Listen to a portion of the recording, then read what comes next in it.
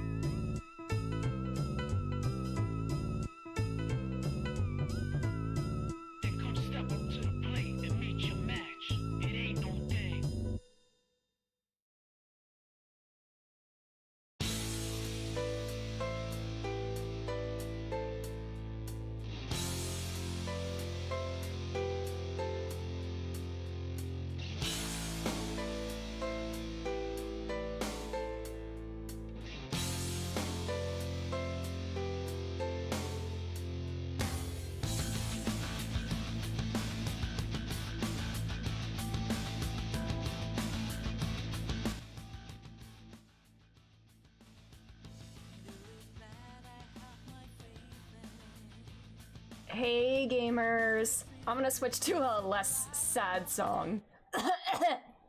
Oh my god. Hi, welcome. Hello, I am feeling better today. Hi, hello, Jesse, Echo, everybody. How are you all doing? I'm so sorry I ended stream so soon yesterday. I had like a delayed bad stomach night, it seems like yesterday. And it was kind of like not just my stomach, but like my whole body that just kind of felt you know, sometimes when like one part of your body just like doesn't feel right, like your entire body just feels fatigued. And that's kind of what was happening yesterday. Like I felt bloated and dehydrated no matter how much water I drank. And I was like, I felt like physically fatigued, but I feel so much better today. I should be fine. Maybe I just need a rest. You have a sinus infection! Oh no! It's gonna snow here tomorrow and you have to work. Oh, that's the worst. I'm so sorry. It's a bit snowy here. Tomorrow, it's gonna be in the single digits, temperature-wise, so that's gonna be awful. I'm pretty sure schools are gonna be like either delayed or canceled tomorrow because it's not safe for kids to be outside in that weather. It's so icy where you are. Oh, I'm so sorry. I'd have to like help my dad like with a car thing earlier today, and that's all I did. That's all I left the house for today. Hopefully tomorrow I don't have to leave the house at all. That would be very nice. Even my dad's work got canceled. Oh my god. Wow. Work being canceled. That's nice. Yeah, it's good that they're like prioritizing safety because yeah, that's really scary. Yesterday when I went to my bar class, the roads were like half cleared. Like on the way there was like some snow like along the side of the roads that I was like driving on, and I was a little nervous, but the salt trucks came through by the time I was driving home. I don't think it snowed anymore today, but it's very cold out, so like the snow's not going anywhere. It's not melting. Oh, he drives forklifts, so ice can actually be dangerous. Oh yeah, that's really scary, yeah. Yeah, stay safe. Just you got salt trucks? Oh no. Do you live in like an area where like you don't get a lot of like snow? Cause I guess the like warm areas or like places that don't get a lot of snow don't really like stock up on like the salt. Oh, Atlanta, okay, that would make sense, yeah. But yeah. The other day at like 4:30 in the morning, I woke up to the sound of salt trucks in my neighborhood. Warehouse environments are cold normally. Oh my god, that's awful. And then in even colder temperatures? Oh no, I'm sorry, Tim. It's just awful all around, weather-wise. I'm officially burnt out on Honkai Star Rail. Oh no. Sorry, camera, focus. I feel like I'm a little bit burned out again as well, I'm not gonna lie. I feel like Honkai Star Rail is gonna be one of those games I just play in spurts. I'll play it a bunch and then like pause. I haven't logged on the past couple days. I'm not gonna like stress about like polling and whatnot. I think I'll just play for story and then just do that. I'll get Robin and then stop. That's valid. Yeah, I don't really feel like super compelled to like pull for anybody at the moment, honestly. And I'll just play when I feel like it. Camera focus, please. Hello, Jim Bussy. I'm back on my Balatro bullshit. The only Joker I have left to unlock, well, I have 3 Jokers left to unlock. I have to get Stuntman and 2 legendaries. I'm missing Stuntman, Chico, and Yorick. The legendaries, I just have to get lucky. Stuntman, I don't know how the hell you hit 100 million chips in one hand. I don't know how to do that. Hi Reaper, Edgy still got those moves. He does, look at him. Power creep is getting even worse in Honkai. Ugh, that sucks. Power creep like honestly kind of puts me off to the game, honestly. Cause like I want to be able to play the content, but if I don't pull for the current units, how am I gonna play the current content? Am I just gonna like struggle through it, you know? I just hate gachas in general. I know I say that as I play Honkai Star Rail, but I hate gacha so much. I haven't played Infinity Nikki in like a month. I played it like twice, and then I kind of forgot about it. I don't know, maybe I wish I could just like play Infinity Nikki like on my Steam Deck or something. I don't think I can though, because it's on Epic Games. I don't have a handheld for it. I think I would play more if I could like sit downstairs and like play it. Imagine all the Blade fans and Jingliu. Me! I love my Jingliu! And Sela. Yeah, Sela! My Sela, Silverwolf, and Fu Xuan.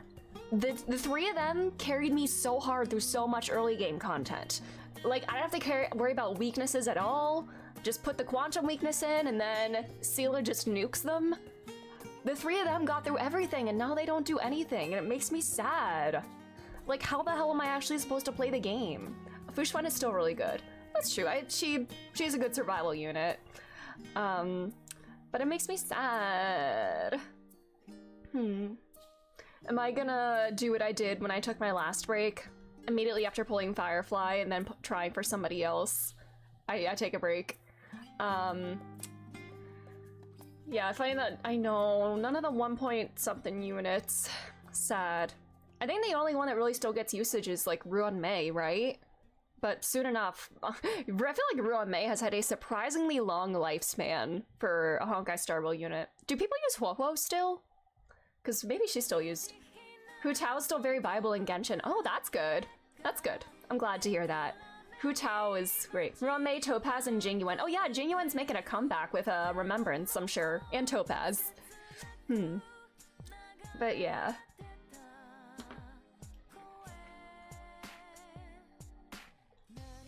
But yeah, it sucks that, like...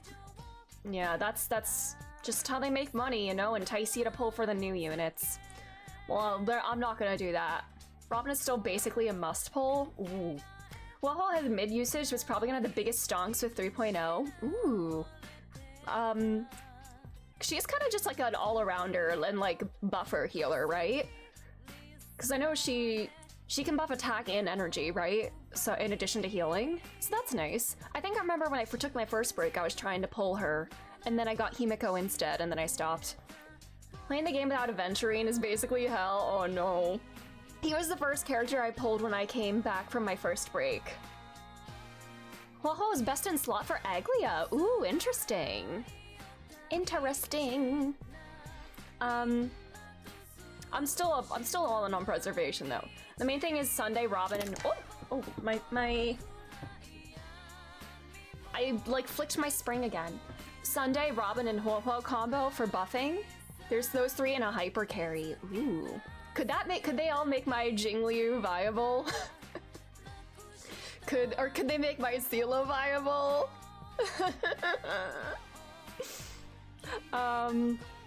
Yeah. Who comes back next patches again? I know the Herda and Aglia are new, but I think Lingsha, Fei Xiao, Silverwolf you said, and then I don't even know who else. Too many. So many units running all at once because yeah. I feel like it's interesting that like Honkai is like rerunning Jade as well. Okay. I don't really hear too much about Jade. Do people still use her? She's just like a Pure Fiction exclusive, right? I feel like most Erudition units are just like Pure Fiction exclusives. Most on point something units need Eidolons to work, and even more on characters like Robin. Robin Silverwolf, Boot Hill! Boot Hill is one of the girlies. I almost called him Root Hill. Rudy Booty Hill. He is the girly. Jade just exists because they had nothing for phase 2 of Firefly's banner. Yeah. Boot Hill's fun. It would be cool to pull him. I don't think I will because I don't have anything saved up. But I think he's a fun character. He's goofy. I like him. And his name is funny because I have a 12-year-old boy's sense of humor and it sounds like booty hole.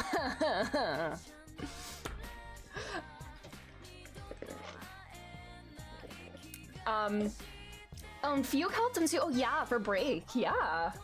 He can actually deal super break damage with Fugue. And with Harmony MC, but like, I know, not the booty hole. Man, what a guy. I don't know where it was. I think I saw a while ago. I saw somebody comparing Argenti and Boot Hill to like the Roman soldier and the cowboy from Night at the Museum. And I think of that every time I see the two of them together now. They're like the soldier and the cowboy, the gladiator, whatever is what was, you know? Yeah, I ain't quitting you. My Firefly can hit almost 500% break. Holy shit, that's crazy. People are coping that she's best in slot for the Herda. She's there for her. Give me more the finding for another Erudition because they're just bots for her. Maybe Screwlum will be the better one for support for the Berta. Is that what you call it, the Herda? Berta, the Herda. Yeah, Screwlum playable when? If I heard her in her light cone, it'd be over 500. Nice. The Berta. Berta Herta. The Herta's design is very cool. I like it a lot. But I will have to skip because I'm broke and I haven't been playing, so I haven't been really getting much. It happens though. I'm skipping till Castoris. Castoris is the Elysia XP, right? Because I do want to get the Elysia XP because I like Elysia. I got the main feud Trice, so more break. Let's go. We love break. Break teams are fun. I don't know why. Oh, Serene. That's it. Okay. I've names. C names. Well, I guess I'll just save for her then, unless somebody else comes out. I don't know. Most likely Mobius XP. Ooh. Okay, that actually kind of intrigues me too. I think it increases break each time an enemy. It is the year of the snake. That's true. This is Mobius's year. If you goes over 220, a break percent increase is 18% per break. Oh my! Nice. Oh boy. My legs are so sore today after bar yesterday. My quads have been killing me all day. Like, I can barely move. It's so bad. Just like moving in my chair, repositioning hurts. So 36% total. Persona. Apparently with Sunday, Fu Xuan and E1 our Remembrance MC, casters can reach 79 crit rate and 265 crit damage. Ooh, that's a really nice ratio. Nice. Me when I see Dr. Ratio, that's a really nice ratio. I'm sorry. Man, my bangs look very messy today. That's like slightly worse than my Donhung IL. Ooh. This is yet to account for her light cone. Interesting. I'm guessing Remembrance is like, sorry, hiccup. Remembrance is gonna be like DPS focused, right? Summon DPS. So like if if Genuine and Topaz were released today, they would probably be Remembrance. That's what I'm gathering.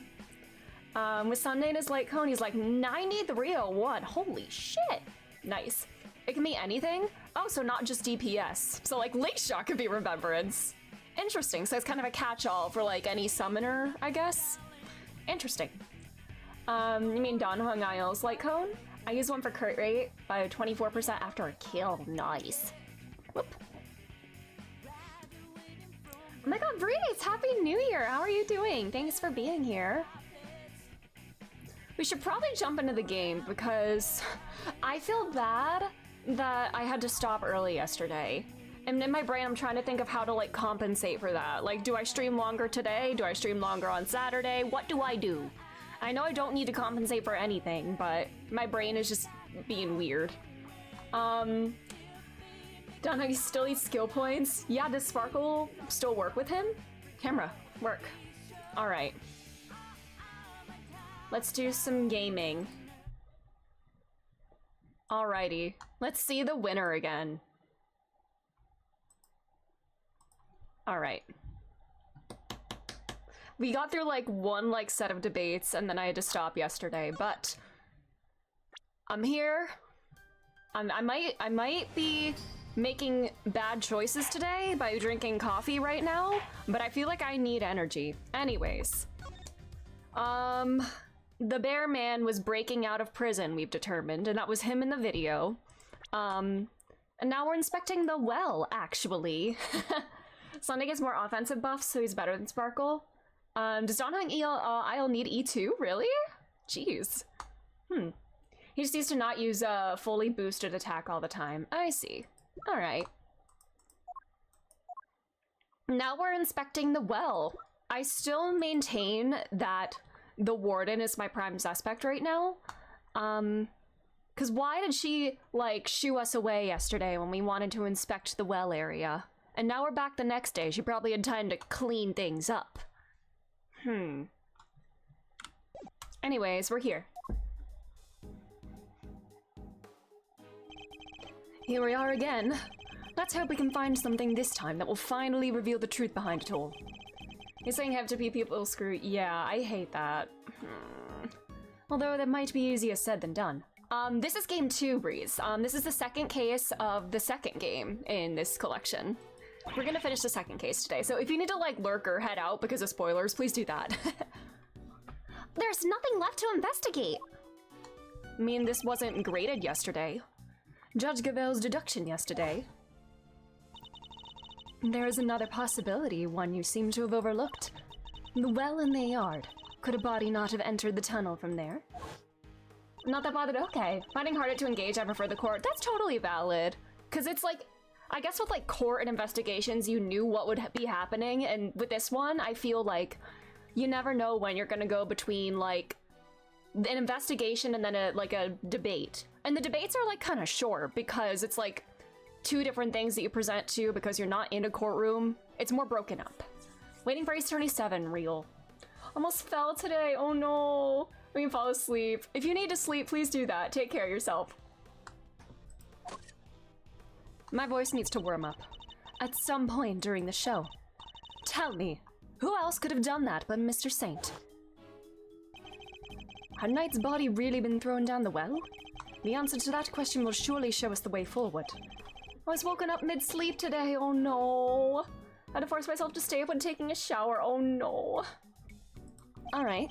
Unnecessary evidence has been removed? Alright. Okay. Wait. Yep. Let's see here. Huh. There's a cover on it. A dried up well, slap bang in the middle of a prison. Figures it'd be locked. Well, luckily, I'm a master lockpicker. Want me to do my stuff? I think not. We'll do this investigation by the book. Come on, don't be such a stick in the mud. Whoa! What is it, Kay? The lock's broken. And from the looks of it, it's been broken for a long time. If that's the case, then anyone could have thrown Knight's body down the well. Judge Gavel's theory was that Mr. Sane carried out the murder here in the yard, and then during the performance, he threw the body down the well. What are you thinking, Malzerino? Plausible or no? Oh, well, why don't we see if Missile can help us out again? He'll be able to tell us if Mr. Knight's body was here and which way it went. I woke up and saw everything blurry. Oh my god. Oh my god, yeah, please take care of yourself. Like, get some rest if you need it. Oh my god. Perks of being unemployed, I can be lazy, man. Did you ever get paid, Echo? Did your payments come through? Good idea. I'll call Detective Gumshoe.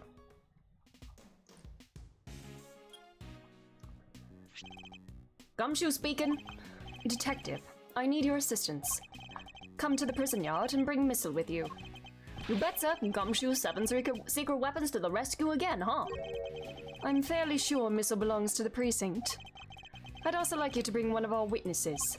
Call the Berry Big Circus and ask Miss Regina Berry to come down here with you. Yes, sir. I'll be there before you know it. Because the office, I can't go and talk to him, so no. That sucks, Echo. I'm so sorry. I hope it comes through soon.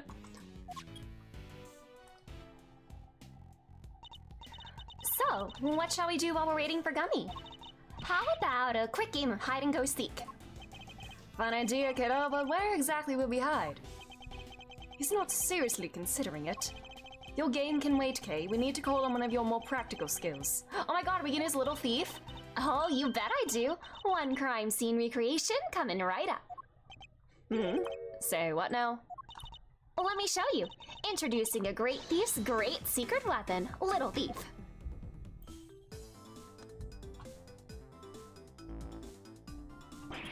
Is you guys really like that episode of Total Drama Island where one half is burning up? Honestly, yeah, that is what it's like right now with wildfires on the west coast and like freezing weather on the east. It's hell. It's awful.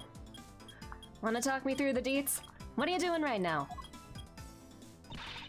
I'm inputting everything we need for the simulation. Allow me to explain. This is Mr. Thief. It's Little Thief, Edgeworth. Get the name right. It's a device that can recreate crime scenes at specific moments in time based on the data you feed it. How about I start us off with a recreation of what the yard looked like yesterday? Good idea. That was when they were in the middle of tearing down the stage. We didn't pay much attention to the well then. Who knows, we may have overlooked something. Did it not have a grate yesterday? And I feel like there was more stuff scattered around it too. Leave it to me. I'll use the photo I took. Beep, beep, beep, boop, beep. Oh my god, I love her. She says beep, boop, boop, beep when she's playing on her little gadget. She's so real. And then the Midwest, yeah, we exist. That's all the data. Just gotta pump the projection power to max, and... dark skies at evening when no other bird dares to take wing, one alone remains all-seeing. Now witness the true power of a real modern-day Robin Hood. Oh yeah, the stuff. Yipes, what is this? We're in the Matrix now. It's a recreation of how things were yesterday, modeled on the data I gave Little Thief. This gadget was a tool used by the original Yatagarasu, but they used it to plan robberies. Well, there's no harm in using it for something on the right side of the law now. Oh, but keep in mind it can only recreate what you tell it to. It can simulate things that it doesn't have data for, and if the data itself contains mistakes, then you'll wind up with those same mistakes in the recreation too. But this particular recreation is based on case photos, so we shouldn't run into any problems. That's enough preamble. Shall we get started? Alright. We are green. Don't forget, you can examine stuff in the recreation, just like in real life. You can also present evidence to try to clear up any inconsistencies you find. Of course. Thank you for the reminder. Now, let's take a look at that well. That well, actually. I think of that every time someone talks about a well. It's like, where do mansplainers get their water from? From a well, actually. I'm sorry. It's so icy, I almost fell over, going to take my money out of my... Oh my god! Oh no, that's awful. Stay safe. Jeez. Wouldn't it be great if we could find an alibi for Simeon? Careful. Bringing your personal feelings into this risks introducing bias to our findings. You must keep a cool head at all times while gathering information as quickly as possible. I know, ice is awful. Ice on the ground sucks. Oh, so that's why you go around glaring at people. Yeah, don't want to endear anybody to myself, lest personal feelings get in the way of my investigation. You're using your icy stare to methodically analyze your tight-lipped opponents. Do I really come across as that cold of a man? Yes. Yes, you do. Badge! Same dialogue. It's severe.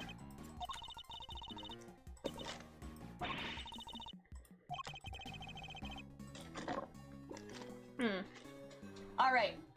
I just drank iced coffee, which is gonna be awful for my vocal cords. Now my voice needs to literally warm up. My god. Whew. I should have done like some vocal exercises before stream. Well, I'm gonna inspect the well last, because that's what we have to inspect. I want to milk as much dialogue as we can. A great thief's greatest secret weapon. Color me intrigued, Malzereno. Not exactly by the book stuff though, yeah? Using great thief doodads in an official investigation.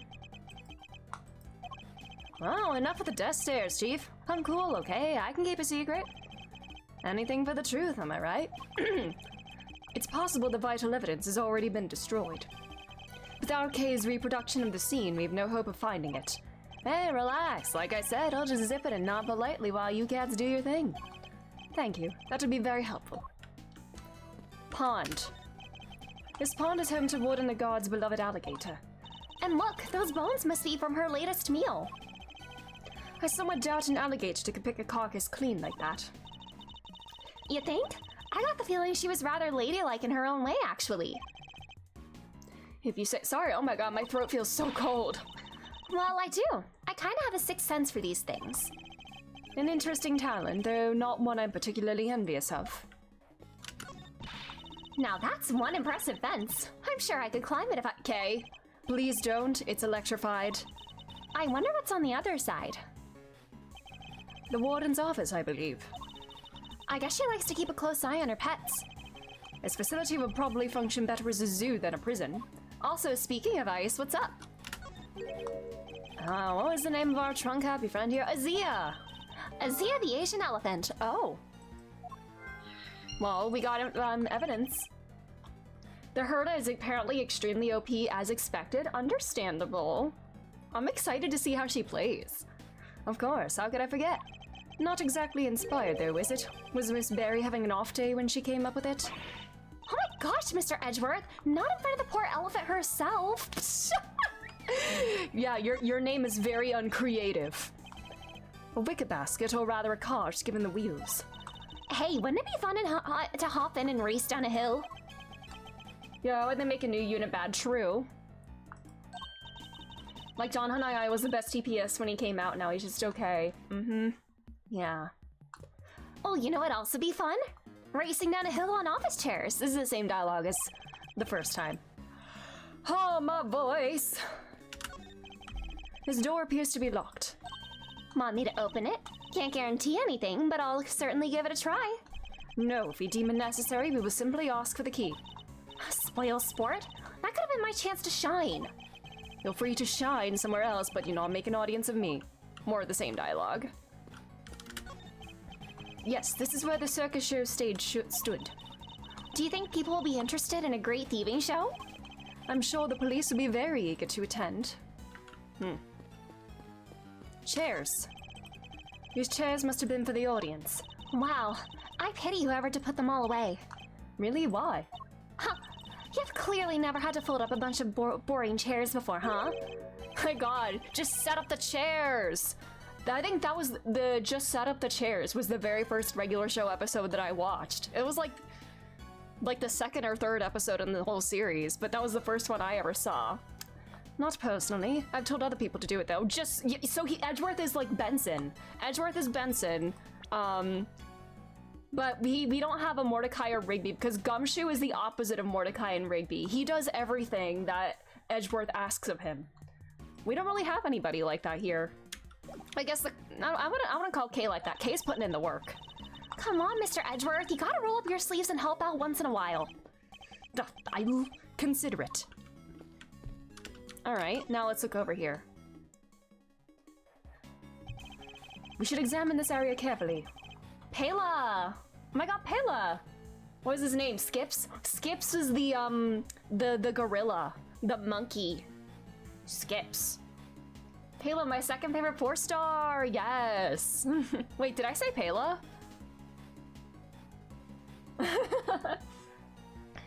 Anyways, Pela's still viable, right? Because I still use her sometimes.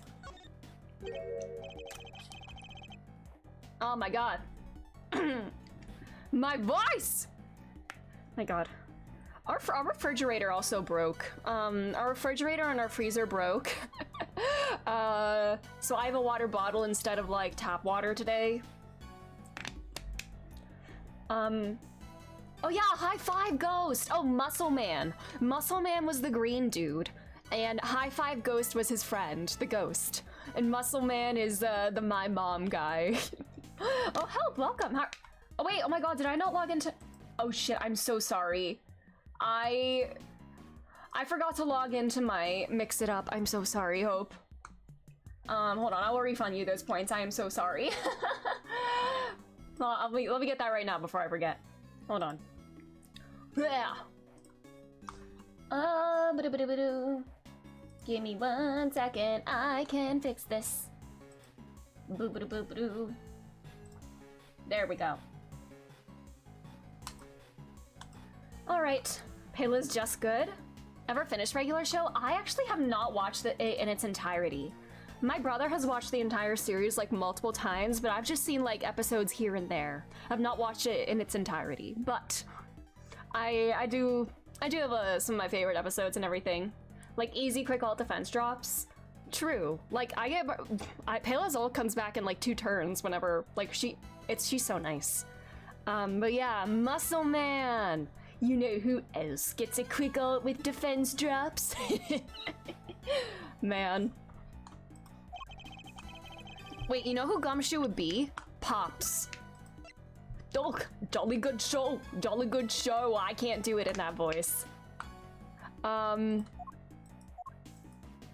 Gumshoe is Pops. If Edgeworth's Benson, I guess she would be the, like, a Mordecai or a Rigby that actually likes to help out, though. Who actually, like, does their work.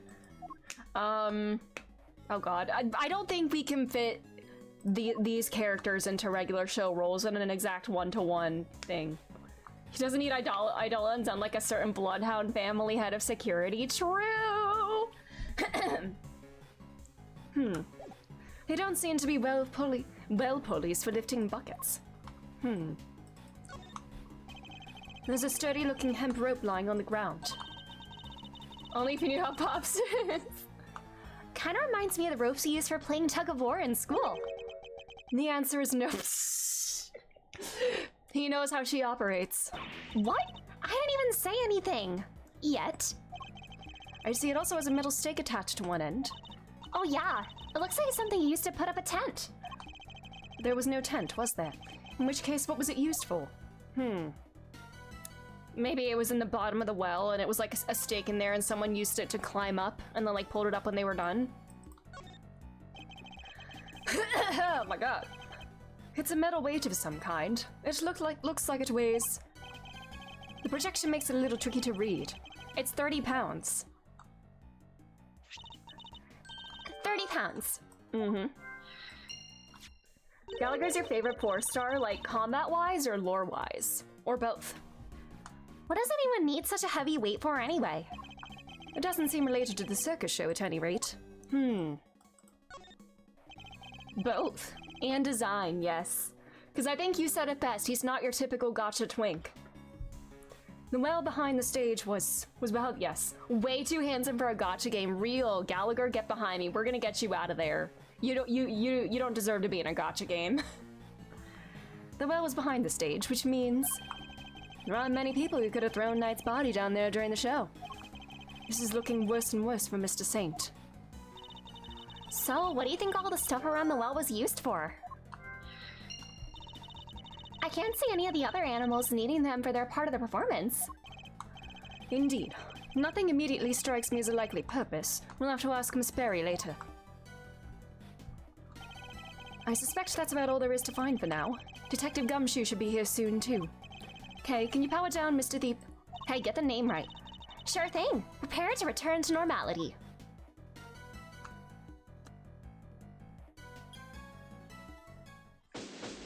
All right.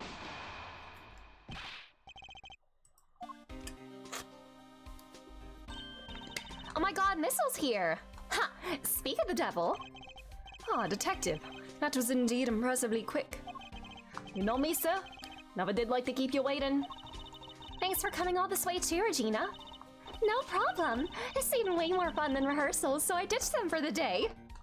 Yay, murder's so much more fun! It's very much appreciated. Alright, detective, let's get started with Missile. Yes, sir? Hey, Missile, over here, boy.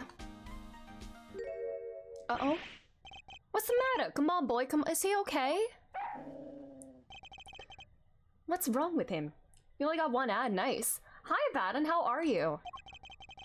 Looks like he's scared of something, sir. The alligator, aw. Ha! Alligator. Guess he's not a fan, sir. Well, I doubt he'll be of much help to us like this.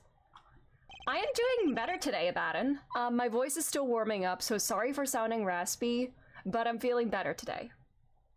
You finished the original RE3 with your cousin! Let's go! That's so exciting! How did you like it? The way Gallagher adjusts his tie really gets me. I get it.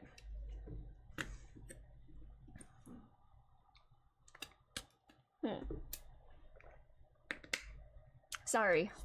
Woo! I need to do some vocal warm-ups. Wah!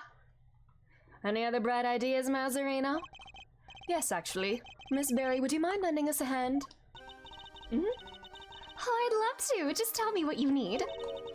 Do you want me to teach Allie some tricks?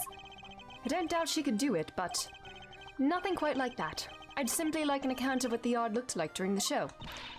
I like where this is going. You're thinking of using Little Thief again, am I right? If you'd be so kind. Oh, you played it like 100 times, nice. Okay, I've plugged in all the data. Firing up the simulation. Okay. Oh my god, Simeon! Here you go. This is what the yard was like during the show. The time at which the body was purported to have been thrown down the well. Oh wow, this is so amazing. It's like magic. No magic here. Just sweet, sweet data. Which is why... The area behind the stage is missing. Yeah, Regina said she wasn't involved in getting the stage set up. So we don't have any data on what it was like back there. No data, no simulation, huh? Brutal. I'm so sorry, you guys. It's all because I let Simeon do everything by himself. Oh, no, it's all my frilly associates' fault. Objection, Thunder! Anyway, We've got a fresh simulation now, but we still have the other data too. I can switch back whenever you want to the recreation of them taking down the stage. So we can examine the scene both during and after the show, and switch between the two at will. Alright. Cool. Have I hit the 1,500 hours? I have not. I'm still sitting at like 1462. We'll get there eventually though. I don't even have 100 on any game. I probably had like way more than that on Genshin Impact. I played Genshin Impact like every day for like 2 years when I was like really deep in it. I definitely have more than like 2,000 on there. I think my highest is Metal Gear Solid at like 370. Oh my. Is it better than my mom on Animal Crossing New Horizons? I think last time I checked, my mom had like 2,200 hours or something in Animal Crossing New Horizons. And it goes up every day. She still plays it every day.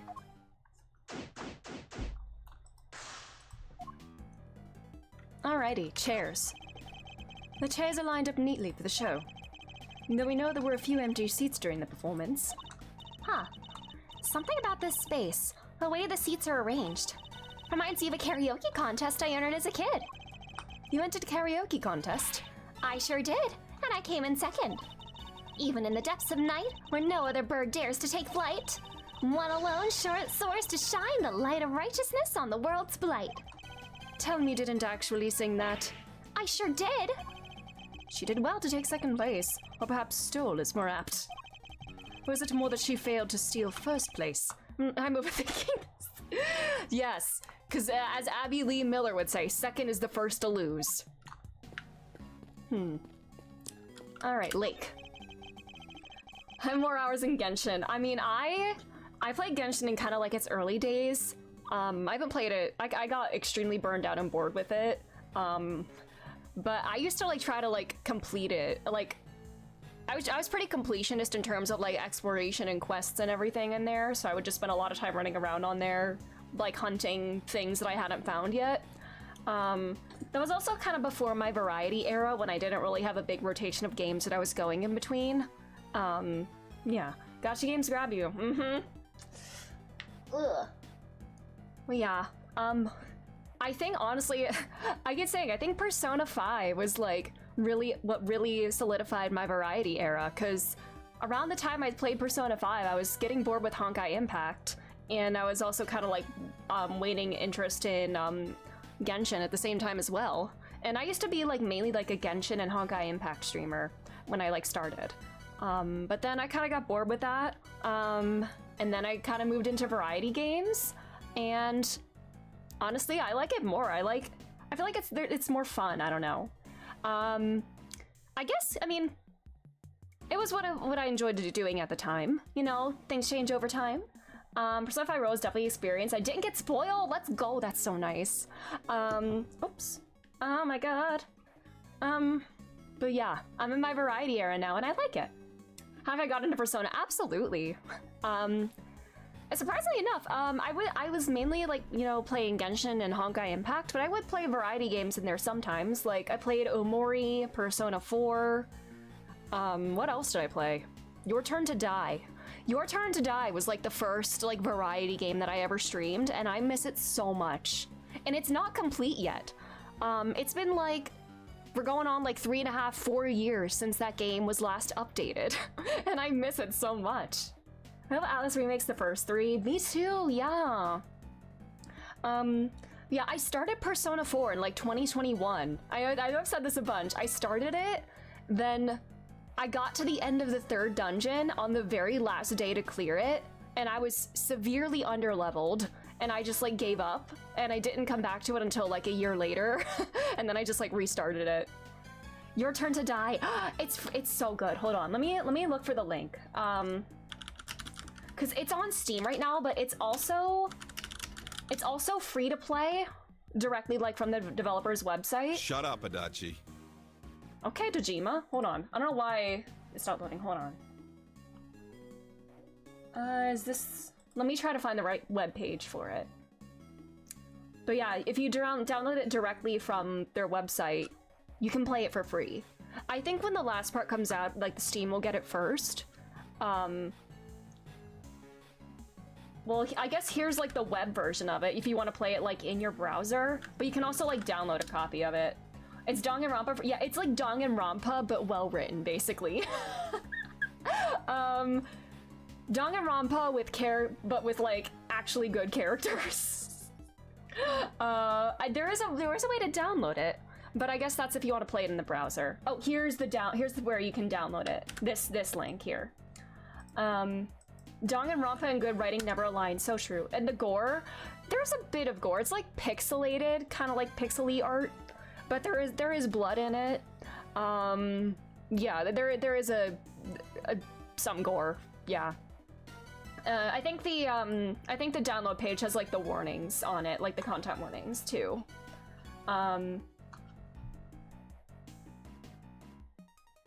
Yeah, the content warnings are listed on this page as well. Yeah. But yeah, that was the first game to like ever make me ugly cry. Your turn to die. Ultra Despair. I bought Ultra Despair Girls on sale before I knew about some of the stuff that was in it, and now I regret buying it. I will never touch that game. I wish I could refund it because I haven't played it yet, but it's been in my Steam library for like 2 years now, and I wish I could refund it because I haven't played it, but it's past the return. Yeah. No, Persona 4 Golden was my first Persona game. I went back to it like in like August of 2022, and I played it like right before P5R was ported, and then I went right into P5R when that was ported. It's just a bad game, ignoring like the other stuff. Yeah. Yeah. I want to play another like... I want to play a Danganronpa-esque game that is good. Listen, I clown on Danganronpa a lot. I will always have a soft spot for Danganronpa. I'm gonna be so real. It was like my intro to like mystery visual novels. It's just don't take it seriously. Accept that it's gonna be goofy and stupid, and I think you'll have a fun time with it. Just accept it for what it is. Don't expect it to be like a masterpiece. It's just silly, goofy times. I did someone say they paid for Ultra Despair Girls and still felt scammed? Jesus. You're actually a newcomer to Persona and SMT. Ooh, what was your first one in that series? Byakuya, yes. I do love some of the characters, though. Byakuya Togami is interesting. Nagito Komaeda.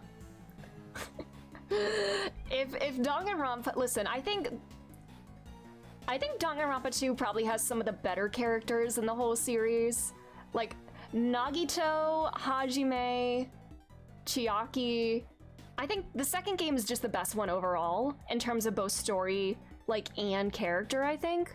Like, I don't know, I mean, the story is, like, goofy, but I think 2 has, like, the best characters, for sure. I don't know, people, if they pay for it, but Ibuki, only reason I played 2, valid.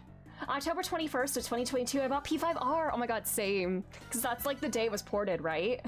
Because I think I bought it on that day as well. Because I've been wanting to play Persona 5 for so long, but I couldn't because I didn't have a PS4. But now I don't need a PS4 to play it.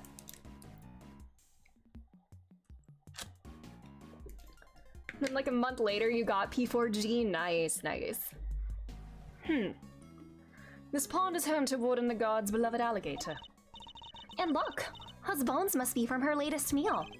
Almost like exclusivity is bad. Real! Hopefully they seem to be moving away from that. At least Final Fantasy and Square Enix seem to be moving away from that.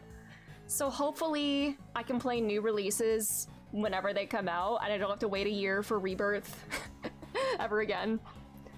I somewhat doubt an alligator could pick a carcass clean like that. Oh wait, I literally clicked on this already. Yeah, that was like the release date. Sony said they are too. Oh, that's good. What are the odds that Astro Bot will ever be ported? It seems unlikely since that is like the PlayStation brand game. I don't know. I wish I could play Astro Bot. It's the pen at Heldazia, the Asian elephant. Now empty as the lady herself is on stage. So I knew about the game somehow. Nice! All Xbox games already launch on PC same day. Yeah, true. I wonder how they got her in there in the first place. What do you mean? Well, the entrance to the yard is people-sized. And there's like a gazillion megawatts pumping through that fence. Kinda risky, no? Not if one turned off the electricity. Yeah, but then all the prisoners would escape.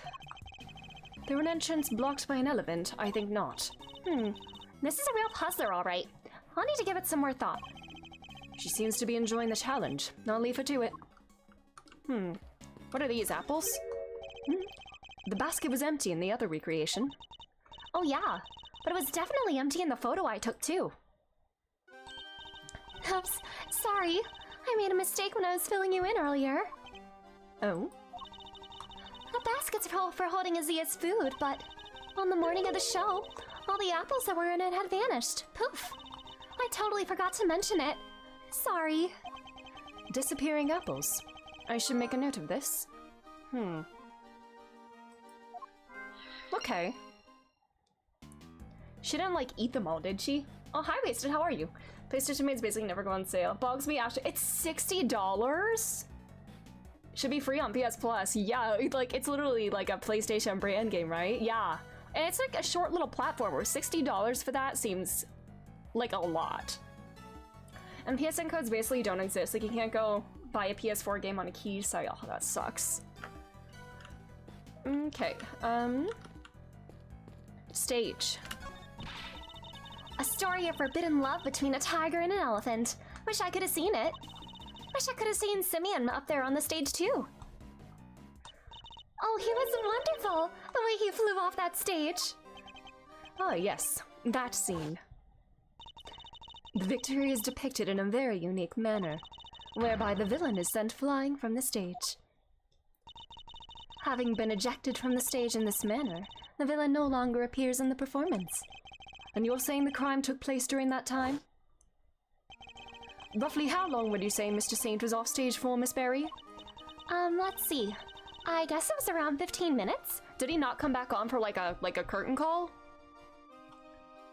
Switch, PC, and Xbox codes are everywhere online. It's these sort of things that kept me from buying a PlayStation for the longest while. Yeah. Infinite Wealth for $20 on launch day. That is actually wild. Just as Judge Gavelle said. Isn't it pretty hairy health and safety-wise having an elephant flaying a guy off the stage? Not at all. Azia's very gentle.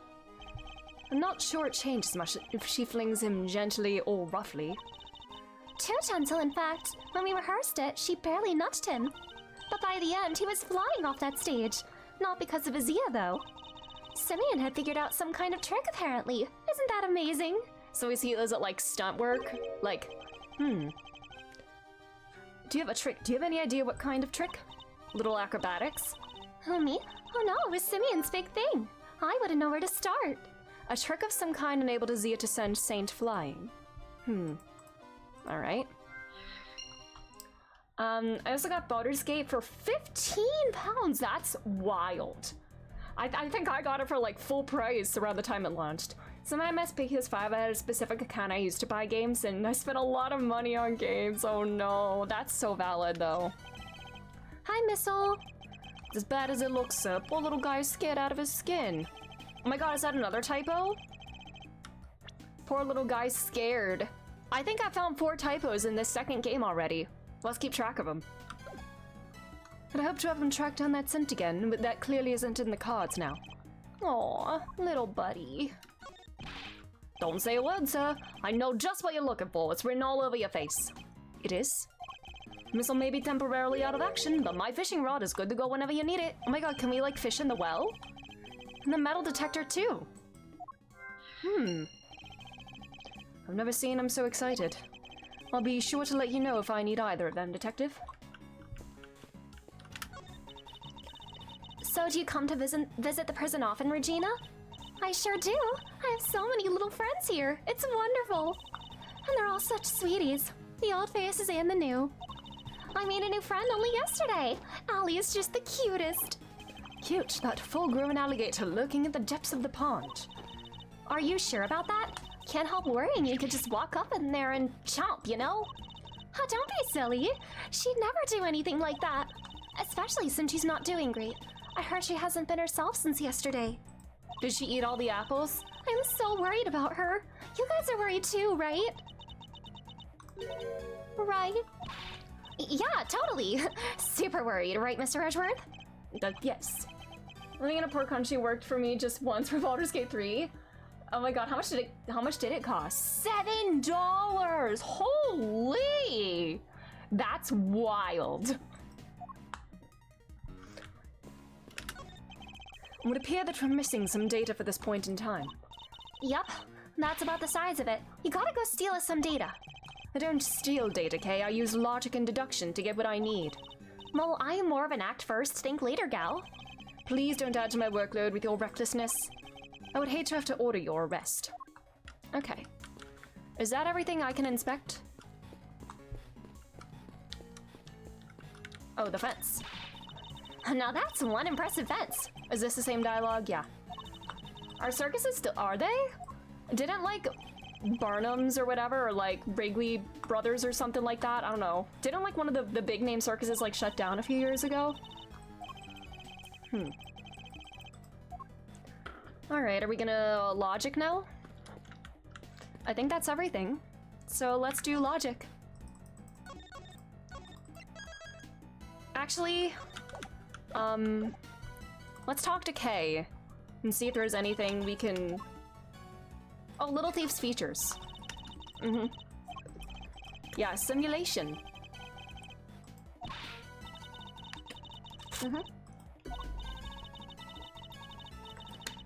All right. Present evidence.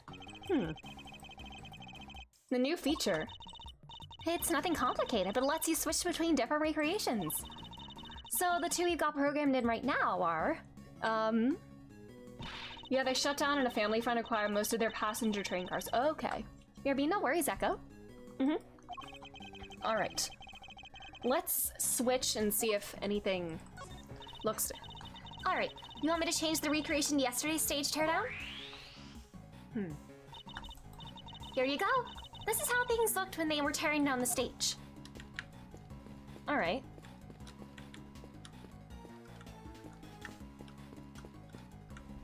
Let's logic. Oh my god, it's pink.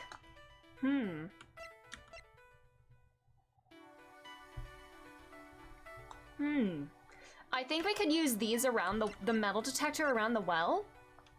Just see what...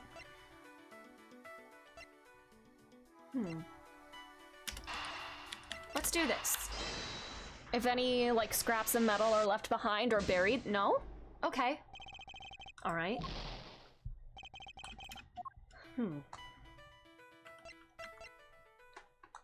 A single 30-pound metal weight. Pulleys, a rope, and a weight. These were used for the trick! He got yoinked!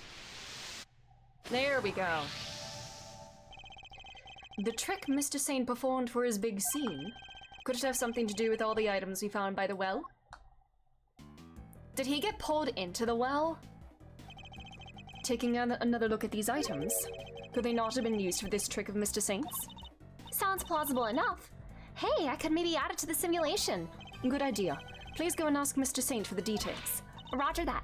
I'll be right back.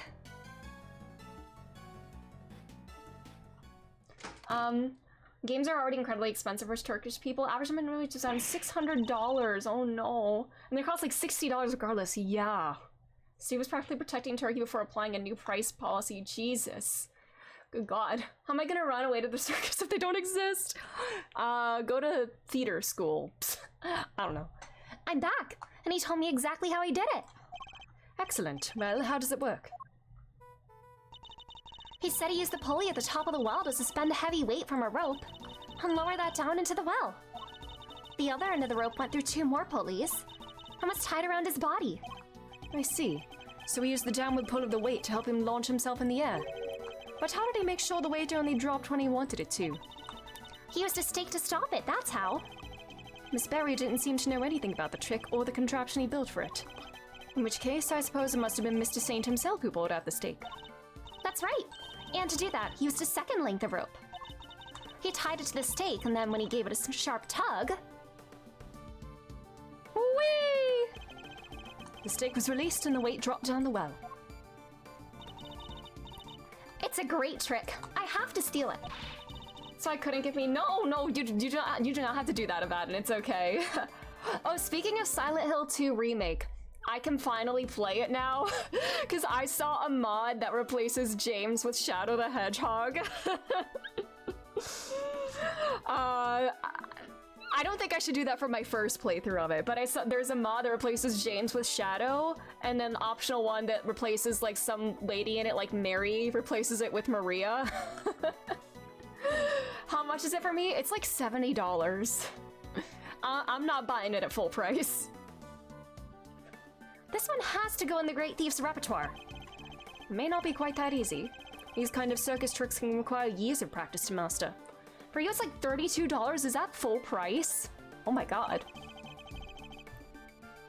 Simply stealing the idea won't be enough. Alright, practice it is then. That's full price. Oh my god. That's like 50% off. More than that for me.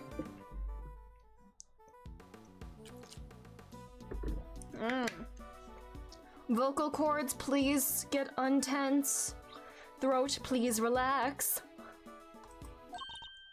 Oh, right. Then we can see how it all worked for ourselves. Okay, I'm switching back to the recreation of the performance.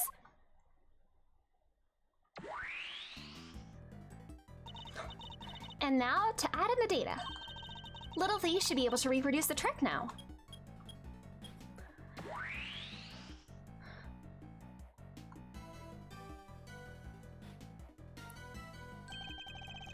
So this is how Mr. Saint performed his trick. Okay. A well, a very heavy weight, 3 pulleys, and 2 lengths of rope. But what about these tarps? Simeon's full of surprises, huh?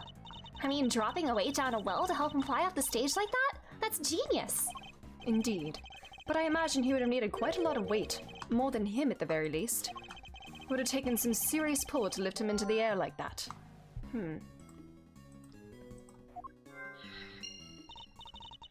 Yeah, and probably a ton of practice.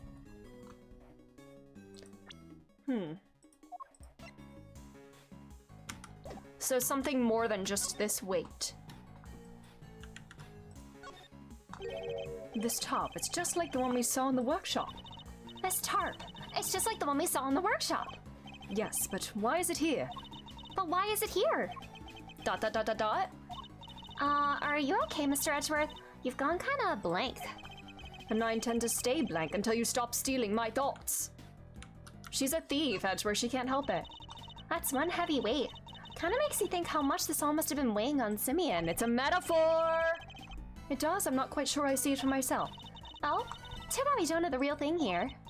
Otherwise, I'd hang it around your neck like a big ol' albatross. Then we'll see how you like it. Jesus, Kay! You'd face some stiff resistance if you tried, I can promise you that.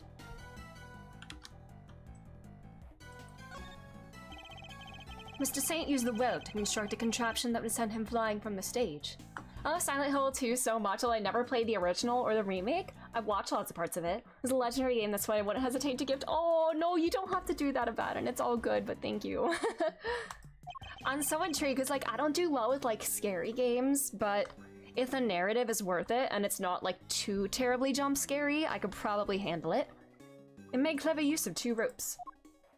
Silent Hill 2 is a special place for you, just like RE2, nice. Up. A pulley and a rope. I suppose the two do tend to go together. They sure do. Like a great thief and her treasure. Can't have one without the other. Someone made a Sonic Adventure 2 remake demo? A remake? Like one that actually plays well? I'm intrigued. Although, I have to say, I feel like Sonic Adventure 2 wouldn't be the same if it was good. I feel like the jankiness of the gameplay and just the low quality everything kind of makes up the experience. It's important. With like the awful camera work, the horrible sound mixing, volume levels being a mess. I feel like that kind of makes it. Have I played the original R2? I've not played any Resident Evil game. It's making it an Unreal. Oh god. I'm curious, but I feel like the jank is kind of important. Man. So I bet the proper pairing in this case is a great thief and a set of handcuffs. Stop it, Edgeworth. Rope. This is the rope that was hanging down the well. But there's no pinata at the end of it, and definitely no bucket. Do try to be serious, Kay. Oh, come on, Mr. Edgeworth. I'm just trying to lighten the mood. So cut it out with that stare of yours. Actually, she may be onto something. You might want to consider what could have really been attached to the end of this rope.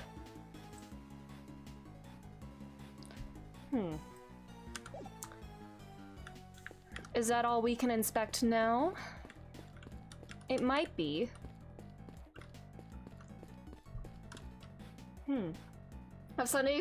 I would like to at some point. 2 is a good one to start with, right? I keep hearing like 2 and 4 are good ones to start with. Actually, before I go, I'm gonna go take a quick bathroom break. I'll be right back. I'm gonna run an ad. I believe I can run an ad. I don't know when the next ad is supposed to happen, but I will run one now. Yeah, I'll be back.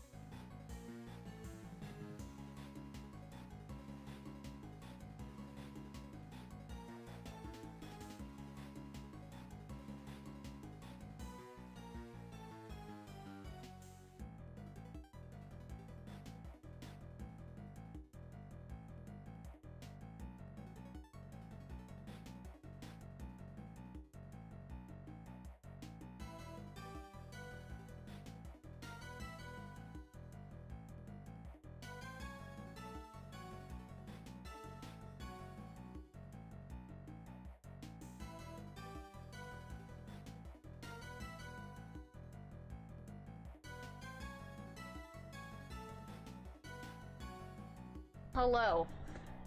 Ow, my legs! My god, were there like 2 ad breaks happening at the same time? I see Sari had some overlapping ads, but anyways. Let's see, are we logicking? Give me 1 second. Alright. Alongside Regent the Tiger and the Saint. Something heavier than Saint himself. What is the elephant?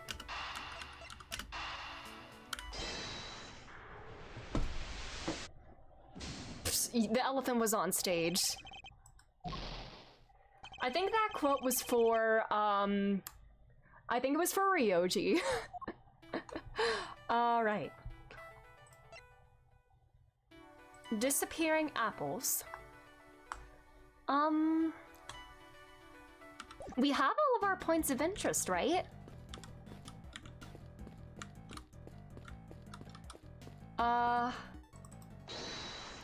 Did she eat the apples?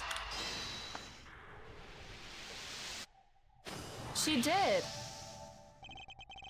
The apples in the basket were likely eaten by Azia. Really? That's strange. I made sure to put the cart where her trunk couldn't reach them. Are you sure about that? Oh yes, it was still full of apples the night before the show. We must consider the possibility that the cart was moved to somewhere within Azia's reach.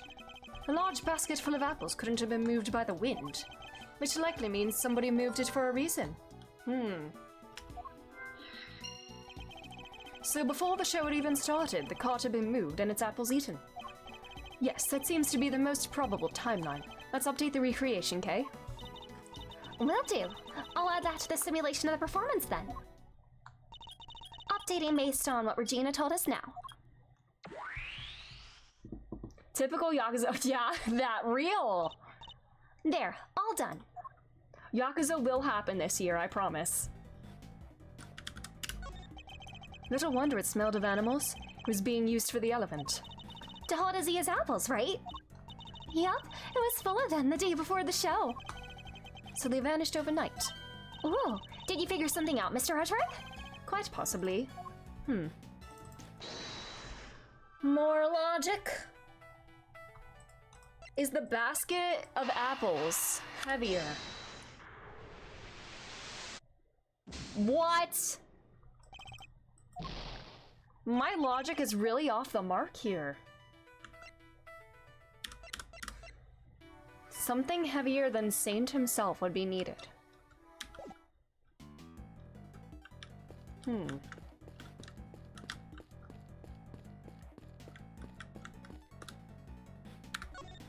What if P6 comes out next month? Yes, then we will be postponing Yakuza even further. Yeah, P6 will be the game of the year then. I'm so curious because like I don't know of any like big game releases coming out this year yet, but a lot of the big games that I like announced like a lot of games that came out last year were first announced in 2024. Like this game, this collection, it was announced in like June of 2024 and came out in September. P6 is the bogeyman. Stop! Stop! It's real, I promise. I am Atlas and I say it's real. Can we find the weight? Oh my god, my logic is ass.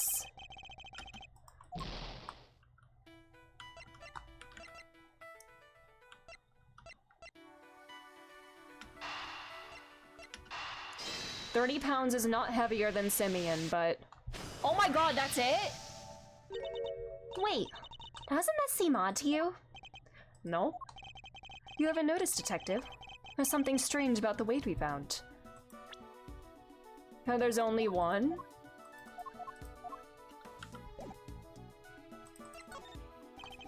The problem is the number of weights. That is to say, the one weight on its own wouldn't be heavy enough. A single 30-pound weight couldn't have lifted Mr. Saint off the ground. Oh yeah. In which case, could there perhaps be some weights missing? Sounds like a job for my 7th secret weapon, sir. Yes. Mayhap they're buried. LVC's, I think either Atlas or Valve will drop the bomb. Either P6 or Half-Life 3 will be announced. There has to be something, because, like, Atlas had 3 big titles come out last year. God, 2024 last year. So I don't know what they've got in the works now, but P6 has to be their next project, right? Or if anything, your P2 remake. P6 or a P2 remake, please.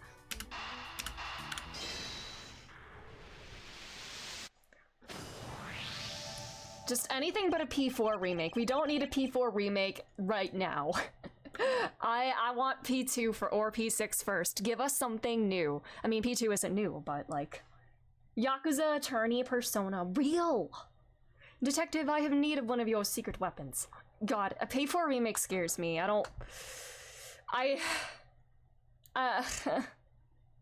I feel like when P4 gets a remake, I will need to stay off the internet for my own mental well-being. I don't want to deal with what new discourse that'll invite. Because I feel like regardless of if certain things are changed or not, like, if the problematic stuff is left in, that's gonna be awful, but like, if it's taken out or adjusted, like, chuds are gonna complain about it being, like, woke or whatever, and I don't need that in my life. Like, just, I don't even know. I don't even have words. I'm just tired. If they do a P4 remake, I would want to play as Teddy, and then I would just die on purpose in every fight. That's why I don't want to P4. Yeah, I don't want to have to deal with that bullshit. Detective, I have a need of one of your secret weapons. Roger that. The metal detector, if you would be so kind. Aw, jeez, I'm never gonna get to use my fishing rod. Oh yeah, he was gonna try to fish during the presidential rally. PT Remake yeah, cause like, P4 gameplay, it's a little dated, but like not unbearably so. Like, it plays decently well. So I don't think, yeah. People want to play it, but it's too old. Yeah, I want to play it. I want to play it. Practicing my Adachi baby, stop. Yeah, I want to play P2, please. So we'll get started. Let me run through how the metal detector works, sir. It's simple enough. It uses this sound and this gauge to tell you how close you are to something made of metal. The closer you get, the more strongly it'll react. When it starts going wild like this, just give me the order to examine the spot where I'm standing. Oh, the fence. Good work, Gumshoe. Anyway, that's how it all works. You tell me where you want me to look, sir. I'll get right on it. Oh my god, I'm Gumshoe! Ah! Can I talk to Miles? Okay, it's just tutorial again. I get to be Gumshoe? You made it? Oh my god, did you build this?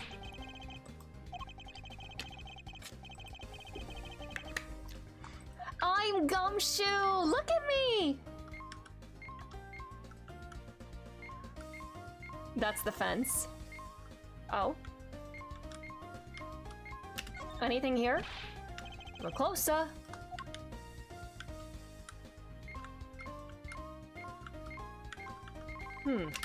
Whoa. Sir, I'm picking up something over here. Let's take a little look-see. Oh my god, can we go fishing? We can use the fishing rod here, right? Found these little guys on the grass. And they're the same as the weight we found by the well. They must be from Mr. Saint's trick. Did someone hide these here on purpose? I count 4 altogether, sir. They would be more than heavy enough to send him flying. So somebody hid several of the same weights as the one by the well. But why? And why over here? Yes, nice work, me. Good job, Gummy. Hi, Ollie. Alligator! That thing nearly gave me a heart attack. Where's Missile? Oh no, did Allie eat the evidence? Oh no. What's the matter, detective? Did Allie eat the murder weapon? Did she eat a blade? You sure it's not responding to the weights we just found? No, sir, I'm sure this is something different. And I'm sure it's coming from the alligator. And she's gone. We scared that big snapper good. I don't think that's it, Kay. Then what is it? Allie hasn't been herself lately. Oop, my hair is feeling blah-ba-doob. That was a sentence I just said. That's the name. Allie, the warden's favorite pet. She wouldn't even look at the food Warden the guard brought her yesterday. She was acting as if, I don't know, as if maybe she'd eaten something that didn't agree with her. The murder weapon!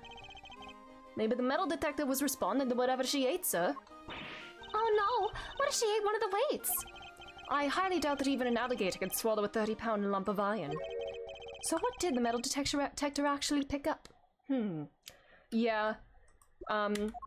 She did it. She fed it to the weapon to the alligator. And why would someone hide those weights? Perhaps I missed something when I looked at the equipment by the well. Edgeworth, you missed something! Use the evidence to prove you have a gorilla grip, Kochi! Okay, could you recreate the scene again? Coming right up.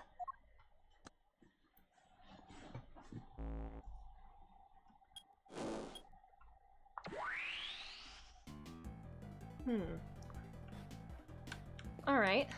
What else is here? Every suspicious looking nook and cranny. Oop, I didn't mean to do that. So,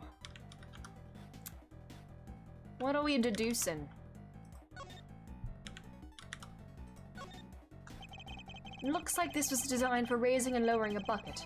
No sign of the bucket, though.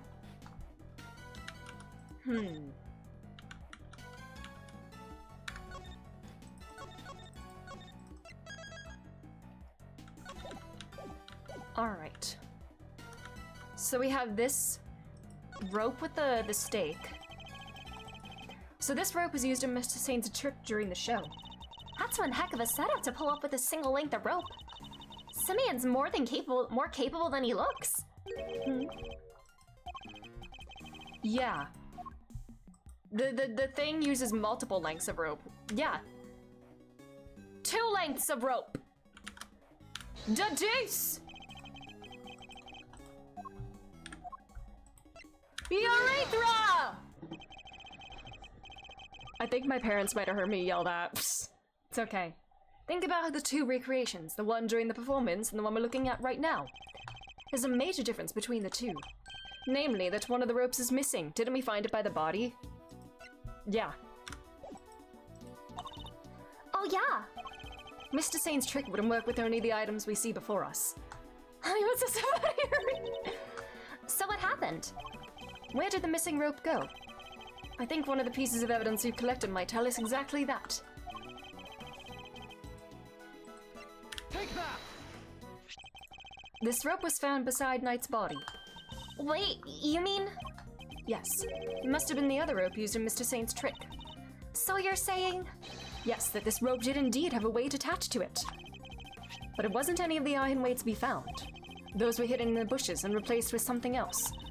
Replaced with his body! Think about what the rope we found inside the workshop was related to. Do that and you'll soon figure out the answer.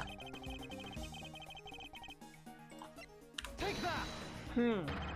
It can only have been Knight's body that was dropped down the well. The warden hid the body like at the top of the well here, knowing that how this trick would work. I don't know, did she know about how this trick works? What? Mr. Knight's body was the weight?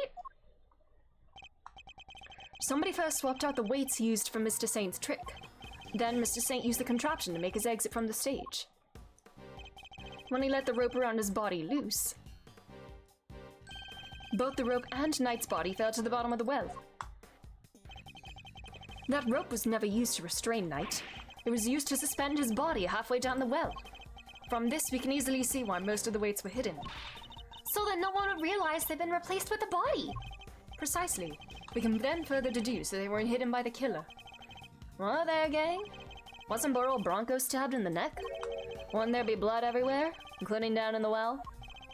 Oh, the killer thought of that, which is why they used this. Take that! This top was found with the body.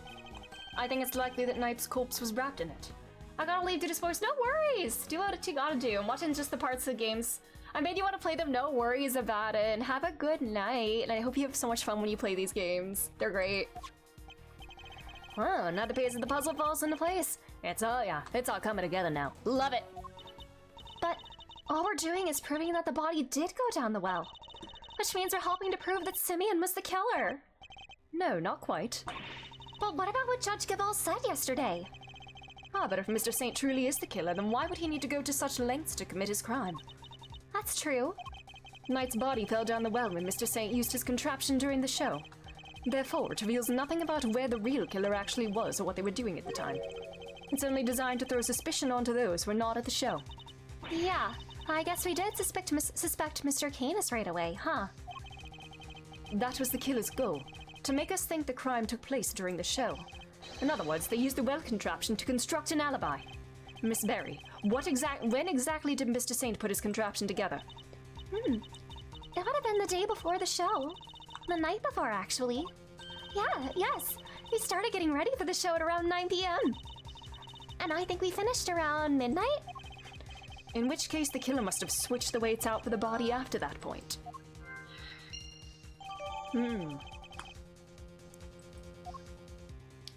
The worst part is Ace Attorney Games is finishing them real Juice Day. Is that your name, Juice Day? I'll have you doing well, yeah. Because then what do I play next? Especially after this one, because I'm gonna have no Ace Attorney games left to play. Aside from the Layton crossover, but like, I don't really count that one. But I'm not gonna have any Ace Attorneys left after this one. Did Canis know about this contraption? Even if he did, he wouldn't have been able to do much with it. And I highly doubt that he taught his dog to suspend bodies halfway down wells. Which means, Canis isn't the killer, no way!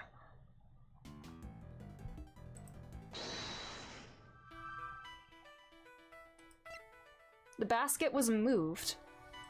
Was the body in there? I don't know. I mean, that's all we have left. Alright, have I played Sonic and All-Stars Racing Transform? I have not. I'm not aware of that game.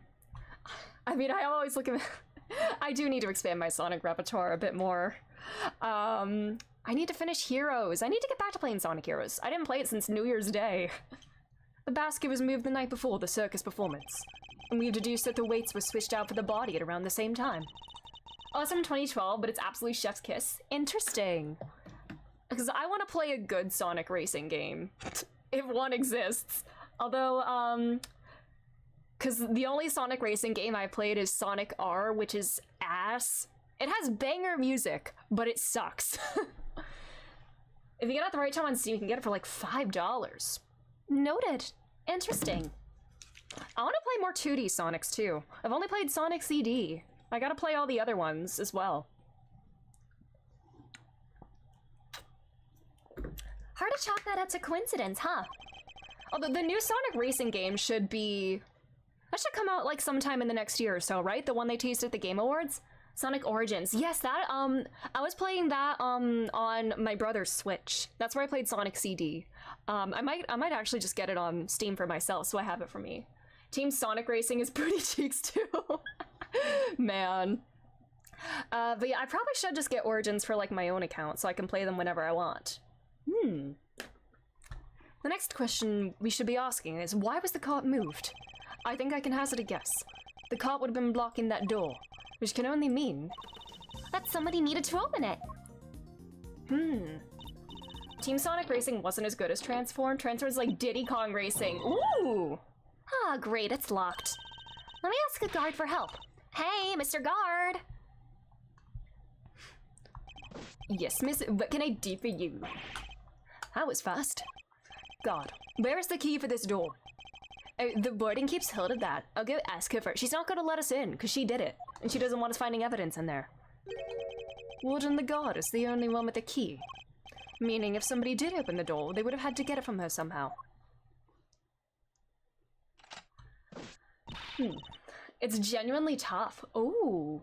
I hope the new one is better and they go back to All-Stars mechanics in Crossroads. Yeah. I need to try out the All-Stars one and see how that plays. Yeah.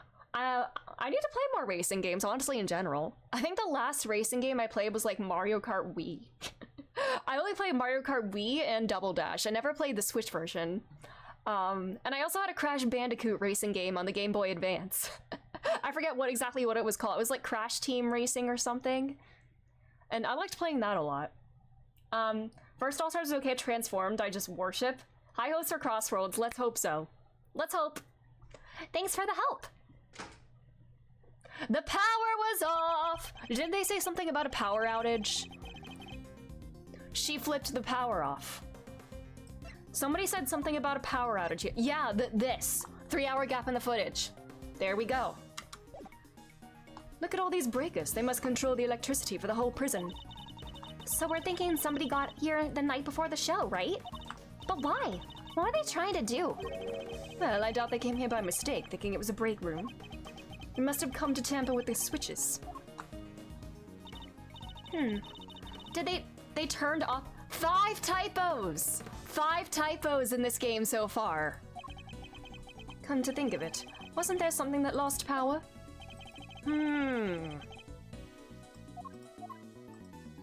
Take that! It's all fun till you get turned around in the Nights into Dream stage. Is that a tough stage? Because if so, I need to play it. There was a 3-hour gap in the security camera footage. Oh yeah, there was. So somebody flipped the breaker it was connected to? It seems very likely. Do you think it was the killer?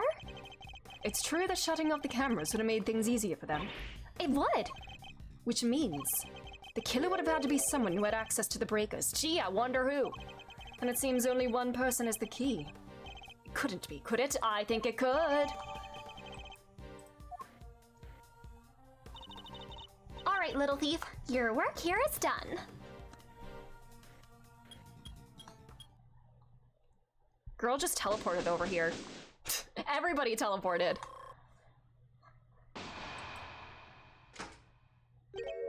Uh-oh, is it her? My voice still hasn't warmed up. Oh god, this is gonna be a nightmare. First on the scene, the early bird gets the worm. Buddy, we're here already. Good morning, Mr. Winner. How did you get here before me? Good morning, Mr. Edgeworth. I see you've made an early start. And I see you made a late one, Judge Gavel. This is not my only case. I am a very busy woman. Not all of us enjoy the freedom of a prosecutor relieved of his only current responsibility. Man! And Garrity and Wiener, no! Oh, I do apologize. I meant, of course, an associate attorney. She's so passive-aggressive. I kind of love it. You love my Eustace voice? Thanks. Also, hi, Langston. Associate, more like asinine. Oh my god, asinine attorney mention! We'll see about that. Eustace, let us begin the investigation of the yard. Okay, I'll go get some officers to help. Hold it! That won't be necessary. Why not? We've already finished investigating the yard and won quite the prize in the process. Won? But I'm supposed to be the winner. Your Honor, I'd like to revisit your theory from yesterday, in order to thoroughly disprove it. He sounds like Peridot from Steven Universe. I still have not yet watched Steven Universe. I need to hear a Peridot voice sample after this for sure. I would caution you to choose your words carefully, Mr. Edgeworth. As I am sure you remember, your badge is in my hands. Actually, it's in my pocket, but okay. How could I forget? You've told me several dozen times already. Perhaps you care to try a different threat. You have been warned repeatedly, yes. And each time, my words seem to have fallen on deaf ears. Because you keep threatening to revoke it, and then you're like, okay, I'll give you more time. I'm gonna revoke it. Oh, okay, I'll give you another chance. You keep giving him more chances. Like, girly, you gotta put your foot down at some point. Allow me to make this crystal clear. The committee cannot and will not tolerate insubordination. Objection! The fate of my badge and the whims of the committee are of no concern to me now. The only thing that concerns me is proving Simeon Saint's innocence. Interesting. And spoken like a true defense attorney. In that case, I shall be equally uncompromising. In the name of the goddess of justice, I will strike down your case without mercy. And when I am done, your career as a prosecutor will be over as well. I hope you do not come to regret this. Let's go! My theory remains the same as when I related it to you yesterday. Mr. Carcerado did not see Mr. Knight's body when he passed through the tunnel. As such, the body could have only been dropped down the well during the show. We both know the only one who could have dropped the body down there during the show is Mr. Saint. That's still your assertion, and you can prove it, of course. Girl, do you have evidence? Of course you can. Who do you think you're up against? What Eustace means to say is that we received the final autopsy report just ahead of our arrival. She really is a very busy woman. Busy looking after baby Winner! Damn. How did she come to be, like, the babysitter here? What's the deal? How did they come to work together? The victim appears to have died the night before the body was discovered. In other words, the night before the show. The cause of death is as stated. It seems the wound is 4 inches deep. Between 3 and 6 a.m. Simeon Saint was off stage for a period of 15 minutes. That was plenty of time for him to throw the victim's body down the well. Judge Gabel hasn't investigated the guard yet, which... The yard! Oh my god, the guard! The words. I fear there may be something of a flaw within your theory, Your Honor. No spoilers, thank you, I appreciate that. You seem very confident of that, but do you have any evidence to prove it? Yes, I think I just might. Let's do it. Hold it! That theory being that Mr. Saint was the killer, you're certainly clinging to it rather stubbornly.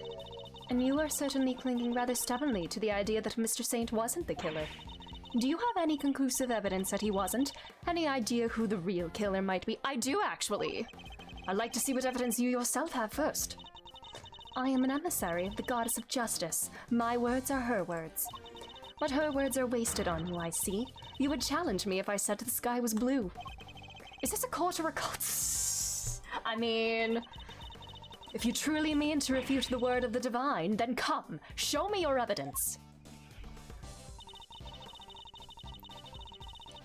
That's true, it was still dangling. It was still dangling up above, I'm sure. Isn't it possible that Mr. Coserato simply failed to notice the body? Assistant to the Associate Attorney, you have been through the secret passage, have you not? Whoa, how'd you know? I noticed mud on you yesterday, on that charming key in your hair, to be precise. Okay, see, there's an ad break. I need to take one more quick little bathroom break. I'm so sorry. I know I just took one. I'll be back in a moment. Tummy just be like that. Anyways, I'll be back. One moment.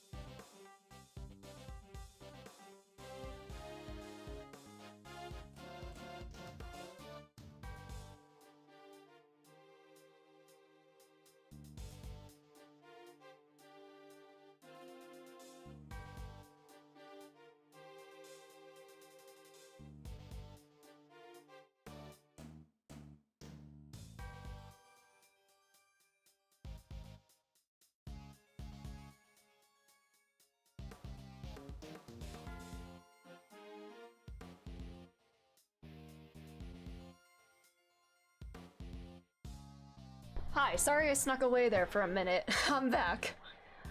I'm trying to drink more water, especially if I was like very dehydrated yesterday.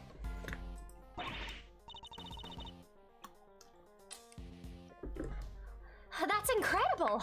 You could be a great thief with eyes like that. Answer me truthfully in the name of the goddess. Would you or would you not have— oh my god, voice. Oh, thank you for the stretch break. My legs need that. Oh god, my legs are so sore! Oh, my quads in particular. We did like a lot of quad stuff yesterday at bar, and I am really feeling it today. Oh boy. Stretching out my legs. Ow. Would you or would— oh my god. When did she say, would you or would you not have noticed a body had one been present? Well, you know, I guess I would have. And there you have it. Mr. Coserato did not see a body, which means there was no body there to see. Because it was still up in the air. I mean, it was, based on our theory, it was dropped during the show, but she doesn't know how. Could you talk us through your reasoning on that a little more? I'm gonna have a normal upper half and a below legs. Yeah, pretty much. Cause like, I've always had like, very low upper body strength, even though like we do like arm like weight work in like the classes I go to, it still is like where I struggle the most. So I still have little weak limp baby arms, and then my legs are gonna be like super powerful and strong. I've always been that way. Even when I was in like dance classes, when I used to take like ballet, like my arms would always be like where I struggled the most with like positioning and everything. The day before the performance, Mr. Knight borrowed the keys from Mr. Carcerado. Or more specifically, the key to his cell. Mr. Knight then used the key to leave his cell and enter Mr. Saint's cage. Mr. Saint took Mr. Knight to the yard in that cage, and that's where he killed him. The following day, Mr. Carcerado crawled his way through the tunnel, but there was no body there yet. Well, wait a second. That doesn't add up. Mr. Carcerado smelled that sweet smell, so Mr. Knight must have been in the tunnel already. No. His body did not pass through the tunnel until sometime after Mr. Carcerado had crawled through it. Mr. Carcerado used the tunnel right around the time the show was starting. The body was discovered just after the performance ended, from which you deduced that the body could only have been thrown down the well during the show. Yes, and who the culprit must be. Hold it! Are you sure about that? Could nobody else have done it? I understand that Miss Berry was on stage for— Sorry, hiccup. I love that, like, no matter how much water I drink, I don't feel hydrated. I understand that Miss Berry was on stage for the entire performance. Most of the prisoners were watching the show. And those who were not have plausible alibis. What about the guards? They too were watching the show, as was the warden. How can you be so sure? A guard could have easily approached the well unnoticed. None of the guards left their post during the show. I had checked this for myself, you know. I took statements from each and every one of them. Very thorough. I'll give her that. Are you finally ready to accept the truth? That the killer could only have been Simeon Saint? Judge Gavel hasn't carried out a full investigation of the yard yet, which means we've got the advantage for a change. Alright.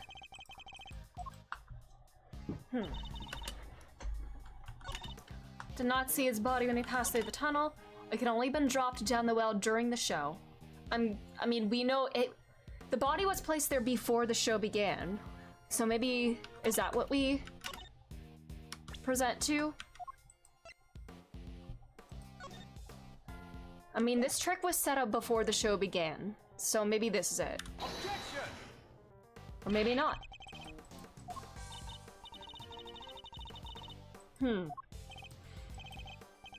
What precisely is wrong with my statement? For one thing, the fact that you clearly do not believe it yourself. Oopie! Okay.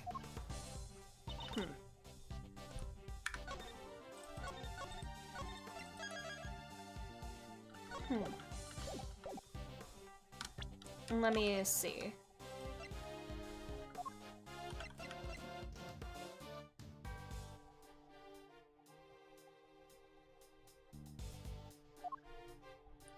I mean, this was actually recorded around 9 a.m. No, that is during the show.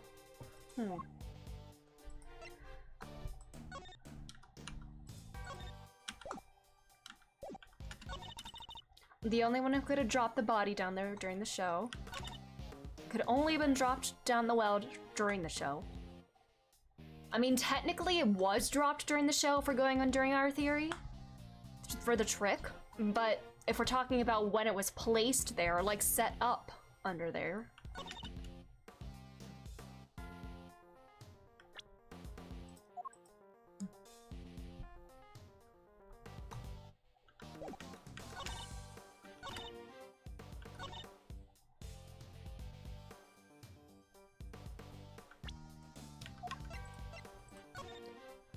Okay.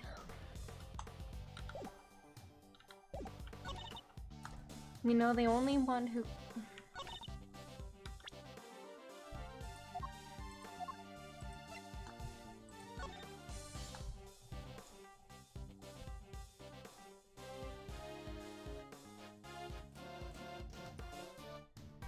Is this scratch mark important?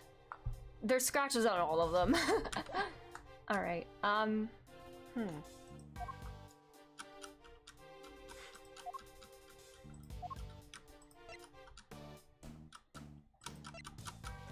Okay.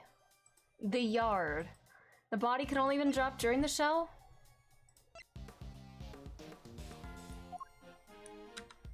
Okay. Yeah. Because it was hanging, it was like suspended above the thing.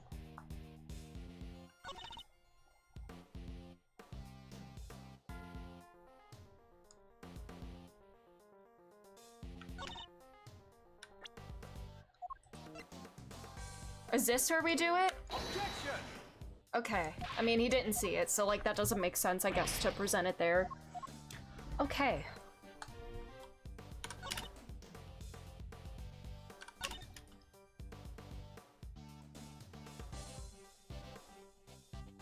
Are we gonna say he didn't do it on purpose because he was doing the trick? Objection! Okay, there we go. He didn't do it, like, intentionally, I guess. Sorry, Your Honor, but there's something else you're going to have to take into account. The well in the yard was rigged up to create a certain unique contraption. A contraption? Go on. You will recall that Mr. Saint was then flying from the stage by the elephant. I do. Just before he was to be absent for some time. He was only able to fly through the air thanks to a weighted rope he tied around himself. Dropping the weighted end down the well allowed him to complete the trick. Objection! Oh, wouldn't that send him flying as soon as he set foot on the stage? Hold it! It's simple, really. He kept the weight from falling by using a stake to keep the rope in place. With a second rope, he was able to pull the stake free, thereby controlling when the weight was dropped. We have found evidence to suggest that the original weight was replaced with the knight's body. This was done by the real killer in order to create an alibi. The estimated time of death tells us that the murder took place in the early morning. The killer could have tampered with the contraption in the time between the murder and the show. Objection! You're saying Mr. Saint himself set this contraption up, right? Well then, who do you think is the number one most likely person to have used it to dispose of a body, Even you must see how this looks. Objection! If Mr. Saint was the killer, he could have simply done as Judge Gavel theorized, without those extra steps. I'm wondering how the warden knew about this trick. Maybe like Regina gave her like a behind-the-scenes tour or whatever, and that's how she knew how this trick worked. Miss Berry. Yes? Oh my god, that was such a weak yes for me. Does anyone else know how Mr. Saint's trick works? Well, let's see. We had to get the prison's approval on what we were going to perform. So I don't think Simeon's the only one who knows. And there you have it. Interesting. You have certainly been diligent in your investigation. And yet I fail to comprehend your actions still. Why do you not work to do what is right? Is what I am doing wrong? I mean, I'm not a right yet, I'm an Edgeworth, but maybe one day I'll be an Edgeworth right, you know? Because I'll be married to a right, and then I'll always be right. If so, who is it that deems it so? How can you not grasp even that? How can you not see that you are doing wrong at this very moment? You are a prosecutor, and yet you aid the defense. This flies in the face of common sense. You are breaking every rule in the book. I think only of what is right and just and act as I see fit in each situation I am confronted with. This is the path I have chosen, and whether you can comprehend that choice is immaterial. But if you mean to stand in my way, I will fight back with all that I can bring to bear. Perhaps the goddess of justice is testing me. The Lord is testing me. Very well. If it is her will that we must fight, then I shall end this once and for all. Listen well, Mr. Edgeworth, for there is another reason why only Mr. Saint can be the killer.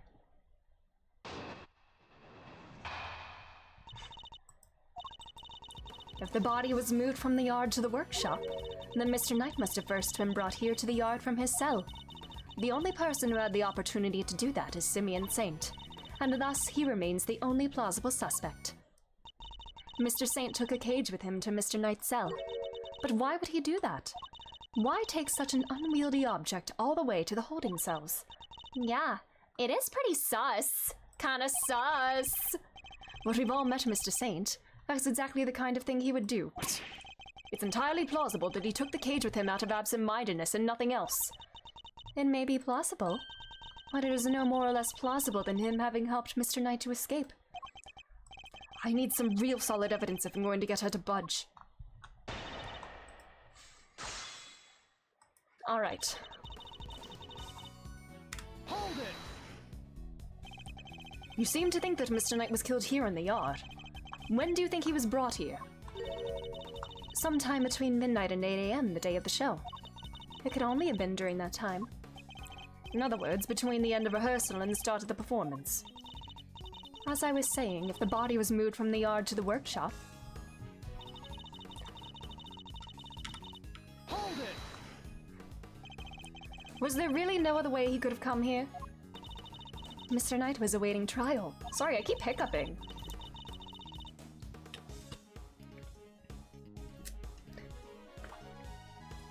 If he, a random non-inmate, had openly entered the prison proper, he surely would have been noticed. And presumably none of your witnesses have testified having seen such a thing. Precisely. Praise be to the goddess of justice for granting you this insight. So, as you will agree, it can only be that Mr. Knight was brought over here in secret. Hold it! You're certain nobody else had the opportunity? Need I remind you that we are in a prison? The entire facility is monitored at all times. Anything out of the ordinary would have been spotted. Hold it! But Mr. Saint was under that same scrutiny, was he not? The warden had granted the members of the circus troupe special access. As a member of that troupe, under the supervision of Miss Berry, he is the only person who is free to wander where he will. Objection! It seems you've forgotten something, Your Honor. Forget is not a word in my vocabulary, Mr. Etchworth. Very well, then recall this fact if you will. You claim that Mr. Saint is the only person who was free to walk around the prison. But there was a brief period of time on the day of the crime in this prison. A time when it would have been possible for anyone to move through the prison entirely unmonitored.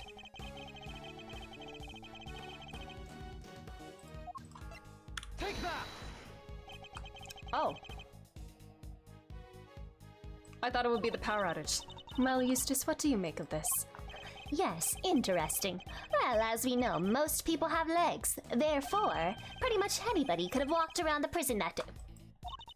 So smart. Yes, but could they have walked around freely? No, impossible. Rebutted by Mr. Winner of all people. Have you learned your lesson yet, Edgeworthless? Oh, got him. Stop calling me that! Oh my god, he's so offended. Alright. I guess I would have to show the security camera then, maybe. Rather than the power, like, trip. Well, I'll press this last statement just for dialogue, and then we'll go back and try the security camera footage. Hold it! The only suspect, you say? Are you really sure of that? Strictly speaking, Miss Berry is not entirely beyond suspicion. What? Really? I don't think I'm suspicious. Regina, you know she just said you could be a murder suspect, right? Sure, but I didn't do it. She didn't even bat an eye. A true animal tamer through and through. Of course. That was simply a little joke. I knew it. I figured it just had to be. Then why don't either of your smiles reach your eyes?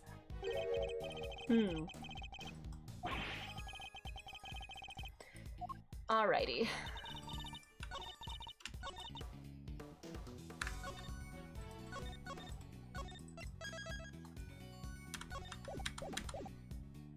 Hold it! Hold it! Overruled! Objection! Overruled!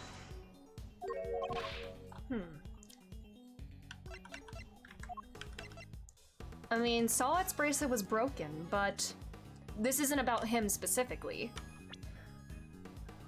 For anyone to move through the prison entirely unmonitored. Take that! Mr. Saint is far from the only one who had the opportunity. Which opportunity are we talking about again? I love that kid.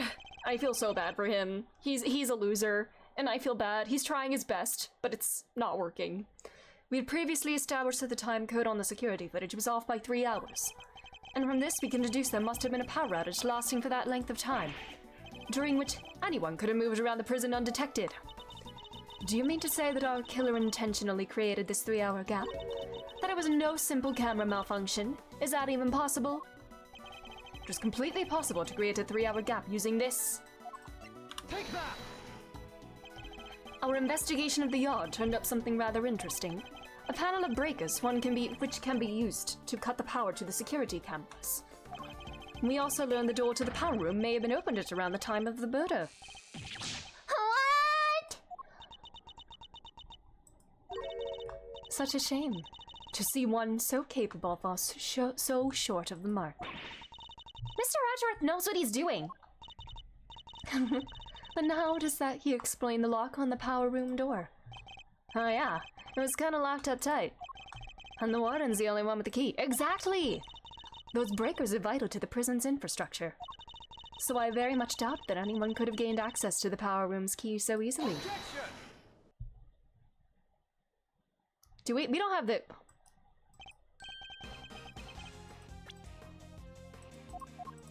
Alright, well the keys, those are the guards' keys, the ones that we had in our inventory.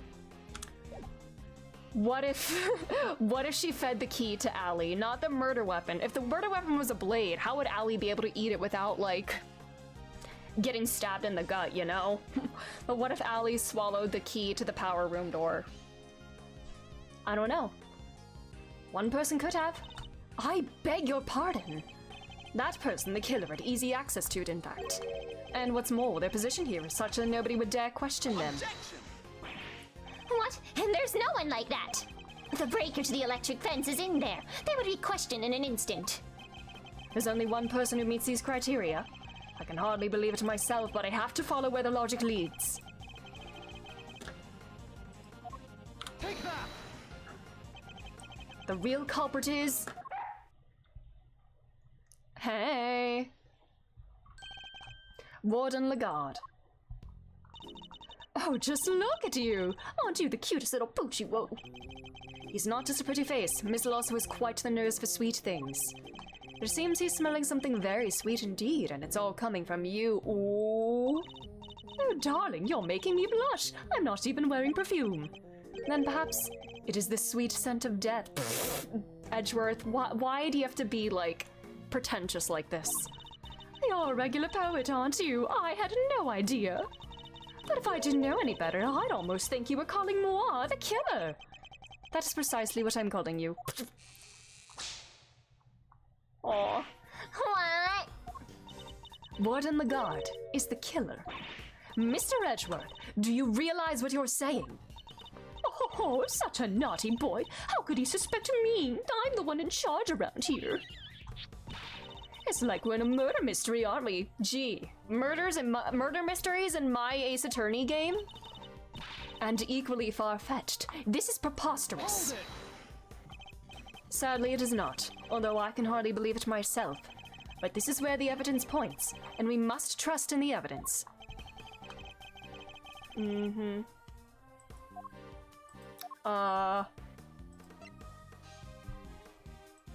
It's not, we already, ugh. Okay.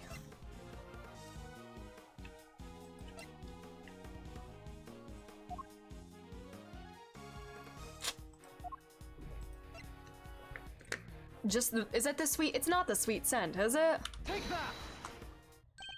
Okay. Your scent betrays you, Warden. And here is your accuser. The police dog. We had him track a sweet scent that was lingering around Knight's body back when it was first found. He now appears to be smelling the same scent, and it's coming from you. Oh, darling, you're priceless, really you are. Your evidence is a whiff of suspicion. Verity, dear, do put him in his place. Uh-oh. Is she siding with me? It seems Judge Cavell may have reached a similar conclusion to myself. You believe this to be no mere coincidence, Mr. Edgeworth? I do. After all, she had the key, and the scent found lingering on the body is hers as well. Were just one or the other, we might be able to brush it off as coincidence. However, Indeed. Then it seems a conclusion approaches. Perhaps we should hear what the warden has to say for herself. We should. And when we have, the case will finally be at an end. You're all being simply awful. Stop looking at me like that. Me, the killer? How could I possibly do such a thing? I didn't do it. Verity told me everything she knows about the case, sweetie. The victim died in his cell, but so by your logic, I would have had to have killed him there. But how am I supposed to have moved the body, especially as I never went into the prison? I was too busy with work, you see. I was cooped up in my office until right before the show began. Check if you like. You won't find a record anywhere of my having entered or left the prison proper. I haven't the first idea what harebrained theories you little scamps have cooked up, but I'm innocent. There's simply no way I could be the killer. Give me a break, Missile doesn't lie. Don't make it hard on everyone and just come clean. Oh dear, I'm afraid you are the one making things difficult. As I just said, I never went into the prison. If you think I'm lying, go and check the records. She clearly wants us to check those records, which means they won't help us. We'll just have to find another way of getting the truth out of her. Please, Mr. Edward, stop being a big silly. Big silly. He is a big silly, but not in that way. All right. Hold it! Judge Gavelle told you everything, as are you close? What are you asking? Why are you pausing? What you say, are you close? Are you friends? Best friends? Roommates even? Thick as thieves, darling. Why do you ask? Are you jealous? I mean, he is Phoenix. He has a close friend. Jealous of what? I had to ask Warden the guard for a lot of information on the first day of our investigation. It seems only right that I share some information in return. Oh, Verity, do you have to make it sound so awfully dry? I thought we had a lovely chat. I simply shared the truth in our conversation. It was the least I could do. I'm not sure what's going on, but these two... Are they in lesbians? They're terrifyingly formidable together. That's the power of lesbians. Hold it! The murder took place in his cell. You seem very happy to accept that. And why shouldn't I be? It seems the most likely place for it to have happened without drawing attention. And besides, they found Knight's blood in his cell. Yes, but that's from being struck by Mr. Coserato. Though I needn't tell her that, I suppose. I take it there's also been no testimony to the contrary. What does it matter? Knight being killed in his cell doesn't go against any of the facts anyway. Hold it! Do you have any evidence that you didn't enter the prison? Please, darling, let me finish. Hold it! So you were in your office the whole time and you didn't notice anything unusual? No, I can't say that I did. And you didn't notice anything missing? I must confess I'm a rather messy girl. And a forgetful one at that. I put something down and it's lost forever. It's a curse, darling, a curse. I even lost some important evidence, really. It was gone. Poof! Just like that. What? And she still has a job? Pfft. Honestly, if somebody came to my office and took something, it might be years before I noticed. Is Kay gonna get ideas? Seems like I'll need more than the power room key to expose her. On the day of the murder, I was working in my office. And looking for something I'd misplaced. Even if I had a reason to go into the prison, I simply wouldn't have had the time. Okay. Hold it! Sure, maybe you didn't go through the main entrance to the prison. But what if you took another route? Oh, come now, sweetie. Surely you don't mean that awful, filthy tunnel they discovered? Why, until yesterday, I had no idea it even existed. No, you had another way in. I'm certain of it. A route that didn't require going through the main entrance or the tunnel.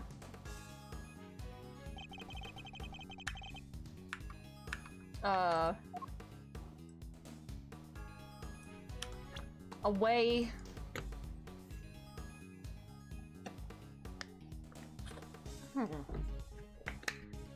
It would be just the yard, right? Take that! Through the fence. Warden, you took Knight from his cell and brought him to your office, which just happens to be connected to the yard. If you had a way through the fence, then you would have been able to circumvent both the entrance and the tunnel. A gold star for creativity, darling. And how would I have gotten through the fence? The extremely high fence, topped with razor wire, with thousands of volts of electricity going through it. The power switches, bestie. Yeah, how's she supposed to have gotten through that? The fence's electricity supply can be cut off from the power room. And only you had the key, Warden. No one but you could have done it. Utterly ridiculous. The power room was on the prison side of the yard. Warden the guard was on the detention center side. How would she have even reached the power room? Exactly, Verity, darling. Well, clever puss, what the hell kind of word is that? She had Allie do it. If there is no... Oh my god, my voice! If there is no record of Warden the guard having entered the prison proper, then the idea that she could have shut off the fence by using the breaker is out of the question. She had the alligator do it. Honestly, I don't think that's incredibly far-fetched. Take a deep breath there, guy, lose your cool, and you've lost everything. But if I don't find a solution, she might still wriggle out of this. Hey, I said, take a deep breath, not freak out and completely lose your cool. There's nothing to be gained by banging your head against the same wall, yeah? No matter how you look at it, Warden the guard couldn't have done it alone. Mr. Edgeworth, if you cannot... The alligator helped, for sure. You aren't doing yourself any favors by obstructing justice with your silence. That was a reflexive objection. Now that I've yelled it, I was hoping to come up with a question while I was objecting, Your Honor. I'm still trying. I have one more thing to add, if you'll permit me. Something that explains how the warden could have shut off the breaker from the wrong side of the fence. Yes, because it's not as impossible as it seems. An accomplice. Or what if it was the elephant?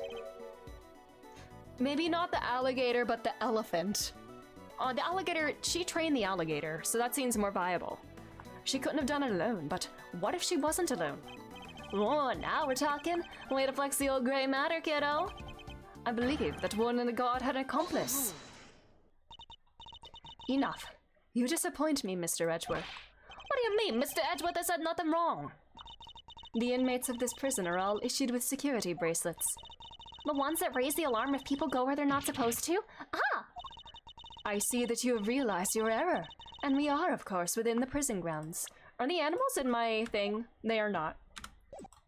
Well, we have an animal. I suppose we do have one animal in our... We have the wolf. And we have the monkey man. So I guess we have two, but...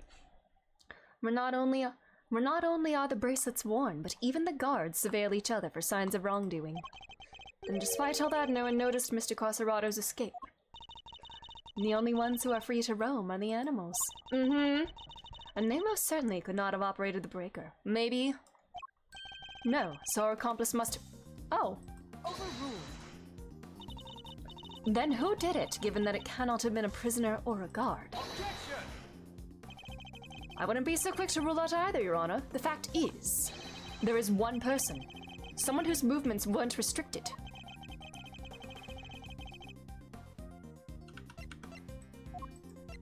Take that! Okay. So he was coerced or something by the I don't know. This is one of the prisoner's bracelets. Indeed, a broken bracelet belonging to a certain self-proclaimed model prisoner. What do you mean? And who is this prisoner?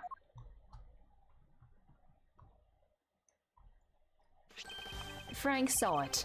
Warden the guard's favorite inmate. Ooh. Uh-oh! It's strange, isn't it, Warden? That he was able to keep his broken bracelet hidden and wander freely around the prison all the while. That is pretty funky. I don't mean it in a good way. It couldn't be the case that he was permitted some sort of special leeway, could it? Although you are in the habit of giving such leeway to certain others. Body armor Canis, for example. Mr. Edgeworth, that is pure speculation. In that case, why don't we ask Mr. Sword himself? I'm confident he will confirm for us that he and Warden the Guard were accomplices in this crime. If the two of them had worked together, a certain route into the prison becomes viable. The real route by which Knight was moved from his cell to the prison proper. Recall that there were two big obstacles in her path. First, the security camera outside Knight's cell. Second, the electrified fence in the yard. But she was able to remove both obstacles in one fell swoop by having Mr. Sawat shut off the corresponding breakers. Uh-oh. All right, Mr. Edgeworth, you've had your fun. And, do you still deny it, Warden the Guard? No, darling, you've got me. I admit it. Warden, tell me this isn't true. Sorry, Verity, honey. I'm afraid it is. Frankie helped me do it. No way! You did it, Mr. Edgeworth, you got her! Nice shooting, cowboy. She won't be wriggling out of this now. As Mr. Edgeworth said, I had Frankie switch off the breaker. But we didn't kill Knight, did we? No, Sweetums, no, we didn't. What? Warden, explain yourself. Oh, Verity, dear, I doubt your precious goddess will want to hear my excuses now. She is all merciful. You have but to confess, and you shall be saved. Oh gosh, all right, I was being threatened. I had no choice. What to do as he said. Who's he? Body armor Canis, that awful assassin. Canis. How long has it been since that awful man came here to my beautiful prison? I'll never forget the day he arrived. Oh, Jesus. The moment we were alone, he said this to me. You should know that I have other dogs. Dogs not confined to this fine institution. Others? Yes, very loyal dogs. Dogs who will do anything I ask of them. Is including this little one here? Of course he wasn't talking about real dogs. He was talking about his very human cronies. And then he said one last thing. Would recommend that you take care in how you treat me during my stay here. I wouldn't want to have to set my dogs on you, or your precious family. I had no choice. I gave him that cell. I gave him everything he asked for. Everything. Is that how he became the fixer? Uh-oh. Yes, darling, I obeyed his every command and smuggled in for him all that he wanted. Eventually, I brought dear sweet Frankie into our little conspiracy. He agreed right away, of course, because I made things easier for him, too. So you were smuggling in contraband? How exactly? Once a week, late at night, Frankie would shut off the breakers. That allowed me to go from my office into the yard without being seen by the cameras. Then I simply dropped the packages down the well on the prison side and went back through the fence. Each one of them spritzed with a little of my perfume. So that's what the sweet smell was. Yes, it was a signal for Canis' dog. When he picked up the scent, he would fetch the packages and bring them back to his master. We had to make sure Rocco wasn't in his cell at the time, of course. Can't have been easy keeping him from finding out.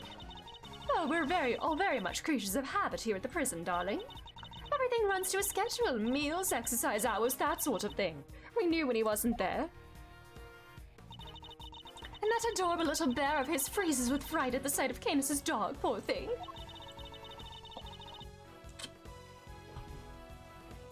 So there was no risk of him raising the alarm either. She has oversight over everything here at the prison, which made her the perfect mule. With her on his side, Canis couldn't fail.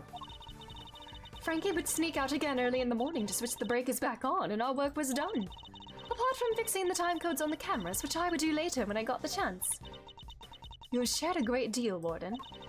The Goddess of Justice will surely take your honesty into account. I've been the most dreadful fool, I know I have. I'm supposed to be the one in charge. The day of Knight's murder was also one of our delivery days. And so Frankie, bless his heart, did his usual work with the breakers. But there was no package for me to deliver that day, so I didn't go out into the yard. So that's the secret behind the Fixer's system and why she was... The police have been trying to track down his accomplices for the longest time. Even I've had to lend them a hand myself, you know. Heaven knows how many times I've hauled the secretive scoundrel into my office to talk to me. But no matter what I say or how much evidence I present him with, he simply won't say a word.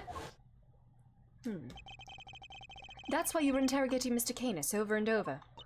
Exactly. I was trying to track down those horrible hench people of his. I borrowed everything the police had on that rotten scoundrel. I watched his every move, intercepted every letter he wrote. his letters, and I suppose she must know about his correspondence chess games, too. But no matter what I did, I couldn't turn up any clues as to who his underlings were. Was Knight one of his underlings? Lying in fear like this, it's how you just can't comprehend it. As you have just heard for yourself, Mr. Edgeworth. The words of Warden Lagarde's confessions have cleansed her of all suspicion. Surely there is no reason to hound her any longer. Has she really been cleared of all suspicion, though? Or is there more about? There's definitely more. I'm sorry, Your Honor, but this conversation isn't over yet. And I think the Goddess of Justice would agree— Oh! You're taking the Goddess of Justice's name in vain, oh! So you mean to make her suffer even more than she already has? You must really hate women, Mr. Edgeworth. Nah. Unfortunately, her suffering under Mr. Canis does nothing to prove her innocence in Knight's murder. She admitted herself that she knew of it, even facilitated the so-called Fix's delivery route. I believe she used that same route to move Knight's body. And where is your evidence, Mr. Edgeworth?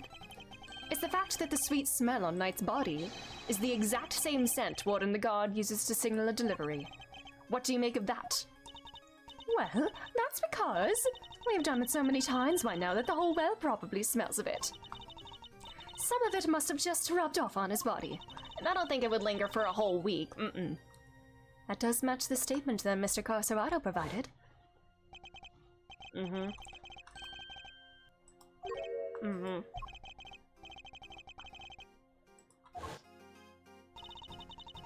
His words would seem to suggest that the smell had permeated the well. Ah! You've been rendered speechless, I see. Then I hereby move to adjourn this section of the session of the court. No, what do we do, Mr. Edgeworth? What can I do? Is this as far as we go? Finally, so we're actually done? Yes, Eustace. It seems we are. By the power vested in me, this court is adjourned. No! Hold it! Hold it! Is that Gumshoe? Who was that? Eddie? Come on, Judge G, things are just getting good. Fender! Are you objecting to my adjourning this session? No. Would have shot an objection if I wanted to do that. Ha. I see, you're very funny. You do you, G adjourn, don't adjourn, whatever floats your boat. What are you doing, Mr. Fender? Don't worry about what I'm doing. Let's all just take a chill pill, shall we? By which I mean a square of chocolatey goodness. Anyone?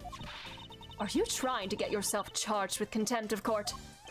No, my bad. I just had a quick request to make is all. A semi-insane's lawyer, that is. Ah, yes. I had forgotten that you were his real attorney, Mr. Flint. Real attorney. How could you? You're killing me. Can you blame us? You've been making Mr. Edgeworth do everything this whole time. Right you are. Which is why I figured it's time to put in some work. Work, you say? Somehow I don't believe you worked a day in your life, yes! Then let's say this is me doing some prep work for the upcoming trial. Mind if I question the witness? Now? Amusing, but what is there left to ask? I've got a feeling in my funny bone that Thief's here has something more to tell us about the killer. Do I? Yes, indeed. See, as a major player on Team Simeon, I can spot a sympathizer when I see one. And you don't think he did it, do you? So tell us, who did? Come on, spill the beans, we're all ears. Mr. Edgeworth, what's he doing? He's trying to coax Warden the God into giving something away. Oh my god, are we gonna chess her? Do a mind chess? Why would she go to all the trouble of sending Knight's body on such an odd journey? It's because she wanted to frame Mr. Canis. She did? No way! If he was convicted of committing murder here, that could have been grounds for a transfer to another prison. Most likely a more secure facility. And where'd he be out of her hair forever, huh? Precisely. She saw her opportunity and seized it. No. Saint can't not be the killer. That's not fair. I was all ready to prosecute him. I know, right? But maybe we should find out what she thinks first. Don't want to get the wrong guy, yeah? Nice. Now Mr. Winter has to go along with it too. Well, Warden, are you happy to testify further? Of course! How could I refuse this silver-tongued devil? Eddykins, you have such a way with words. I'm just doing my job, thief. Besides, one can't tell the truth without telling the whole truth, can one? I'm simply dying to tell all verity, darling. Do say you'll let me. As you wish. Court is unadjourned. We're not in court at all. I can't believe you pulled that off, Mr. Fender. Me either. Thank you for the timely intervention. Hey, it's the least I could do. Case no wrong.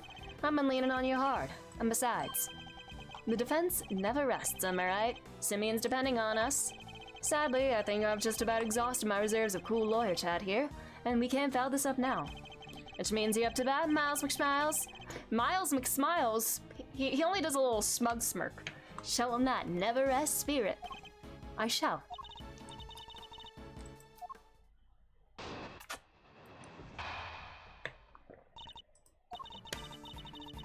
I really don't think anyone could have done it but that dreadful man Canis. There's no telling what went on between him and the victim. Perhaps he simply took a disliking to him. He's certainly the type. Whatever the sordid details, it was him. He stabbed that poor man to death. And then he had his dog dispose of the body. That simply has to be what happened. And this is not the last testimony. The victim, Mr. Knight, yes? I did him the most terrible disservice. Yes, you killed him. So blunt. I suppose you could put it that way. If I weren't such a sorry excuse for a warden, this would have never happened. And that's why I have to clean up this terrible mess. Warden Lagarde, as ever, your honesty is truly to your credit. I'm certain Mr. Knight is looking down and weeping tears of gratitude. You've clearly never met Mr. Knight. Alright.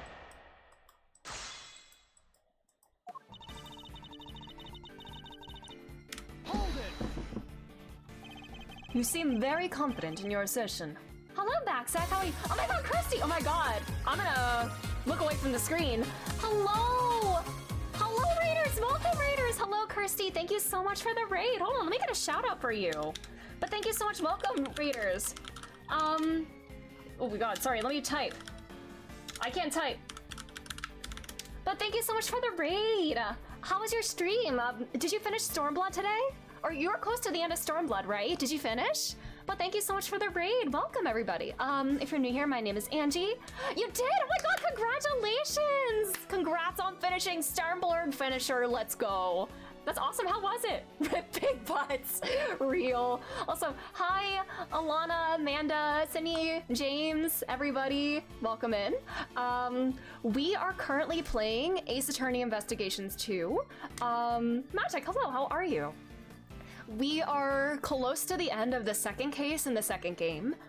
If you need to raid and run because of spoilers, screen time, whatever you gotta do, feel free to do that. Edgeworth Pookie is here indeed, and it's going great. But thanks again for the raid. Oh, it's 1 a.m., no worries. Please get some rest, take care of yourself. But thanks again, and congratulations again. Stormblood Finisher, let's go. But yes, we are close to the end of case 2. So I'm just gonna hop on back over then. You seem very confident in your assertion. Why is that? Going back into spoiler jail, no worries, thank you. Because all the other children in my little home are absolute sweethearts. They have faith in themselves and in one another. They have faith in the gods, in me. And they work hard every day to better themselves. None of them would dare commit murder. That's a very touching reason indeed, and I don't believe a word of it. We are acing the ace game, so true! But Canis, oh, he's rotten to the core! He's the only one who would do something like... Is she speculating that he somehow, like, made his way out of the cell to do the stabbing? Because we've asserted the dog didn't do the stabbing. Her design is so... She is kind of a diva. So floofy. Have you played these games, James? Hold it! Knight was being kept in a holding cell while Mr. Canis was in the prison proper. What could possibly have happened between them when they were at opposite ends of the facility? Prisons aren't as big as they seem, you know. All kinds of awful things can happen. But Knight only arrived 2 days before he was murdered. I can't imagine anything significant happening in that short space of time. And you don't know Canis, my dear. He'd find a way, I'm sure of it. Perhaps he took a disliking to him. How could he take a disliking to somebody all the way over in the holding cells? Oh, I'm just plucking possibilities out of the air, darling. As I said, there's no telling what really went on between them. You're so awfully serious, aren't you? Not that I mind, of course. Why is she looking at me like... So noble, so dashing in that marvelous suit, so clever! I can feel myself becoming your biggest fan, darling. I really can. Oh my god, hi Chris, how are you? Welcome. I watched the playthrough of this one, but I should play it now that I can. Yes! With the official names now, with the winner and company. Oh! Stay with me, Mr. Edgeworth. I wasn't prepared for that mental onslaught. She's like another old bag. Now you're also gay. Hold it! What more can you tell us about those sordid details? Well, we all know what Canis once did for a living. A living, haha, when his living was killing. Pun. I doubt the killing part gave him much trouble. Especially as the victim was already injured. His neck, I think. Couldn't turn his head to the right, poor dear. That's what they told me when they brought him in, anyway. They must make some sort of report for the warden when new prisoners are admitted. I can't play these games, I'd skip through it too much. Eustace Wiener. Is it bad that I already feel bad when I make fun of him? I feel like I need to sign the adoption papers. I feel like this kid does not have proper support in his life, I can already tell. You seem keen for us to think you didn't know much about Knight. That's because I didn't, sweetie. And the victim was simply a fun target to that monster, nothing more. I expect Canis used the chisel that was hidden in that chess set, don't you? Awful grisly business. Just imagine, the man probably didn't even have time to cry out. I see. Thank you for your thoughts. They were very helpful. Does she know all the details of our investigation? Like, how... Did she know that we suspect the chisel was in this? Oh, Mr. Edgeworth, you're making me blush. I could chat with you all day. Don't look so nervous, darling. I'm only teasing. Of course, we can talk about them some more. The chisel? Alright. Well, I gotta press all of these just for dialogue.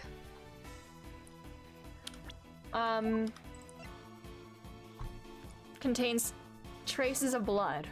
Didn't we only find Knight's prints on it, though? Can you imagine being a spectator to this? Just a bunch of guys standing 5 feet away from each other, yelling and accusing him? That would be so funny to watch, actually. He doesn't swing that way. True, yeah. The one thing that baffles me the most in, like, this collection so far is the amount of people that think Edgeworth is heterosexual. One look at this man and tell me he's attracted to women. You can't. It just doesn't work. And which chess set would that be, precisely? Faulty Gator is real! Like, come on, people! Get those things fixed! Why, the one the victim brought in, sweetie. Do try to keep up. The victim was a certified chess fanatic, or so I'm led to believe. But the naughty boy snuck a chisel inside it. Can you imagine? He is BL incarnate real! Didn't one of, like, the artist or somebody, like, work on, like, BL novels once, or is that just, like, an urban legend or something? How does she know about the chisel in the chess set? Exactly, because it didn't go through security. We only learned about it thanks to certain deductions we made. So how did she find out? Of course, in the hands of a killer like Canis, even a chisel could serve as a deadly weapon. Shu Takumi asked a BL artist for reference! Nice! Hold it! You seem to have very strong feelings about Mr. Canis. Well, of course I do. I told you what he said to me. And what an absolute menace he was to interrogate. He could slither out of anything, the snake. He sounds as tough as a rock. And that infuriating, self-satisfied look on his face when they took him back to his cell. Oh, my blood just boils thinking about it. I certainly don't blame her on that count. Alright.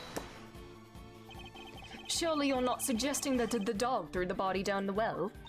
I told you already, darling. Canis has more dogs than that beastly creature. Remember, he has pets on the outside, too. You mean he brought someone in from the outside the prison to help him commit the crime?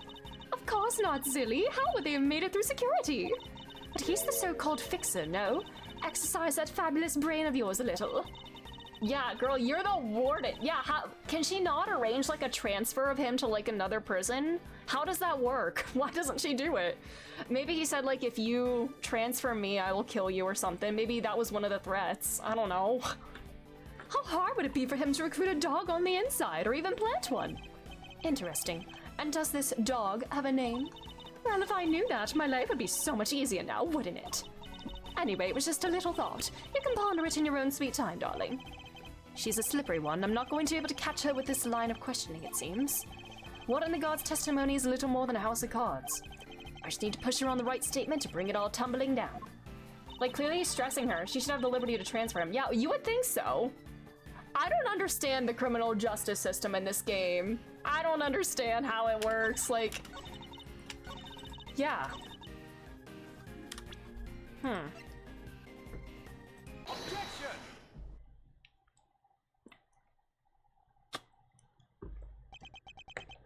Warden the Guard, you strike me as being more careful than the image you project suggests. Oh, Mr. Edgeworth, please call me Phoebe, or sweetie. Jesus Christ, girl.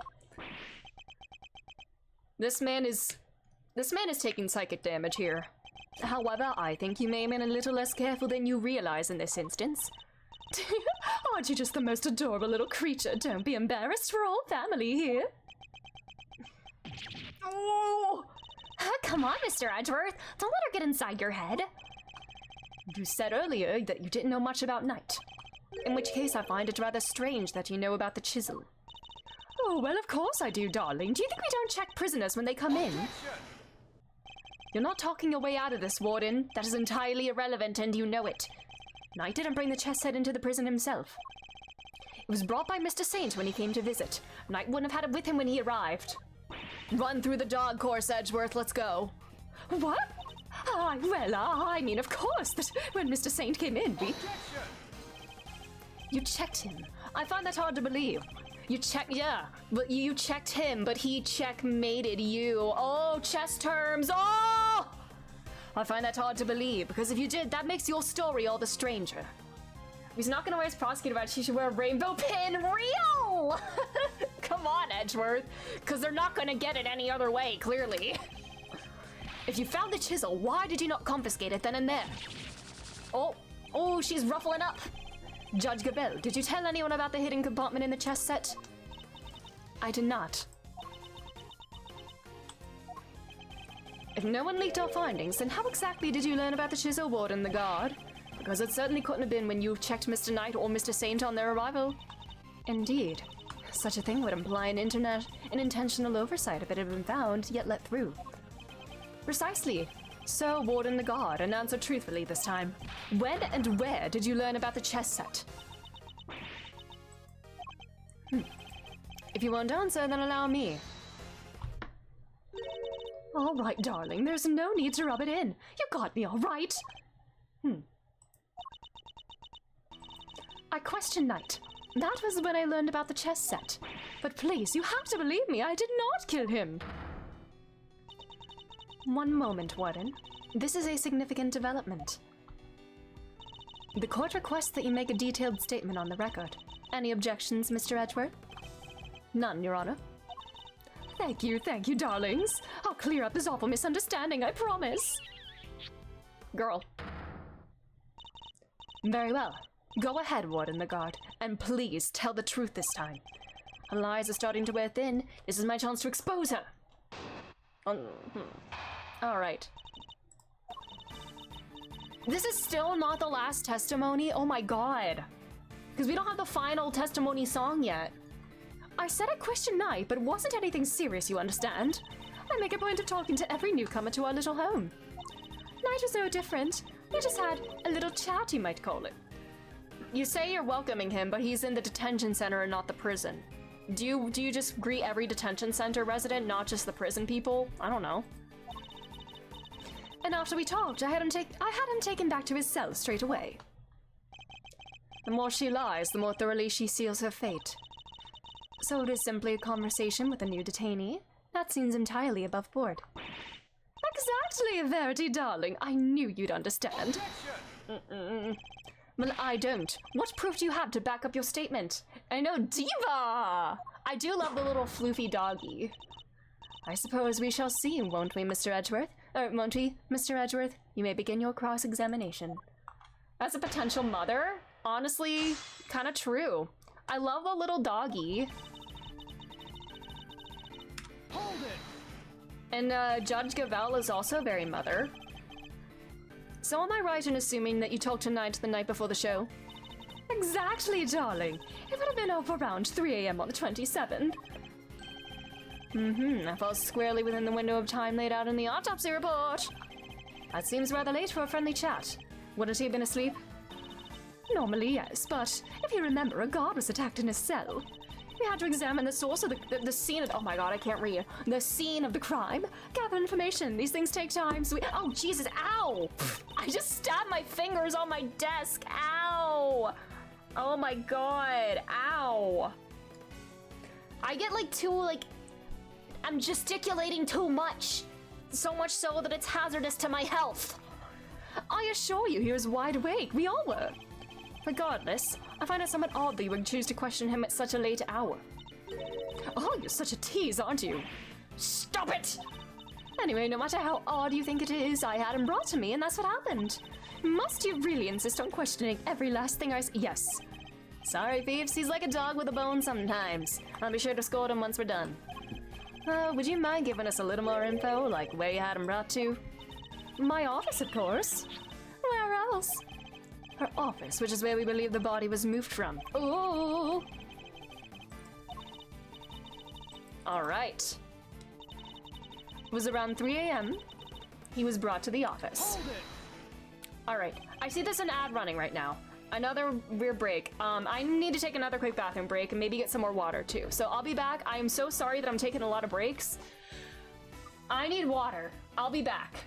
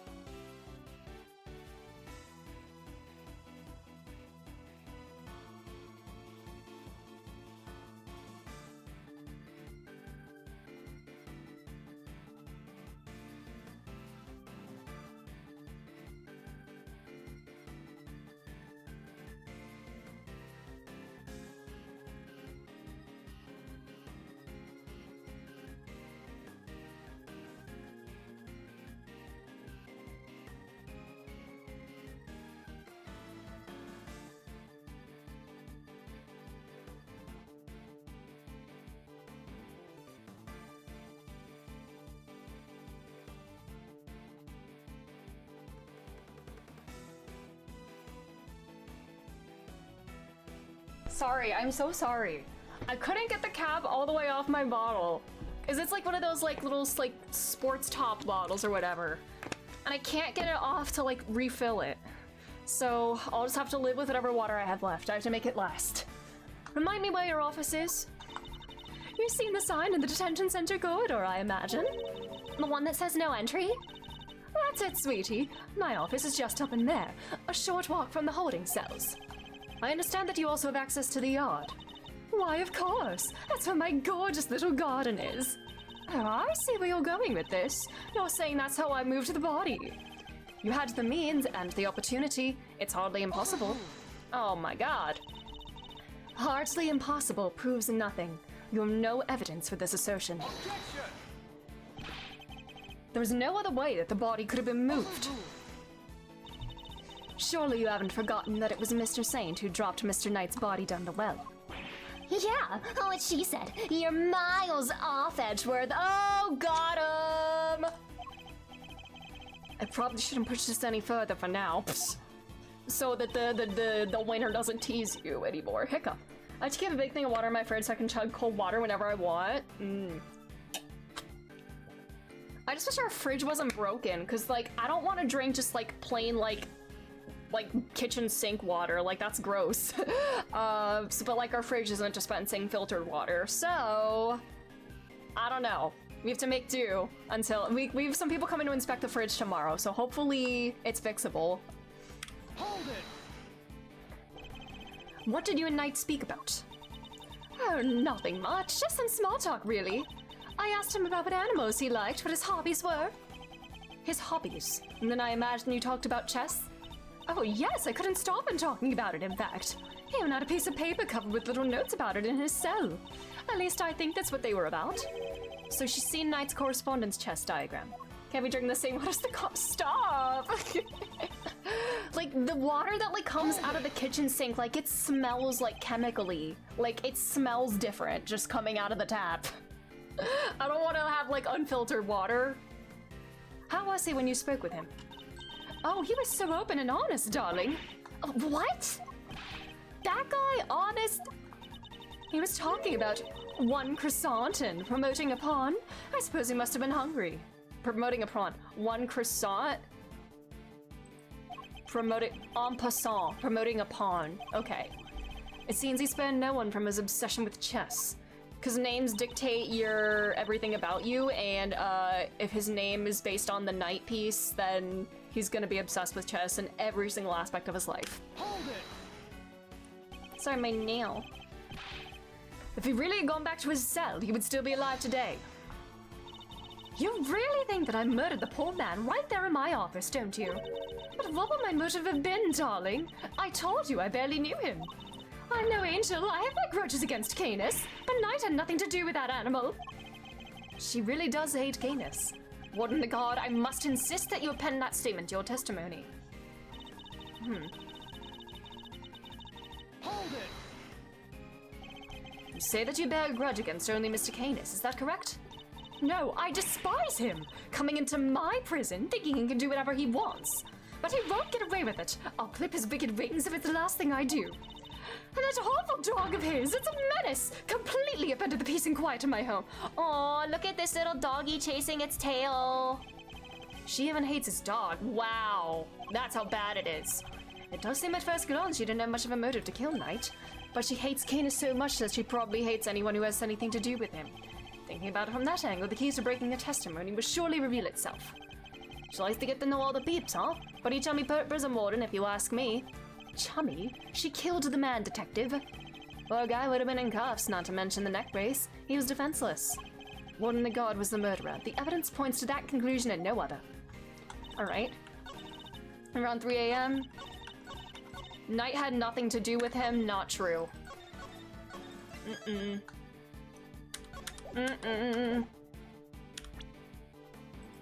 They were in correspondence with each other.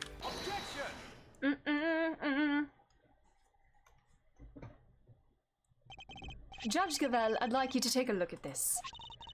Notes about a game of chess. Chess. Well, I got words. Notes about a game of chess. What is the significance of this, Mr. Edgeworth? It was found in Knight's cell, which is exactly where you said you saw it too, Warden the God. Oh! But you didn't just see this game in Knight's cell, did you? You've seen it in Mr. Canis' cell too. What do you mean? Oh, come now. Don't tell me you haven't taken a look at the chessboard in maximum security. Uh-oh. I imagine you watch his every move like a hawk. Like a hawk? I'm not gonna build off of that. No. Or rather, I imagine you felt that doing so was your only option. If she really wants to find out whose cronies are, right? Personally interrogating your own prisoners is highly irregular, to say the least. But as you said, Mr. Canis has threatened you. You put your precious home at risk. And that's why you took it upon yourself to question him. You wanted to find out who his dogs were. So he's a talk to hawk. I mean, I wasn't gonna say it, Zach. Man, if I had a nickel for every time this game gave me a chance, this case gave me a chance to make a Hawk Tuah joke, I'd have 2 nickels. You also told us you read his letters, which means you must have known about the one key fact. You knew he was playing correspondence chess. And then who should appear but Knight, carrying with him a diagram of a very particular game? We ourselves use that diagram to infer a connection between the 2 men. And it seems you came to the same conclusion. But in your fear, you took your reasoning one step further. You surmised that Knight was Mr. Canis' henchman sent to kill you. Which is the real reason she had that chat with the Bronster. If his boss wouldn't crack, maybe he would. And when you questioned Knight, you made another discovery. Well, there inside his chess set, you found a hidden chisel. The murder weapon itself. As far as you were concerned, that chisel meant one thing, Canis. Thus, you convinced yourself that Knight was working for Canis, and that is why you killed him. Oh. I see you have no more excuses. Judge Gavel, your verdict, please. Much as it grieves me, there would appear to be little room for doubt. I hereby give my verdict. Bronco Knight was... Yeah, we haven't heard the final testimony music yet. In the name of the goddess of justice, who is it this time? Uh-oh. Warden? It's a joke. It's all a big stupid joke. You people just don't get it, do you? I think we've proven it that it's you didn't understand things correctly. Me? Please, darling. I understand not perfectly well, thank you very much. And I understand there's a glaring contradiction in your theory, Mr. Edgeworth. You're just grasping at straws now. I have no time for this. Your Honor, the verdict. I am curious to hear what the warden has to say. What? Oh, don't, Bertie. I just have one last thing to say, then Mr. Arch Edgeworth can declare the winner! Not the winner himself, the winner!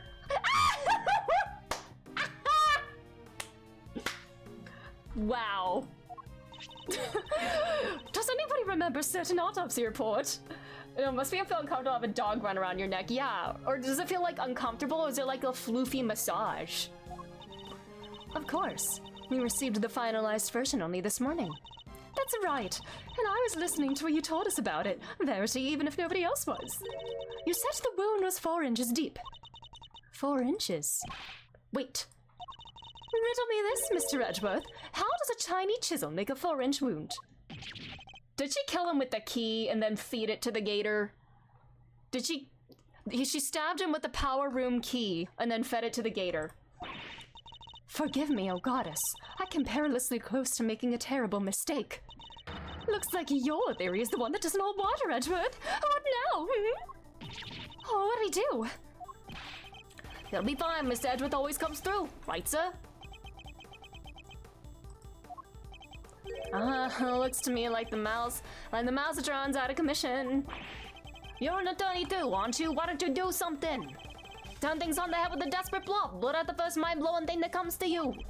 Look, detective, I'm as much of a man of action as the next guy. Without evidence, we're up a creek without a paddle here. This might be the end of the road. We can't give up now. We have to do something.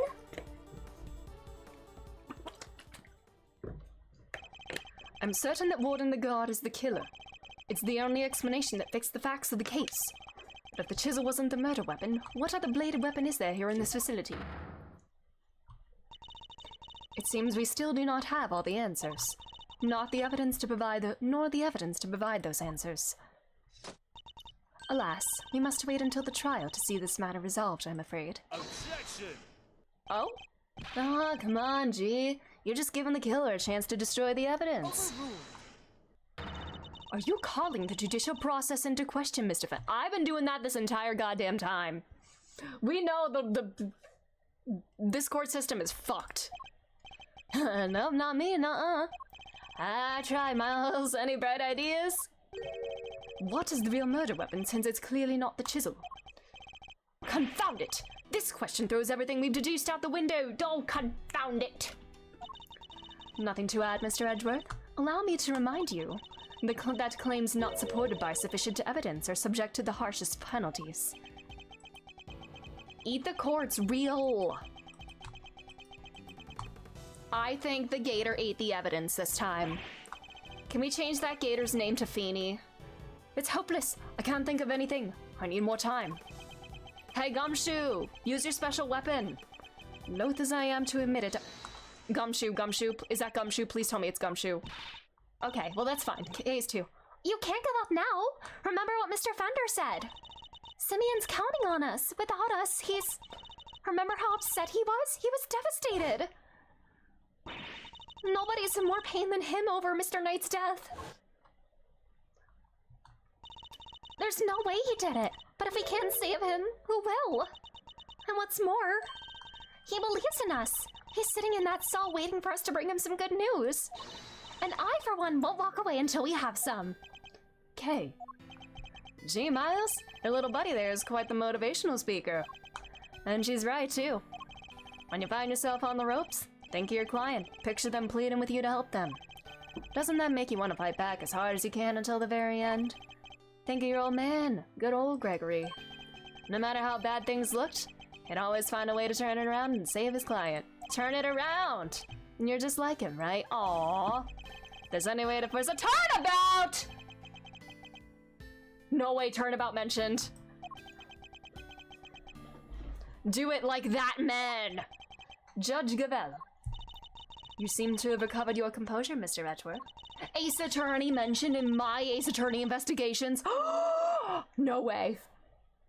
But if you mean to attempt a defense, I would advise you to consider the ramifications. You have repeatedly proposed misguided theories and have made numerous false accusations.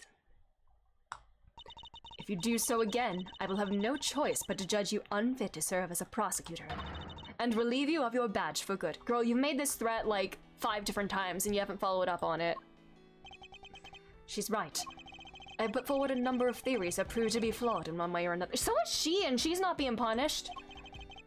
Have I made some sort of fundamental oversight? Wait. She said my theories were misguided. Nothing to say? Then the court will tolerate no more of your time wasting. I hereby... Sir! Mr. Edgeworth! Give my verdict. That's it! I've been thinking about it the wrong way all this time! My theories weren't misguided. I was being misled. The defendant? I think it's a little soon for that, Your Honor. I'd say it's well past due, darling. Wouldn't you agree, Verity? Mr. Edgeworth, you may proceed.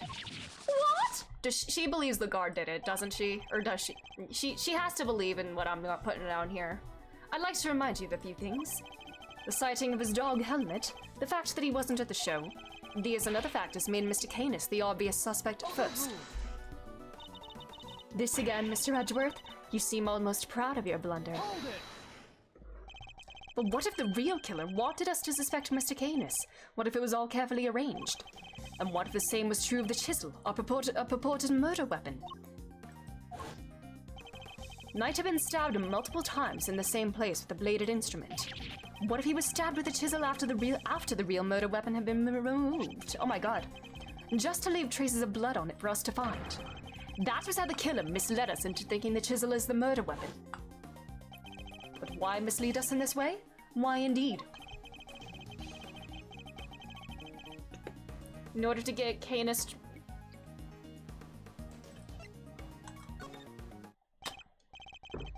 Warden, you took advantage of what the chisel seemed to suggest.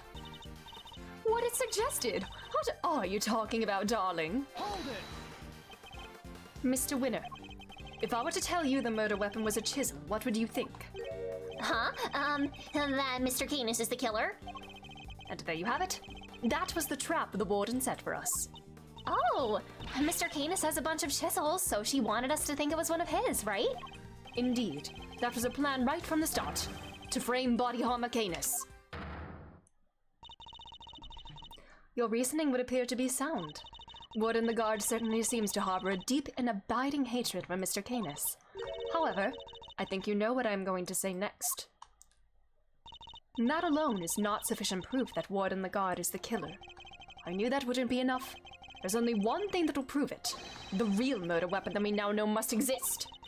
If you cannot prove your theory, then this conversation ends here. Objection! If you could just find the real murder weapon... Objection! How many times do we have to go over this? We searched the prison from top to bottom. Eustace is quite correct for once. Sorry, was that mean? No other possible murder weapon has been found, so I'm afraid you're at a bit of an impasse. Objection! I can still prove my case yet, Your Honor, because it's still here inside this prison. This would have made sure of that. The security gate. I'm glad you at least remember.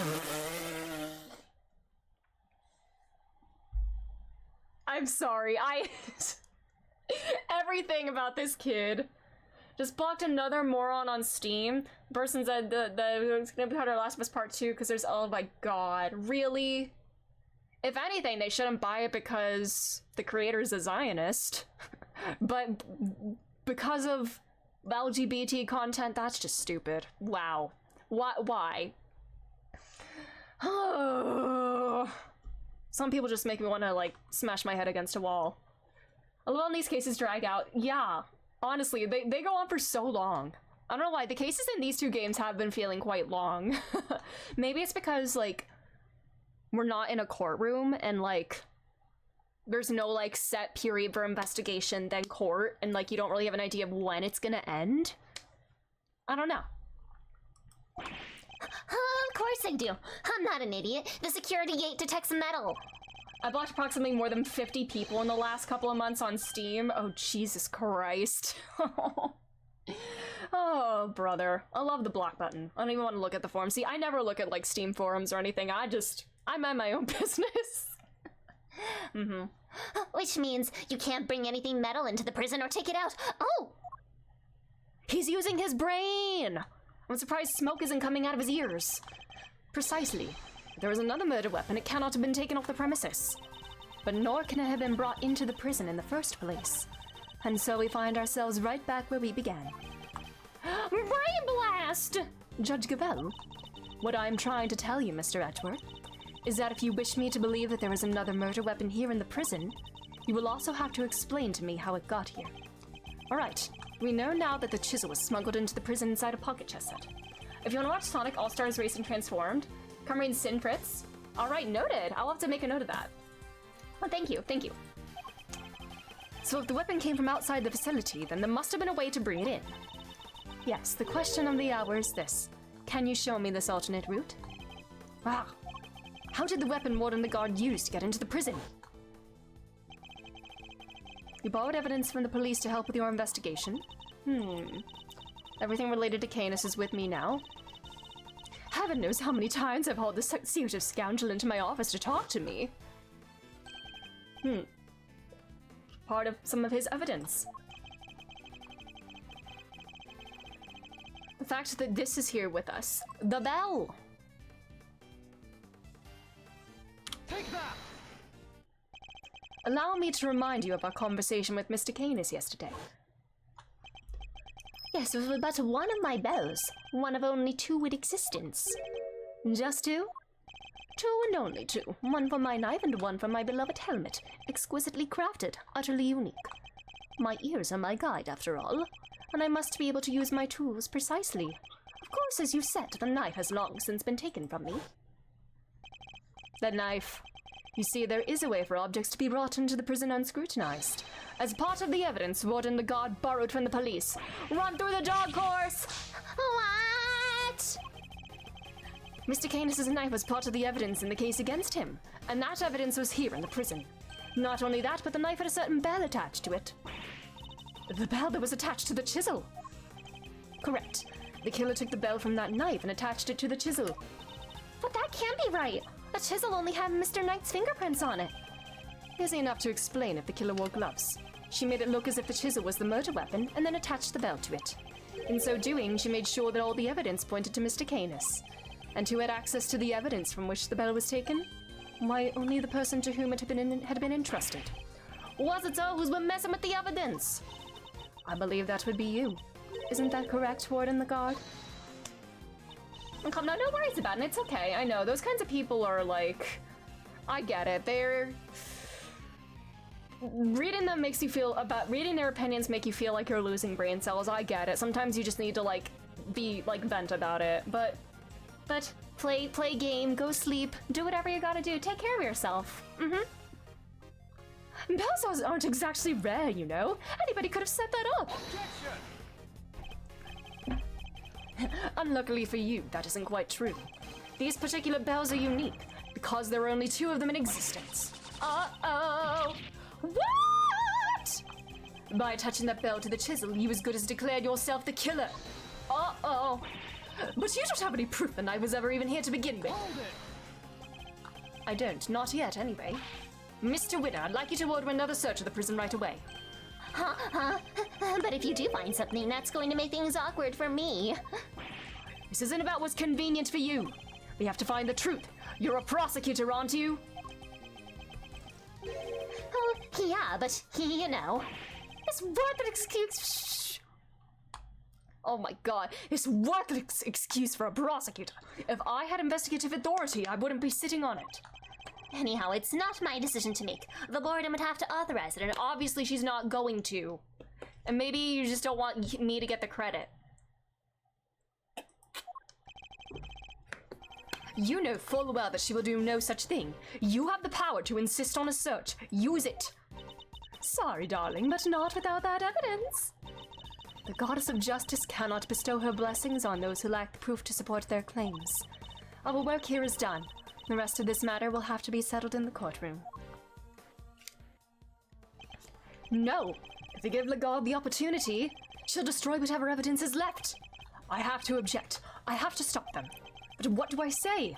I don't have anything concrete to— Scan the gator! Scan the alligator! Gumshoe! What am I thinking? I'm never this reckless. You have to be like that man. I've got to put everything on the line.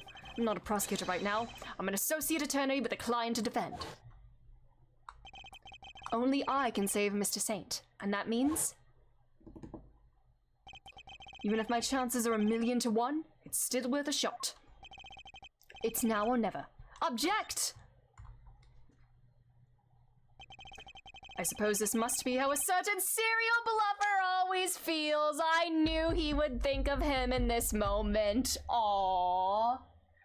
Oh my god, Nina, hello! Thanks for being here. How are you? Regardless, I cannot walk away. Objection! Wait, Your Honor. This had better be good, Mr. Edgeworth. I've got it. Hello, this way to stop! You're so sweet, thank you. Hold on, let me get a shout out for Nina.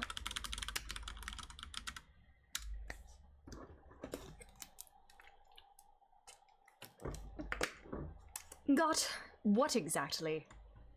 Make this shout. No worries. Follow Nina. Everybody follow Nina. She's like the sweetest person alive. And her streams are so comfy and cozy. I love it. Ever have her go AFK and come back and realize been a part of multiple raids? I have, yeah. The real murder weapon, of course. I know where Mr. Canis' knife is. Do you really, Mr. Edgeworth? I do. Not enough! God. He really is picking up Phoenix's habits. Aww. If I did not know better, I would say you were bluffing. You wound me, Your Honor. I don't know them. This is terrible for my heart. There's no way! It's not here, I tell you! Scan the alligator! Well, would you be so kind as to enlighten us? Where is the real murder weapon? Think, Miles, think. Somewhere not even the police would search. A blind spot in this zoo. A hiding place that the warden could be absolutely sure of. A hiding place. No.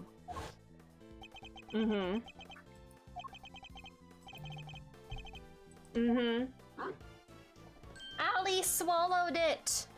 She eated the evidence. Did she use the same trick? No, that's ridiculous, isn't it? The more I think about it, how many foolproof ways to evade detection could there be? Mr. Edgeworth, how long do you intend to keep us waiting? There's the faintest possibility I'm right, but if I'm wrong, we stand to lose everything. It's right here. In the lake, particularly. Here, in the yard. Indeed. I don't believe I understand. Would you care to explain a little more?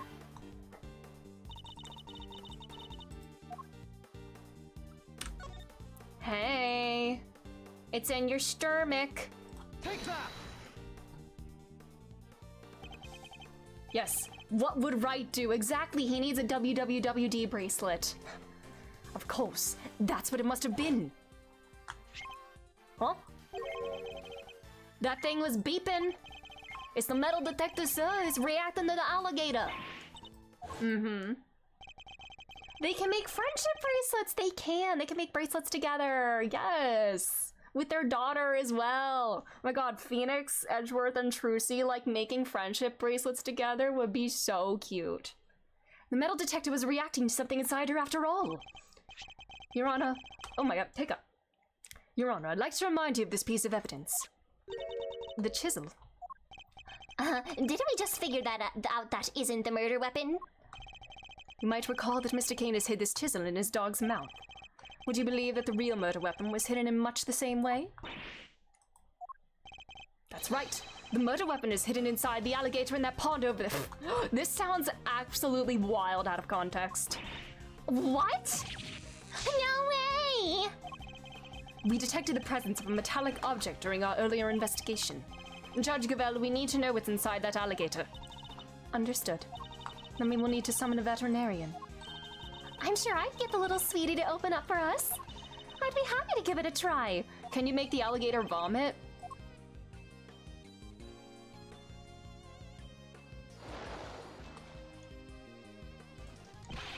Warden Lagarde, the real murder weapon is about to be revealed. Why not do the right thing and confess? I have nothing to confess. As you wish. Then you can simply wait and watch as your lies are exposed. So we got it. This has to be it. It's over, Fifi Lagarde. The real murder weapon was Body Armor Canis' knife. Making you the only person who could have killed Bronco Knight. I'm not the criminal here, and this is all Canis is doing. I did the right thing. Knight was a threat. He was Canis' lapdog. Curse that despicable man, Canis. Why did he have to come and ruin my perfect little home? We could have been happy forever if it wasn't for him. He ruined my paradise on Earth. He ruined everything. Curse him. Curse that pitiless butcher, that awful, terrible, despicable man. I'm out of breath. Oh my god. Curse him!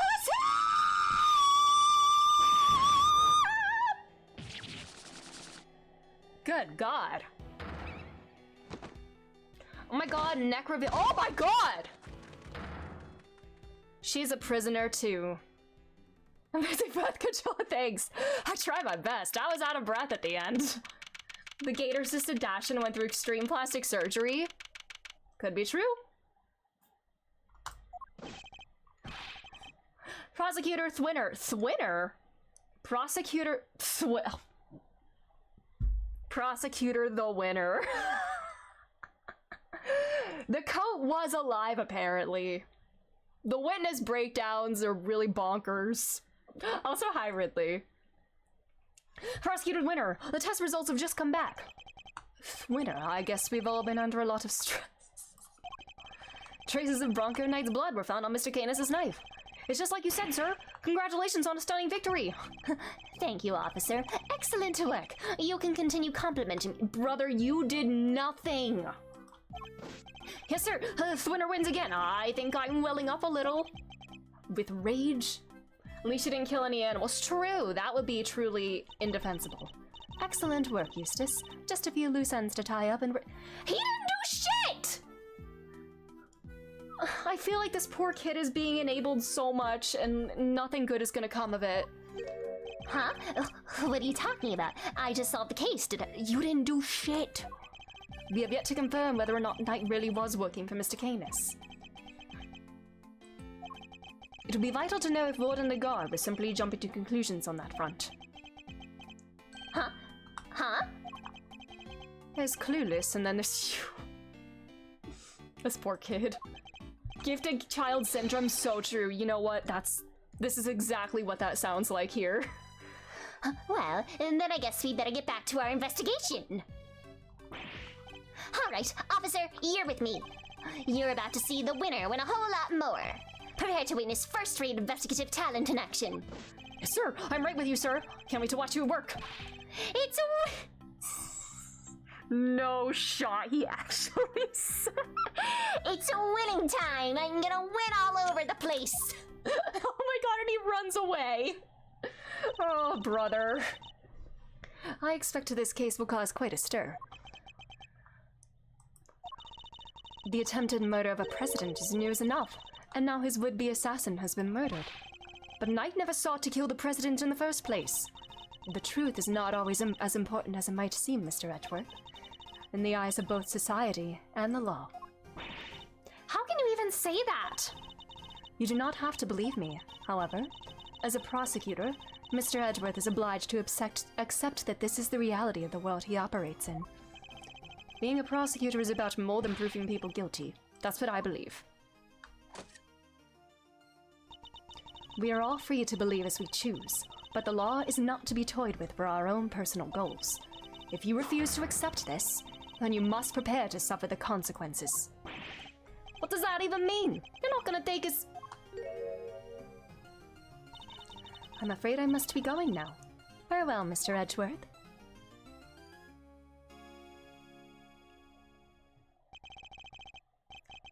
Judge Gavel is right. There must be only one set of laws for everyone. But if following the law means sacrificing the truth... Can I really do that in good conscience? Sometimes the laws are unjust. Have we considered that? Sometimes laws are fucked and need to be changed. This would be a top 10 list of burns from this game. What if I told you you're not a clown, the entire circus is not actually in the game? That's just an edit. I wish, although... There is a line in the Great Ace Attorney that is very similar to that. And I wonder if it's a reference to that meme. Sometimes, don't say that phrase, Zach. I'm getting flashbacks and it's gonna make me want to bang my head against the wall. I'm so intrigued by Gavel. What is her end game? Like, I kind of hope she doesn't turn out to be like the twist villain. Like, it would be kind of obvious at this point, but I'm hoping she's not a villain. I'm hoping that she truly does want to just like pursue like justice and whatever her idea of justice is. And I do not know. I feel like this committee is certainly corrupt. I wonder what the deal with the chief prosecutor is. I think I speculated at the beginning of this game, with the chief prosecutor being in attendance at that rally. What if the events of this game are going to set Miles Edgeworth on track to becoming the chief prosecutor? I don't know. Oh my god! Simeon, you're out! Hello, Money. Hi, Regina. Is everything alright? They did let you out, right? Yeah, but I'm so confused about what's going on. Some guy just came in and said I was free to go, and that I have Mr. Edgeworth to thank. You sure do. Mr. Edgeworth found out who the real killer is. Wow, really? You did that for me, Mr. Edgeworth? Oh, no. Stop staring at me like that. I'm innocent, I swear. Don't pull the rug out from under me now. Stop it, silly. It's true, he saved you, so say thanks already. Okay. Thank you, Mr. Edgeworth, thank you. And a great big Regina Berry thank you from me, too. Mr. Saint talking directly to me. Small victories, I suppose. Can I just ask one question, Mr. Attorney? Sure. I'm not actually an attorney, though. I thought Bronco was my friend. No, my best friend. I trusted him, but now... But now? Well, it's just... I never knew. I never would have believed that he could hate somebody enough to want to kill them. If he kept something like that from me, then he never really trusted me, did he? That's not true, Simeon. Of course he trusted you. No, he didn't. If he had, he didn't just told me. I could have stopped him. Maybe he was keeping his work life and his personal life separate. And if he wanted to kill somebody in his work life, then he keeps that separate from his personal life. I don't know. I could have told him that hate never helps, that he had to let go of all that stuff. Mr. Saint, I think you're forgetting something. He did ask you to bring this to him. It's the chess set I brought for him. Knight had hidden a chisel inside. I imagine he meant to use it to escape. What? You mean he was using me? I mean... No. He believed in you. He knew he could count on you to bring it, and that you would never be so untrusting as to look inside. I imagine that by not telling you, he was hoping he could keep you from getting caught up in this mess. Oh. Bronco, why didn't you tell me? At least you understand now, right, Simeon? I'm sure he does. He may not show it, but Simeon's no dummy. A good night's sleep and he'll be completely over this whole thing by tomorrow. That's not as complimentary as you think it is. Oh, I'll try. I have to for Bronco. I have to show him I can become the best animal trainer out there. That's the spirit.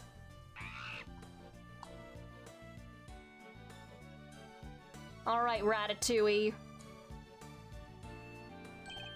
Oh, I almost forgot.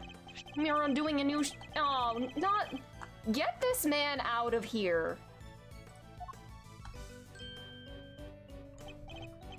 I'll be joining Regina on stage for this one. That's right. The Very Big Circus is the biggest, most fabulous event in town. You'll have oodles of fun. Sounds great, doesn't it, Mr. Hedgeworth? Come on, we have to go. I'm not going to see that man. I'll think about it. All right, Simeon. We've got some training to do. I think it's time you and Regent got acquainted. Wait, Regent the tiger? No way, I can't. Didn't Regent, like, kill somebody? Oh, you'll be fine, silly. I'll never meet a nicer kitty cat. I can't.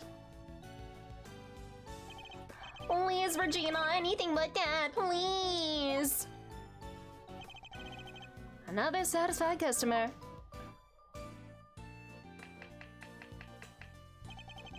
Oh, that was really something, Smiles. Talk about putting it out of the bag. Pulling it. I could have done it without you, Fenta. With your timely intervention, she would have gotten away. Besides, I have you to thank for even being able to investigate the case in the first place. Oh, stop it. Pat me on the back any harder and you're gonna make me blush or topple over. I suppose it would be asking too much for you to take this seriously. Seriously, Miles, my friend, I'm always serious. Anyway, how does it feel to save an innocent client? That's what it means to be an attorney, after all. To be an attorney. Gotta say, I had a blast. Reminded me of the good old days. Like Gregory standing right beside me. It's been like a zillion years since I felt this warm and fuzzy on the job. That's good, bittersweet? I'm not sure. Say, Miles, you ever thought about going into the defense game full-time? See, I had a feeling this was coming. I mean, obviously we know that's not how it's gonna go.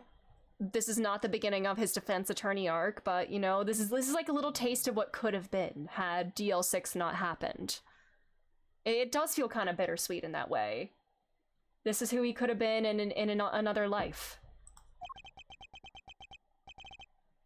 Excuse me? You know, pick up where Gregory left off. Get out there and actually help people. I mean, not that he's not doing that as a prosecutor. Hey, pal, don't get any big ideas. Mr. Edgeworth ain't about to switch sides. Why not? Coming over to the light side's all the rage. Everybody's doing it these days. Come on, Mr. Fender. You know it's not about that. Chill, team, chill. Don't get it twisted. I was just asking a perfectly innocent question. No, you weren't. the heck you were. Oh, looks like you got a mean defense team there yourself, Miles. Fender, I am a prosecutor. Yep, and I'm an attorney. You could be one too. I'm serious. Oh. Well, I've said my piece. You change your mind, you know who to call. I'll be waiting.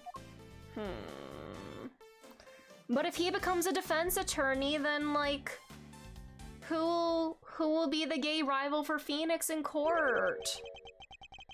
I mean, Phoenix isn't gonna be in court for like 7 more years, but follow in my father's footsteps. Oh. Could I really do such a thing? Aw, baby Edgy. I'm gonna become a defense attorney just like my dad. Gregory Sprite! Gregory Portrait! Gregory with the badge! Just like your father. Oh, me? God, he looks so much like Miles. Oh my god. The same, like, face lines and everything. Aww. Oh, Gregory. Alright. Let's keep going. Turnabout Legacy. Oh no. I'm scared. This title scares me. Oh, Gregory. Gregory. Is that a Gregory silhouette? Gregory.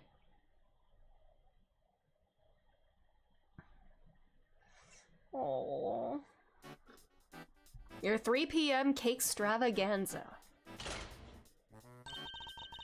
What shall we make today, kids? Samson. And Judy's Bake and Bow. Ooh, okay. Oh my god, is this Cooking Mama? Macarons, waffles with cream, chiffon cakes that are light as a dream. Laugh and sing, smile, it's true, all that sweetness waiting for you. What, where? Over there, okay. I'm vibing. Bing! Alright, let's see what we've got for you. I'm not singing. It's cooking time. Are you ready to make something special together?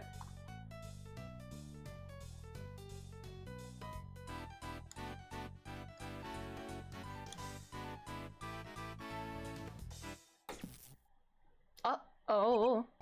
Wow. Talk about a blast from the past. Oh no, baby. Hey, Gregory. I'm going back there. Tomorrow. With your boy. Oh. I'm finally gonna find out what happened 18 years ago. Oh, DL6! DL6! It all comes back to DL6!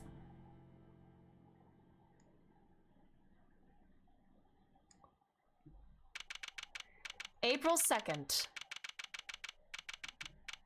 Zodiac Hall Fountain Room. So I guess, is Eddie just trying to figure out what really happened at DL6? Because I guess the details didn't, I would have thought the details went public, you know, with Von Karma being arrested and all, but I hear this and have no lore. You don't know about DL6! It all comes back to DL6! Well, Fender, are you finally going to tell me what we're doing here? Why have you brought me to an art gallery of all places? Hey, you had nothing going on. Seemed like the perfect chance to come and enjoy the magic of star sign stuff. Oh my god, Zodiac Fate. This is actually different DLs than DL6. My god, another DL6. They're DL6, you're DL6, I'm DL6! Are there any other DL6s I should know about? 1228! I'm out of here. Chill, big guy, I'm just joking. IS7. Okay, so Gregory's last case, IS7. No man's last case? Of course. Von Karma took great pleasure in showing me the files as soon as I became a prosecutor. That's not the case that Von Karma lost, or like, not lost, but the last time Von Karma went up against Gregory, where he was like publicly shamed. That's not that case, is it? Don't answer that, I'm just thinking out loud of what that could be. I'm trying to think, because That was like pretty soon. Like that wasn't the day. Was that the case they were working on at the time of DL6 when that happened? Because that was in a courtroom. That was like right after a case or something, wasn't it? In any case, this is right around the time of his death. I gotta put the timeline together once we get more information, but I'm thinking, was that the case that they were working on when all this happened? When he died? I don't know. And I reviewed them again last night after your invite, see? I was also present at the trial all those years ago, although my memories are just somewhat... That is the case that was being tried at the time, wasn't it?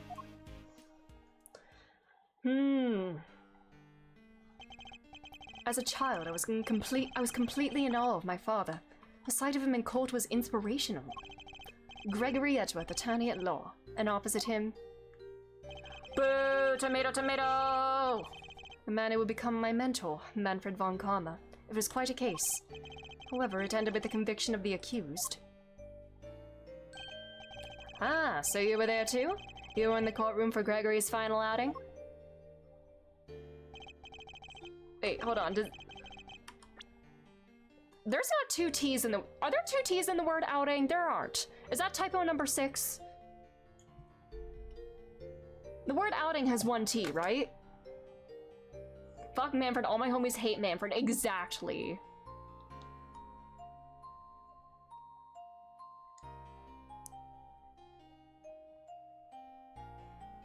Hold on.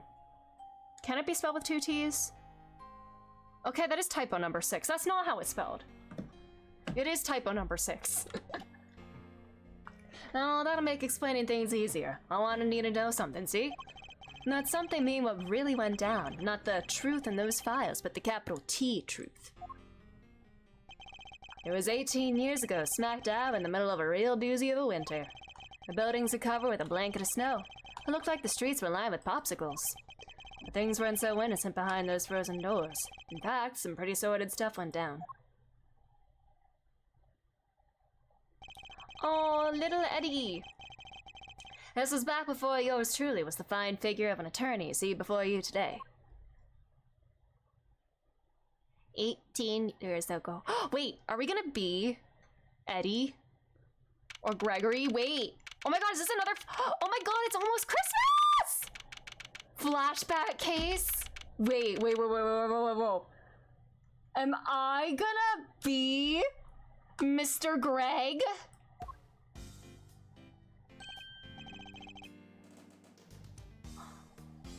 Oh, Greg? Greg case? Ah! Hey, Mr. E, this one really came out of the blue, huh? It did. The call didn't before the ink on the arrest papers were even dry. God, he looks so much like my... Ah! We are Greg case! Let's go! Ah! Oh my god. The badge is in the shape of a sunflower, right, Mr. E? Is that some kind of special meaning, or? It does. Sunflowers follow the sun, correct? In other words, they always face the light. Just as we attorneys do. You should always aim to be on the side of liberty and justice. Ah, then I'm gonna work hard and be just like a sunflower when I'm an attorney. I've no doubt that you will. Gregory Edgeworth doesn't speak British.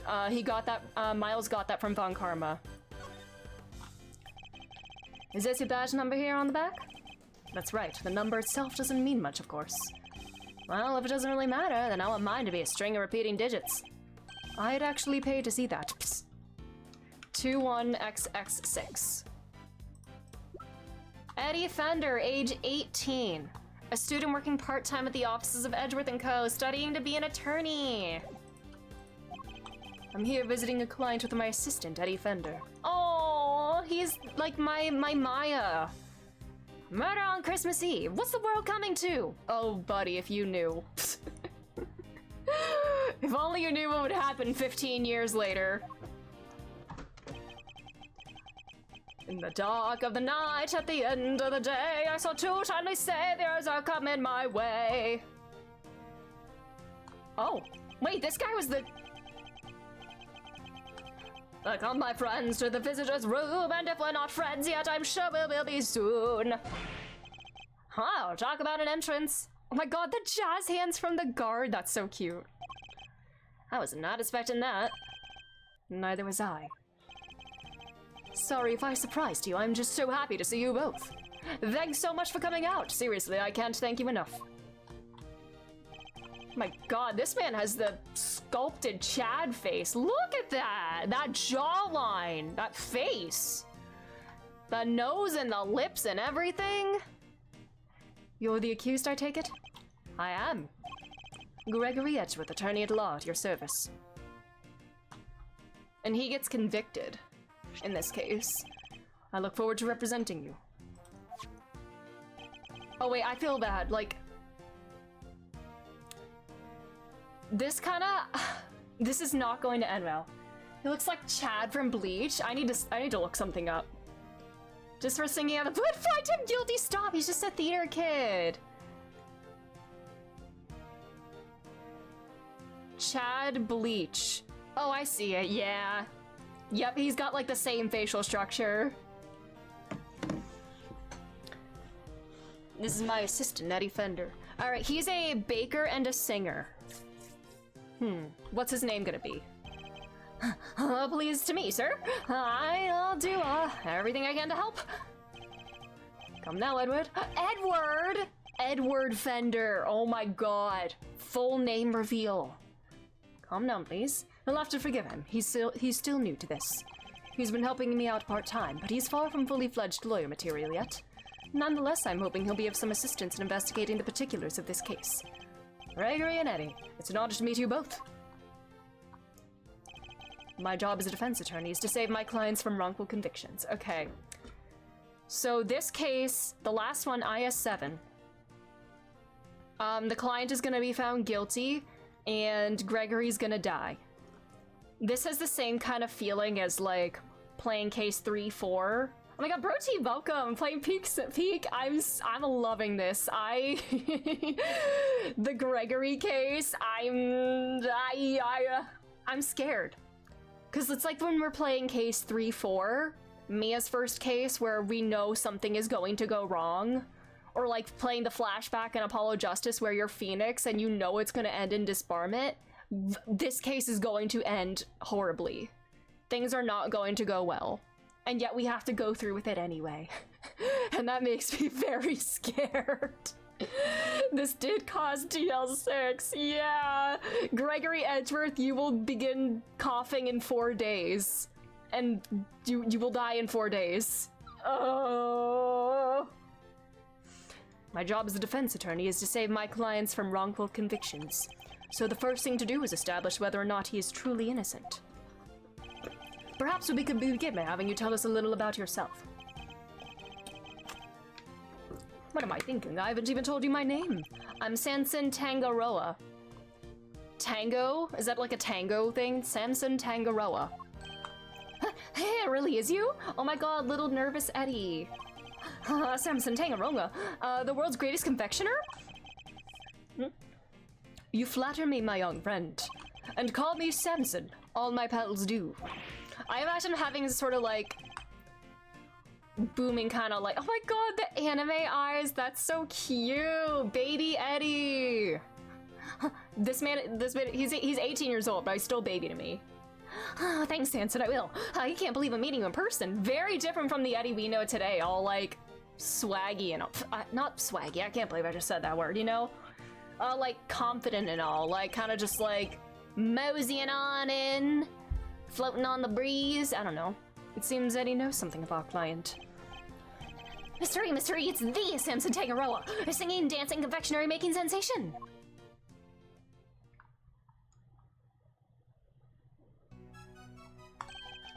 What shall we make today, kids? Oh my god, he's singing... Chiffon cakes that are light as a dream.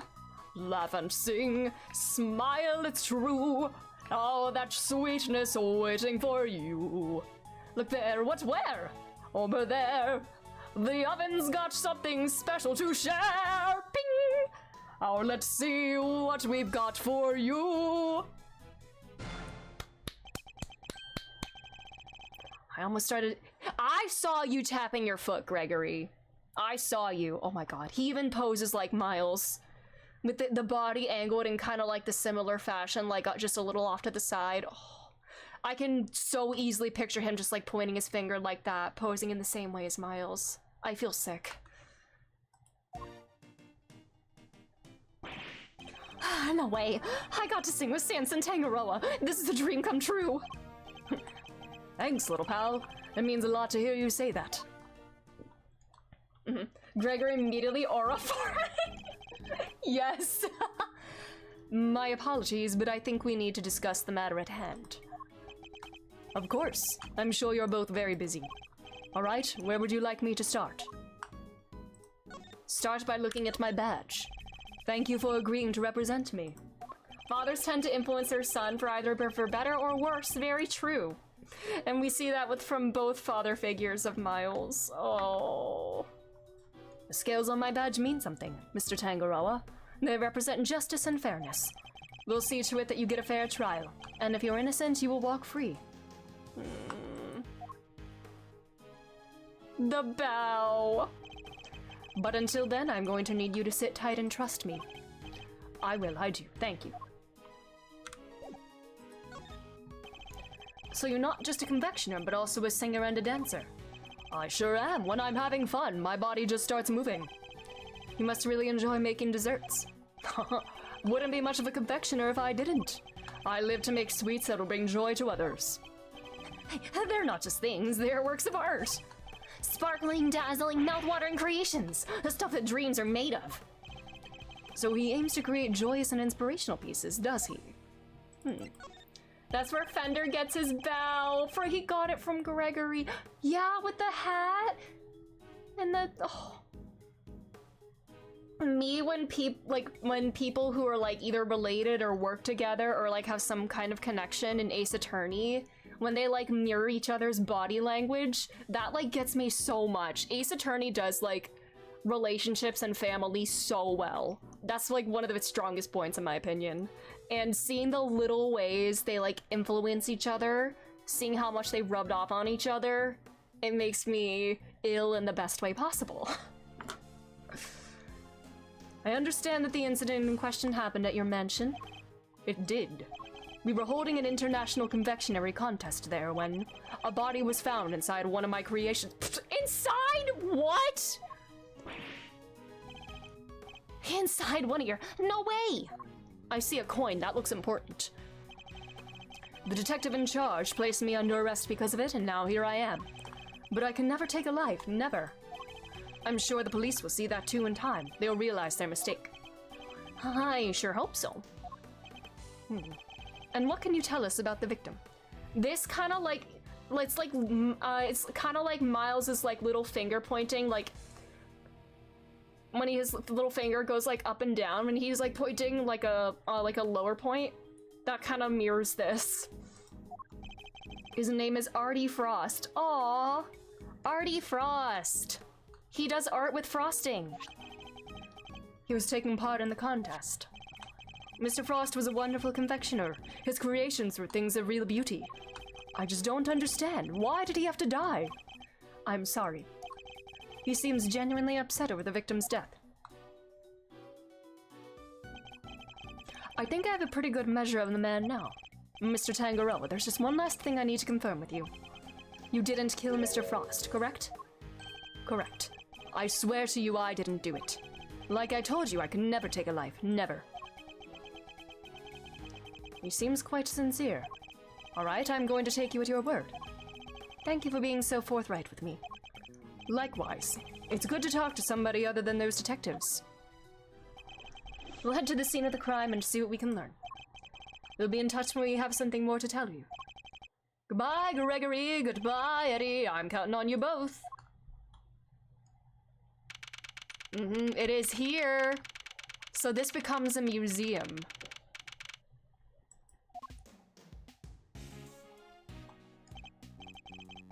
Oh, it's pretty cold out there, huh, Mr. E? I never saw so much snow.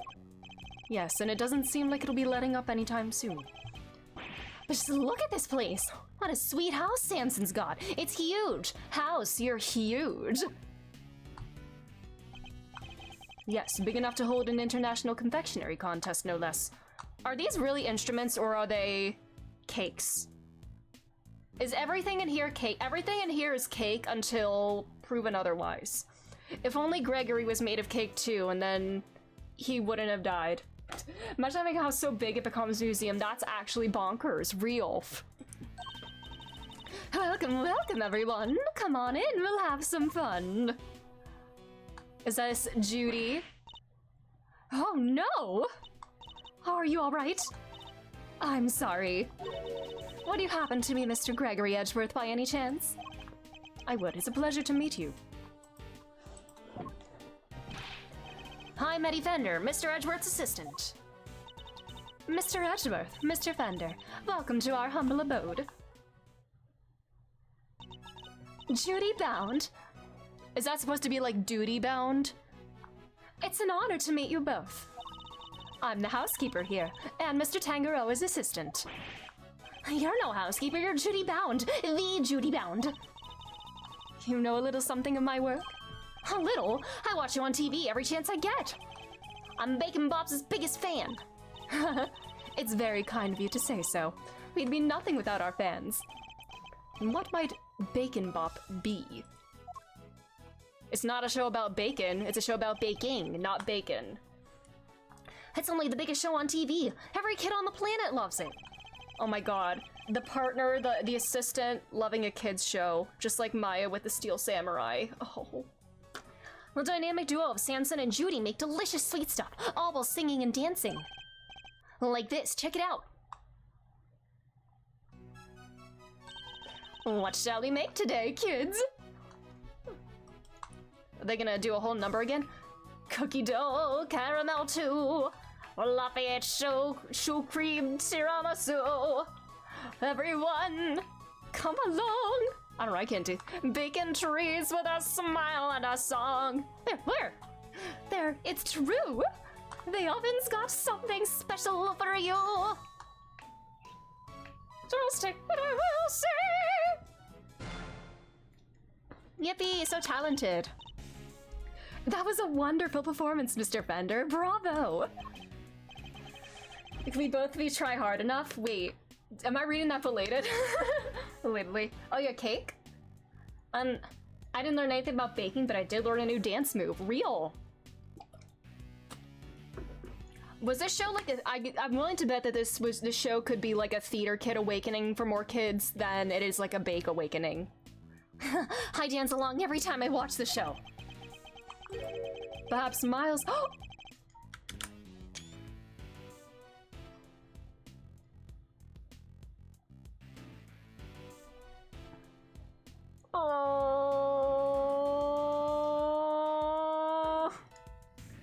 Okay, I know I said Edgeworth gets the British from Von Karma, but I just realized he still wore a little tux to school when Gregory was alive.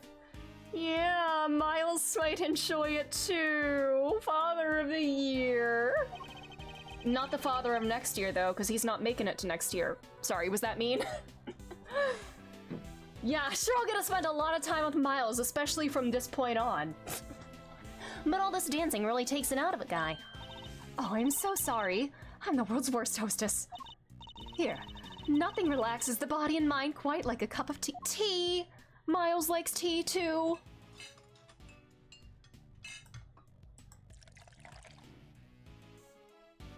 Oh my god, look at those mugs.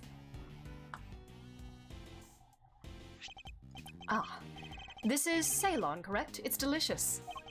Its citrus aroma is said to improve one's ability to concentrate. Edgeworth gets the tea from his dad. Oh. It's so interesting because we never, we only know, up to this point, we only really knew much about what Miles was like under the influence of Von Karma. And now, before Von Karma's influence came to be, we can see, what traits he may have picked up from his father. And this just makes me feel so ill. Miles gets this BL from the show. Stop. It's, yeah, bake loving. Yeah. It's ever that already. Interesting. So this is what Ceylon tea tastes like, How odd. The saucer's cold. Yes, it's so the tea cools down more quickly, I'm afraid. Some of our guests don't like it too hot. I see. These teacups are very unique too. The design is really something. They look kind of uncomfortable to drink out of. You think so? Thank you so much. I ordered them all the way from France. They're my absolute favorite. They were designed by a marvelous sculptor named Paul Halik. Have you heard of him? Paul Halik? Paul Halik. Sculpture Paul Halik. Paul Halik. I don't know the pun there. He makes the most amazing tableware in the world. You're clearly a big fan of his work. Oh, I am. These teacups are my greatest treasure. She's certainly not afraid to share when she's passionate about. That's... I did the Miles voice for his inner thoughts. If you don't mind, Miss Bound, I'd like to move on to the reason why we're here. Can you tell us everything you know about the unfortunate incident that occurred earlier?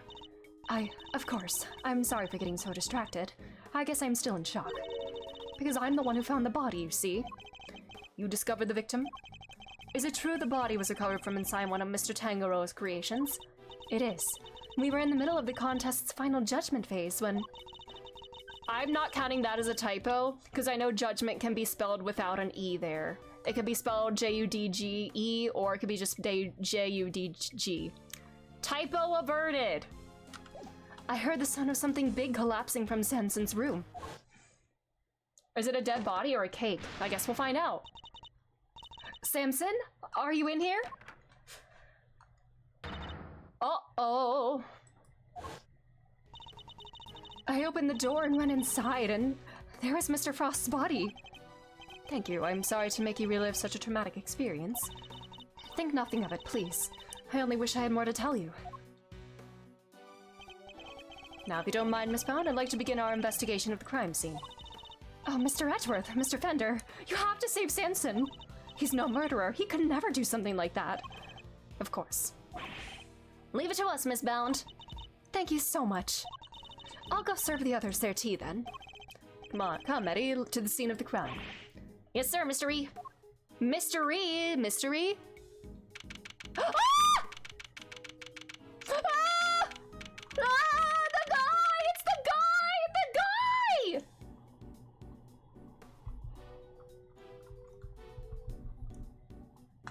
Paul Halik is a pun on his Japanese name, Paul Holic. Okay. A kanji for Paul Holic can also mean a figure of speech, which is... Okay.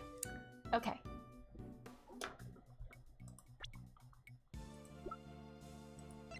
$39. Oh my god, she's only 16! What?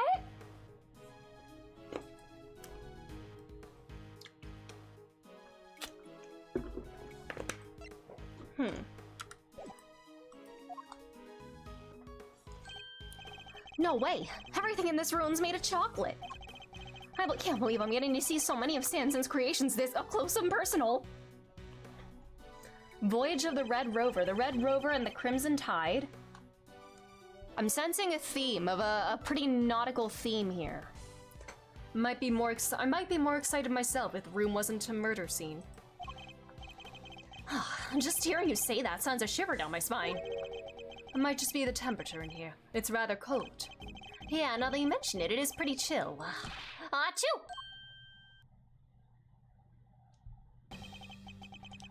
Defense on the scene already? That was fast. He doesn't have all the holes in his coat, and his hair isn't as gray. Is he still gonna have, like, the pauses in his speech? A pleasure to meet you, Gregory Edgeworth. I'm representing Mr. Tangaroa. This is my assistant, Eddie Fender. Nice to meet you. Bad. Detective Tyrell Bad. The detective in charge is named Bad, a man of few words.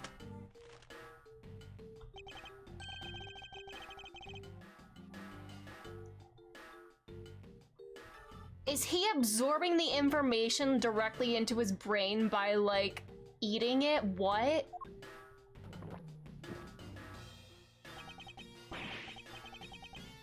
You're eating your notepaper. I don't even know how to respond to that. He likes to chew over his thoughts rather literally, I'm afraid. It helps him to digest. What? I'm sorry, what? Okay. At least it's not evidence. It's a little quick of his. Please try. That's his defense power. You know what? That's his super defense, like his special ability. You know, Phoenix can use spiritual assistance from Maya and company. You know, Apollo's like eyeballs and Athena's ears and all that jazz. Eddie's superpower is eating the evidence and absorbing its information. Or like writing things down, eating it, and then brain blasting. That's his power. Although I'd be the first to admit that's easier said than done. With introductions out of the way. Fender really chewed that guy out. There was nothing left of him. Yeah. Detective Bab, would you mind if we join you in investigating the scene? Sorry. Not gonna happen. What? How come? Mr. Edgeworth is Mr. Tangaroa's attorney. Yeah, and attorneys will do anything to get him off the hook and put words in their clients' mouths. You think I need that on my crime scene? How old is he here? 42 here. This is 18 years earlier, and he was 60 in the present day. Mr. Edgeworth would never do something like that. I don't trust attorneys. Okay, kid?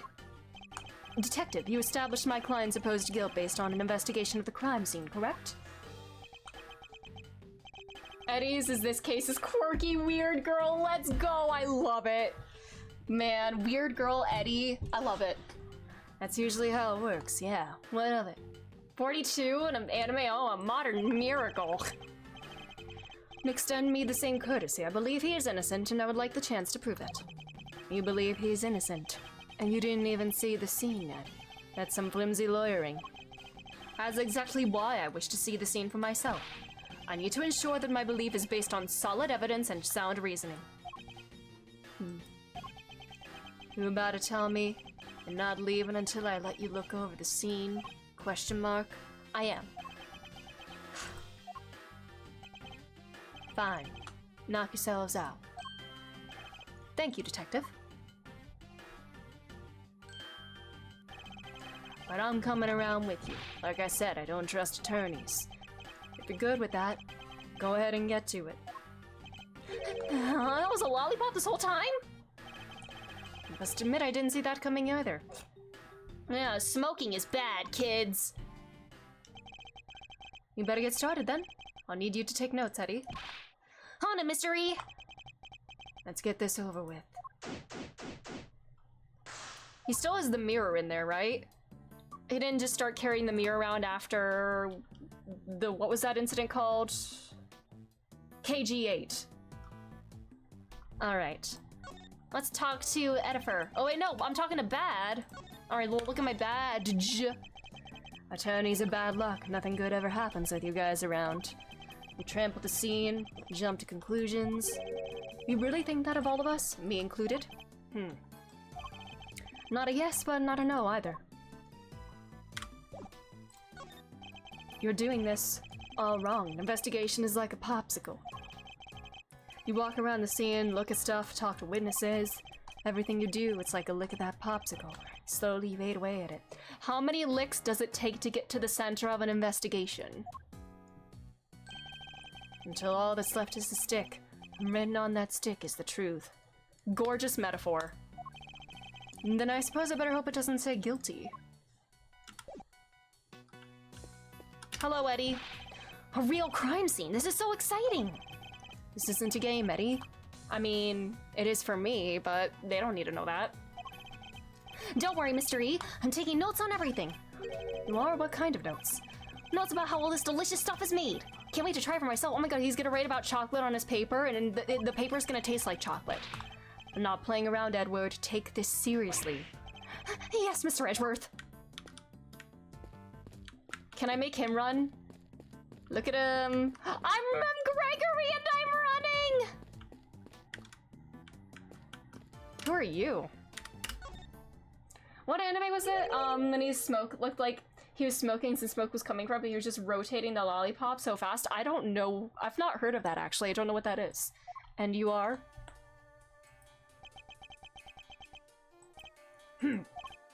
Sorry, meditating. Did you want something, detective?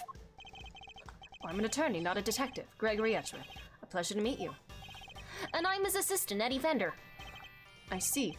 Name's Carmelo Gusto. I'm a confectioner here for the contest. You are? What's your specialty, Mr. Gusto? Caramel? Caramel and marshmallow? Carmelo? Marshmallow? The art of air and sugar. No way! Look, that is a little baby seahorse! It's a dragon, a noble soaring creature of the skies. That's a dragon? I mean, Kingdra is a seahorse and dragon type. Does look more aquatic than airborne. No need to sugarcoat it. Sugarcoat it? Cause it's candy, My design sense is weak. I know that better than anybody. That's why I'm heading to Zhengfa! Zhengfa mention! I want to train hard. Perhaps we should get off the subject of his design sense for now. So what are you doing in here, Mr. Gusto? I didn't think they were allowing civilians on the scene yet. The detective wanted to know more about one of the pieces in here. Makes sense, seeing he's a contestant. Perhaps I should ask him a few questions of my own. Look at my badge! Interesting design. Yes, I could do something with this. Can I borrow it? Oh, well, I'm afraid not. It's rather important. Can't bear the thought of it coming to any harm in Mr. Gusto's hands. Those are some interesting implements you use, Mr. Gusto.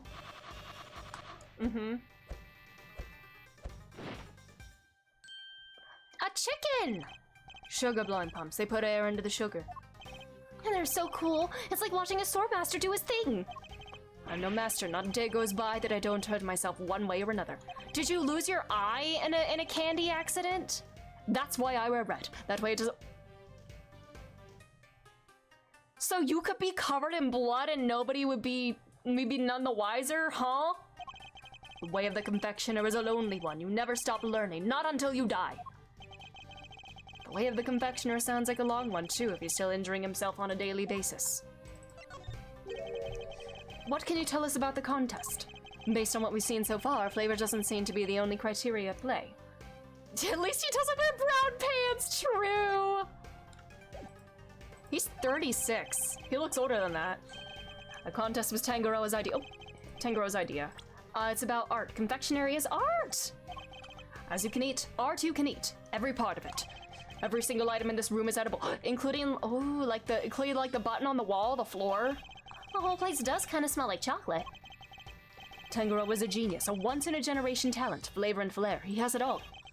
If you can't outdo the god of confections himself, you can't win. I don't know, man.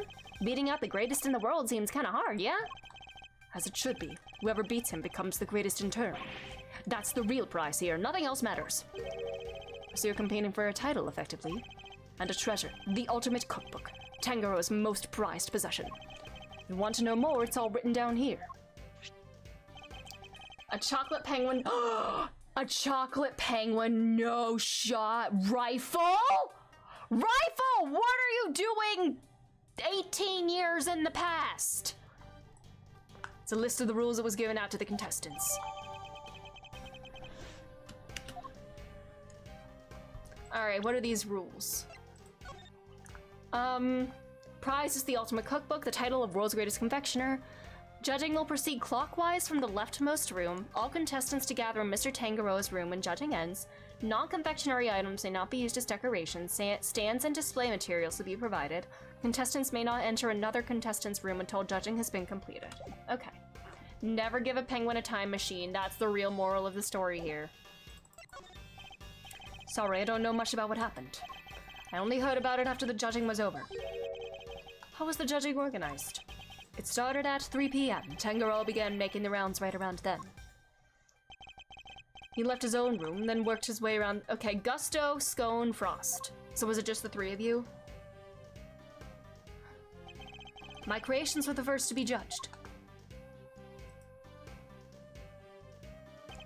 After that, he went to Scone's room. She's another one of the contestants. What can you tell us about her? Ruthless, brutal. There's nothing she wouldn't do to win. She was working with Cream, some kind of dreamscape. Then, last of all, Frost's room. His thing was flavored ice. Scrumptious this time, or so I heard.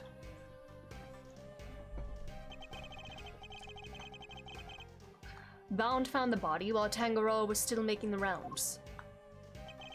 She panicked, ran to call the cops. Tangaroa went right on judging, claims he didn't know a thing about it until afterward. So were the contestants still in, or together in Mr. Tangaroa's room while judging, when judging ends? So were they not in the room during the judging? Because how would because Frost wouldn't be in the room while he's being judged if he was dead in this room. So went ahead and looked over the victim's work, even though the guy was nowhere to be seen. Pretty suspicious behavior in anyone's book. I don't have enough information to challenge him on that yet. By the way, Detective Bad, what were you and Mr. Gusto talking about earlier? I was going to ask about the piece on the wall here, the one in the frame. The Angel's Cookbook? Seemed like something was off. Yeah. There's a missing thing. I thought I'd better ask somebody who knows about this stuff. Then you bozo showed up and pulled me away from my very important work. Alright, well I have to inspect the not suspicious nooks and crannies. Well, there's several things missing. Mr. Gusto, would you mind helping us out? Of course. Confectionery is my life. If you have any questions, I'll be happy to answer them. Thank you, that's very kind of you. Alright, well we have two suspicious things. Let's start with the non-suspicious things. It's a journal belonging to the captain of the chocolate ship, also made of chocolate. A diary of despair, that's some title. Come, hearken, and see how we crossed the sea and rode the red tide to misery. Quite a jaunty rhyme for such a tragic-sounding tale. The ink, the button, looks like a fire alarm. Yeah, and before you start prodding it, it's not made of chocolate.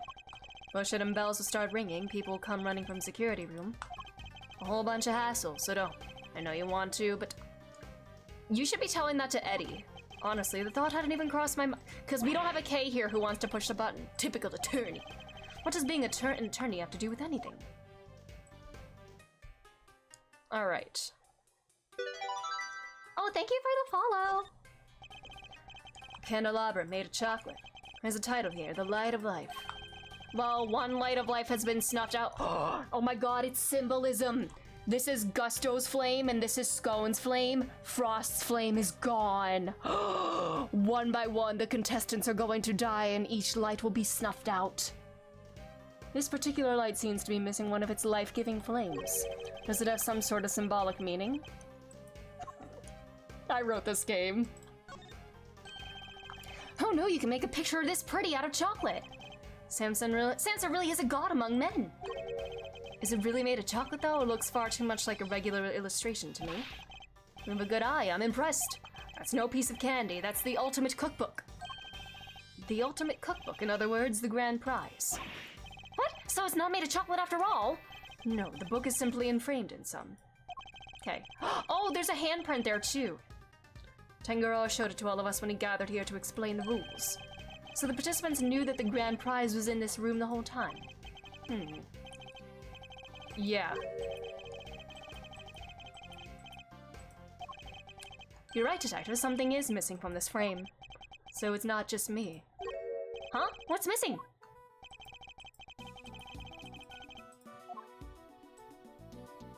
Can we hear? Is he gonna say take that? Take that. Gregory, take that! Look at the decorative work in the corner here. Something's missing, no? Oh yeah, it's a little different from the other side. That's not like Tangaroa. The balance is all wrong. But that's not all. Take a look around.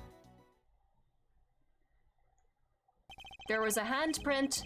Every confection in this room is missing some small bit.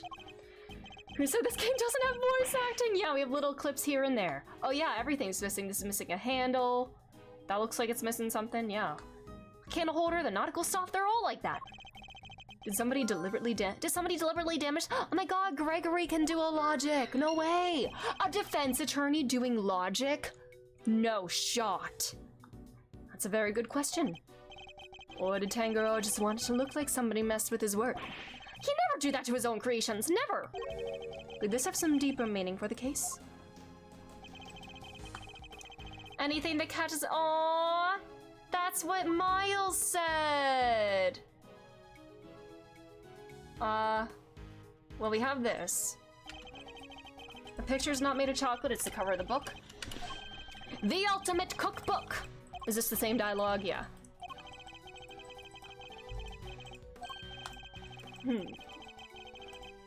Yar. The book, the frame, the handprint! Are these finger marks? Yeah, but we don't know whose yet. Still haven't figured it out. No fingerprints, no ID. Finger marks without prints, they could certainly be important to the case. Probably wearing gloves. It's a real head scratcher, all right. Not really. I'm guessing whoever it was wore gloves. Aw, where's your sense of romance, of adventure? There doesn't tend to be much of either at a crime scene, Eddie. I mean, unless like Phoenix and Edgeworth are on the scene together, or like that one time like Apollo and Clavier first met and they had a little gay moment when they first met. And that happened at a crime scene, so like it can happen. Achoo! You okay, bud? You alright, Eddie? 3, 2, 1, welcome! How are you doing? Thanks for being here. Yeah, but it sure is chilly in here. Probably to stop the chocolate from melting. It wasn't exactly warm out in the fountain room either. But it's even colder in here. Would you like to borrow my jacket? No, I'm fine. As to Modifice game, anything can happen. So true. That is Ace Attorney in a nutshell. And besides, you said you'd give it to me when I finally got my attorney's badge. I did, didn't I? Oh, the coat! Why do they have the heat down so low? Chocolate needs to be kept at the right temperature. Take a look behind the panel on the wall. What panel?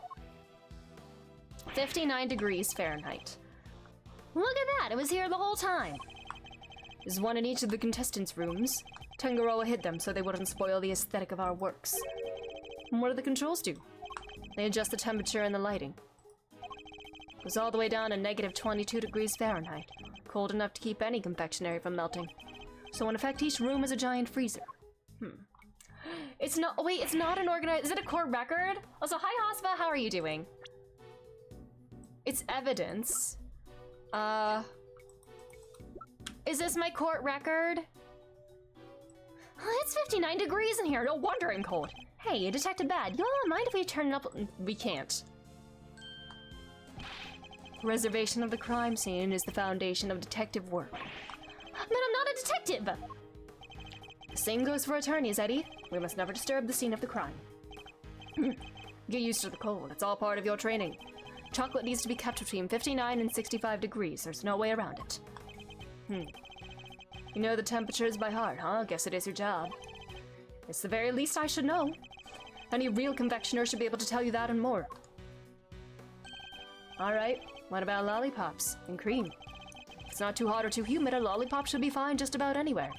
Cream needs to be kept at around 50 degrees. Need to watch out for heat and humidity, huh? Duly noted. Detective Bad kind of brightened up when he was talking about lollipops, didn't he? I suppose he must be very fond of them. I don't believe there's any more to be found here. Is there any new dialogue? I'll get more dialogue out of this. These controls can be used to adjust the room's temperature and lighting. Red, yellow, green, dark blue, light blue, white. That's a huge range. Temperature set to 59 degrees. Light colors set to white. The pieces in here are made of chocolate, that's why. White light makes them look better. Mr. Tangaroa must see the room itself as a part of his carefully crafted creations. It's all art! Anything here? There's some very tasteful tableware here, along with some kitchen utensils. The tea set is of the same design as the one Miss Bound served us with earlier. You think Samson could have been drinking tea out of that? Pot and cup were dusted for prints. His were the only ones they found. And what was the case for the utensils, too? Was that the case for utensils? Everything else had been washed, so there weren't any prints to find. And Mr. Tangaroa was wearing gloves while he was working on his confectionaries. That could explain why prints were only found on the teapot and cup. Court record! Ah! 'Cause we are going to court, aren't we? Gloves. Gloves. Tangaroa wore them when he was working on his masterpiece over there. They're conveniently good at hiding fingerprints, too. I suppose it's possible to employ them in such... They're not, like, disposable. Are they washable? Because if they're, like, disposable gloves, they wouldn't be the ones on there. There would be traces of chocolate on them, right? Unless they are washable. In which case, they could have been washed. But is it really all that suspicious to find a pair of gloves in a kitchen like this? I'm a detective, everything's suspicious. That's a job. A pot of chocolate? A stepladder! Hey, look. Gusto, I'm gonna need you to move for a second, because I see a stepladder back there. Well-equipped kitchen, as one might expect. Sadly, it doesn't look like there's much to be found in the way of clues. Nothing of interest in the fridge, either. We checked.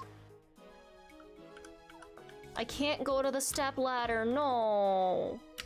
Oh wait, can I? Oh no, I'm back here. I want to see the stepladder. All right. This is all same, yeah. Okay, bye. I'm gonna go around here and then I'll do the body last. This is a fine selection of nautical paraphernalia. I think one of them could be the murder weapon. Aren't they made of chocolate? Yeah. You'd have a hard time bludgeoning somebody to death with one of them. Can't tell what's real in here. They really do look genuine. I can hardly tell the difference myself. A true testament to Mr. Tangaroa's skills. It was the same thing. It's not a stepladder, it's a ladder that's stepped up. So true. Hello, Kanaiza. How's it looking over here, officer? Oh wait, no. How's it looking over here, officer? Nothing of interest in that cupboard, or... Yes, sir? So there is. Oh, no, there isn't. Just a blowtorch used for cooking and some tableware, sir. You heard the man, Mr. Attorney. Nothing to add, am I right? No. So, you do have something to add? Oh, no. Can't get a straight answer out of anybody. This is Ace Attorney. You can only get gay answers out of people, buddy. Perhaps you should ask a straight question. Water. Or is that actually clear chocolate? What are you investigating, officer? Sir, I was just taking the temperature of the water here. And what have you learned? Unless you're talking to Larry True, he's the only one that gives straight answers. It's warm, sir. The stream in each room flows into the main fountain, and then the water is circulated back to the rooms. Unusual, to say the least. I've never seen a house quite like this one.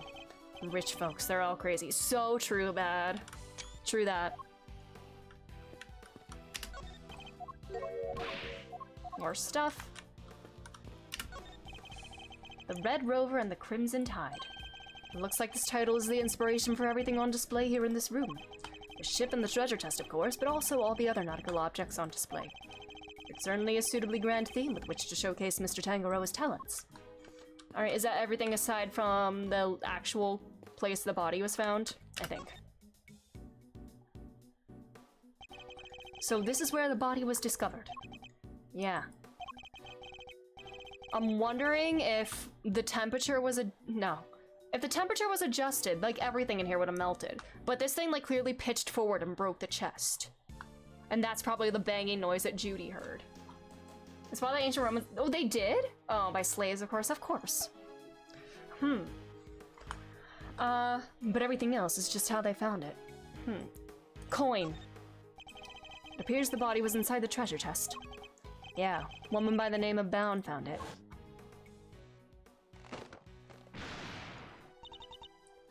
Samson, are you in here? Ah! Seems she heard something breaking and came to see what it was. Well, maybe just a little more information. There's something else in here. It's a seal of some kind. P.H. Paul... What's it? Paul Halik. Looks like a seal of some kind with somebody's initials and intricate shape carved into. It's so just this girl is 16 and is fascinated with like the sculptor of like cups and saucers and stuff. You know what? That's a fun little girl and like girly, I don't want to say girly interest, you know, but like it's a fun little like girls need to have their fun little niche interests, and like French teacups can be that interest. Delicious scone, delicious scone, delicia, wow. Carmelo Gusto, because he uses air! Gusto! I get it! Is it for making those fancy wax things on documents? Do you think it belonged to the victim? No idea, but it's gotta get logged anyway, so I'll take that.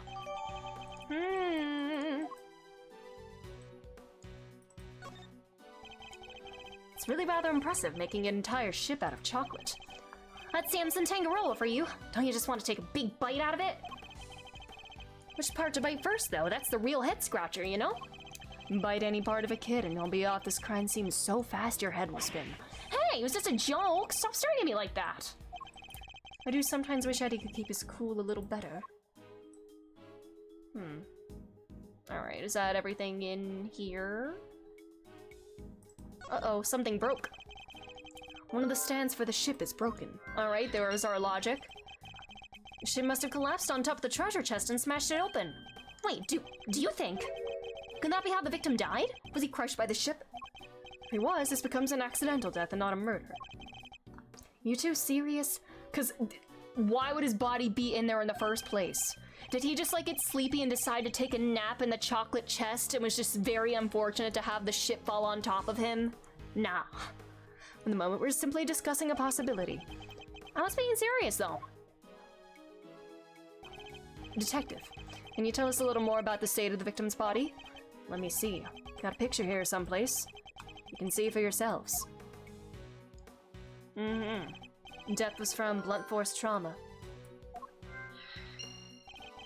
And what about the weapon? Has it been found yet? You can ask the prosecutor. Detective's not one for sharing much, I see. The prosecutor, oh, the prosecutor! Would you mind if you borrowed this? The skin off my nose, it's not like it's official. Bound took it in with an instant camera when she found the body. Are they getting a long stream? I'm probably gonna take a break at the next to be continued. It's weird. I feel like I need to make up for ending stream early because I wanted to finish the last case last night, but obviously that didn't happen. But it's okay. I'm not gonna I'm gonna take a break at the next to be continued. Saturday might go for a little longer though. An instant camera, like it's disposable or something? No, it means it develops the pictures right then and there when you take them. No way, sounds pretty convenient. Alright. There's something in this picture that contradicts what's the current crime scene. Deduction! Oh my god, Edgeworth urethra? Or Gregory urethra? I mean the blood. Well first, let's do a logic. Something was breaking, this was breaking. Aw, the Gregory portrait. The stand broke and the ship collapsed with it. And the lounge sound maid brought Miss Bound running. Yeah, said the ship already keeled over by the time she got in here. But why did the stand collapse? What caused it to break? It wasn't like melting, was it? Because if that was the case, if the temperature was up, more things in the room would have been melting than just that. Maybe the whole thing was off balance from the get-go. Could that really have been the case? Nah, this guy was, everything's been tampered. Okay, everything's been tampered with.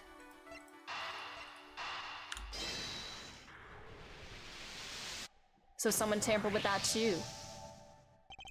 All of Mr. Tangaroa's creations are missing a little piece each, including one of the stands that was holding up the ship. Somebody really went all out. Do you think it could have been the killer? It's certainly a possibility. By the way, I think we can safely say the stand was damaged in our mystery person's tampering spree. When it broke, the ship fell and smashed open the treasure chest, which would have remained closed otherwise. Alright.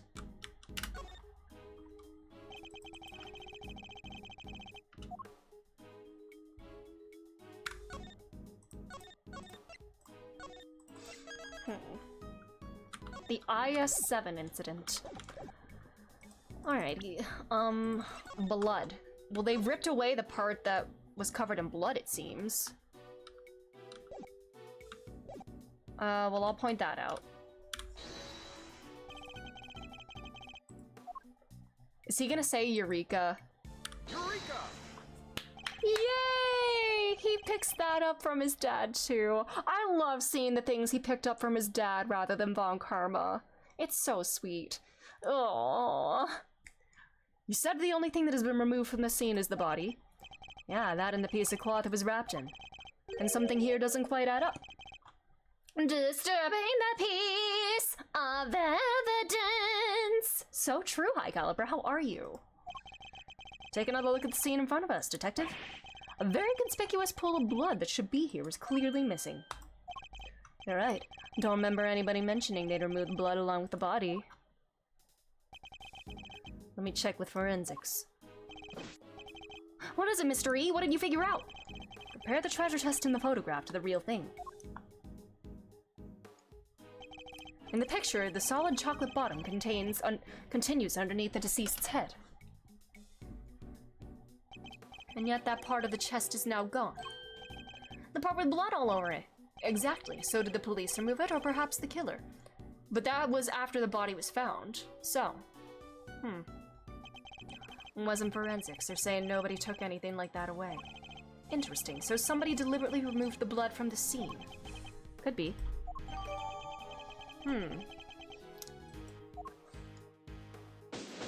Alright. Perfect investigation with Gregory. I think we're about done here for now. Okay. Let's see, what does it say? If I wasn't convinced before, I am now. Tangaroa did it, no two ways about it. Okay. Found in the lid was closed until the ship collapsed. Heart that was covered in blood is missing. Every other item was also missing a piece of itself. Cause of death appears to have been blood loss following blunt force trauma. Okay. What do you mean? All the rooms in this place locked from the inside. The only way to unlock them from the outside is with this key. I see. And who had access to that key? Who do you think? Tangaroa. And it's the only one. There aren't any copies. With the mansion key, Tangaroa could slip into anybody else's room anytime he liked. And he could even lock his own room from the outside if he wanted. Mr. Tangaroa's room wasn't locked, was it? Oh my god, Jake, hello, how are you? Sorry that you're not feeling well, but thank you for the lurk. I hope you feel better soon. Take care of yourself, get some rest. Nope, which is exactly what makes him a suspect. Would you care to explain your thinking? Ooh, the bat. The bat. If the door had been locked when the body was found, Tangaroa would have been the obvious suspect, which is why he deliberately didn't lock his room. And why he smashed in the lid of the treasure chest, so the body was on full display. Everyone was supposed to gather in his room when the judging finished up, so he made it look like the murder happened while he wasn't there. The one thing he didn't plan on was Bam finding the body. Anyway, that's my thinking on this whole thing. Good enough for you, Mr. Attorney? Do you also believe it was Mr. Tangaroa who damaged the other pieces in this room? Yep. I know you have to believe your client, that's your job. But I'm a detective and I serve the law. No matter how squeaky clean somebody might seem, a suspect is still a suspect. I fully understand your reasoning, Detective. Now, would you mind if I applied a little critical thinking of my own? Do your worst. Ooh. Just as the detective won't compromise his devotion to the law, I won't compromise my beliefs either. And I'm not about to just accept his version of events. In fact, I'm going to show him the piece of evidence that highlights the contradiction in his claims. Alrighty.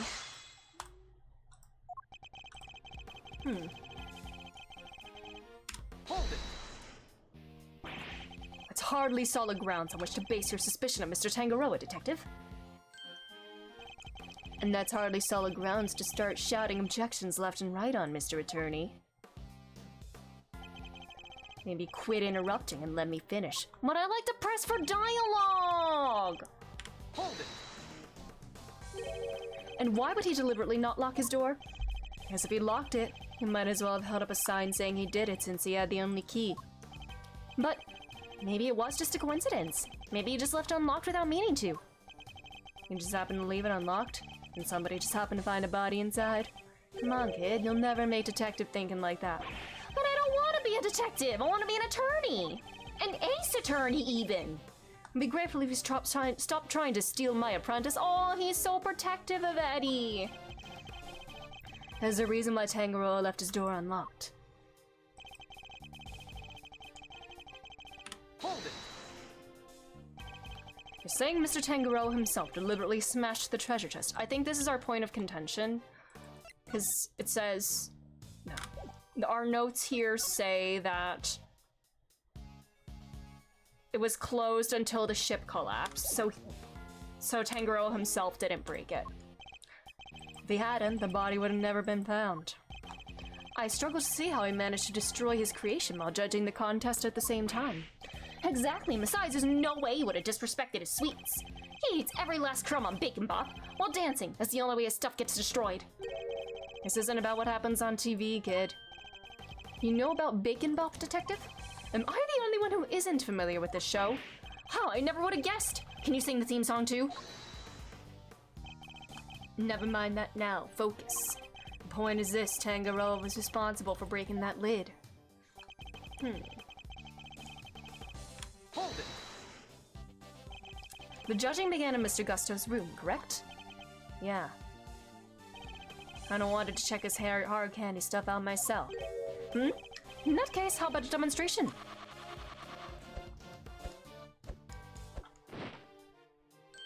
A doggy! It's you, Detective. Oh my god, it's Missile. Are you calling him a dirty... No! It's a wolf! Okay, well that's Shilong Lang, but he's not here right now. A lone wolf. I like it. Psst. I'm starting to enjoy these little sways. Me too, he's so talented. Anyhow. Hold it. Do you have a clear idea of when exactly the murder took place? Not yet. Autopsy report's still pending.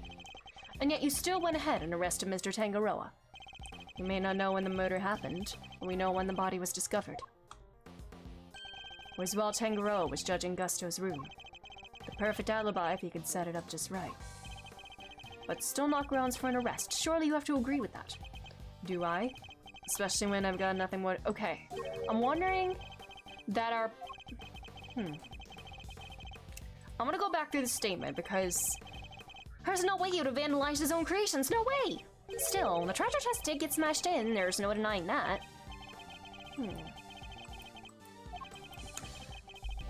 Alright. I have two thoughts, okay. If the door... He smashed the lid in while he was judging. Well, I think actually our point of contention might be... wait, hold on. Is this a typo? Tyrell. T-Y-R-E-L-L. When I save it. It says T-Y-R-E-L-L-E. His name is spelled differently. Is that typo number 7?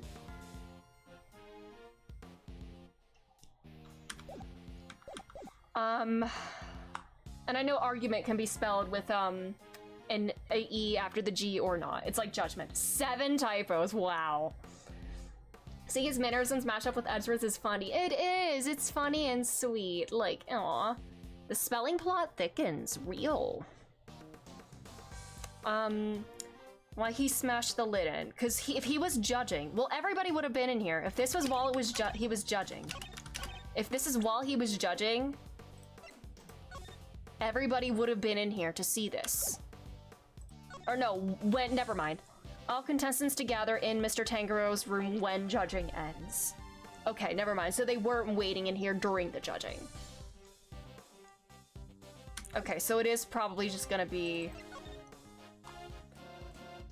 The lid was closed until the ship collapsed. He did not deliberately break it. Objection. Okay. Gregory, objection. We've established that the body was hidden inside the chest, and that Miss Bound only came running into this room when she heard a sound. It seems reasonable to infer that the sound was out of the chocolate boat collapsing. Sure, seems likely based on the evidence. And yet you asserted it was Mr. Tangaroa who had smashed the lid of the chest. I believe this photo makes it clear that it was the ship that did the smashing. And if that had occurred only moments before Mr. Bound had entered the room, then it couldn't have been broken by Mr. Tangaroa, who was out judging the contest at the time. I never said he did it then and there. He could have done something to the stand so it collapsed when he was in the middle of judging. Objection! I don't think you could time it that well. Have you any way of proving that assertion? Nope. But the investigation isn't over yet. There's still time. So he doesn't have anything conclusive. Have you found any prints in this room besides those of Mr. Tangaroa? Yep, on the door. But we found Tangaroa's and Frost's prints on there too. We were all brought in here for a briefing, right before we started work on our creations. Those prints are probably from them. I take you haven't checked any of Mr. Tangaroa's works for prints yet? Why would... We know that somebody tampered with them. Therefore, it's possible they left some prints behind when they did so. Alright, I need to take one more quick bathroom break. I know, bad timing and all, but I will be back in a moment. I'm just gonna run a quick ad. I'll be back momentarily.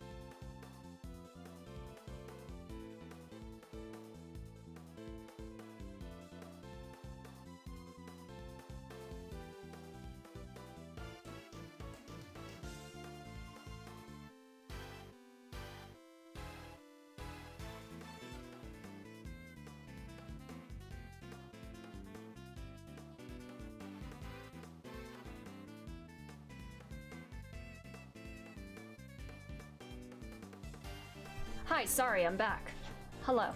Anyways, we're getting this man. We're getting this man's ass. Fine. If you don't find anything, your guy's still top of my list, got it? You, check all this chocolate stuff for prints, now. Yes, sir, right away. Detective Bad! We finished dusting the chocolate and we found prints that double onto Mr. Tangaroa, sir. Go on, whose? Delicia Scone, sir. She's one of the contestants. Good work. You can go back to whatever you were investigating before. Yes, sir. So it seems you have a suspect besides Mr. Tangaroa. Even without your lawyerly input, I wasn't about to wrap up the investigation anyway. I'll go speak to Miss Scone and see what she has to say for herself. Delicia Scone. Mr. Gusto mentioned her too. He said she was ruthless, that she'd do anything to win. This Scone Lady sounds like a pretty suspicious character, huh, Mr. E? Yes, I think we better try to speak with her ourselves as well. Detective Bad, would you mind if we accompanied you? Babysitting you is not my job. Aw, come on! But I guess you did pick up a couple of useful clues already. So if you want to tag along, be my guest. Thank you, Detective. You're too kind. Aww.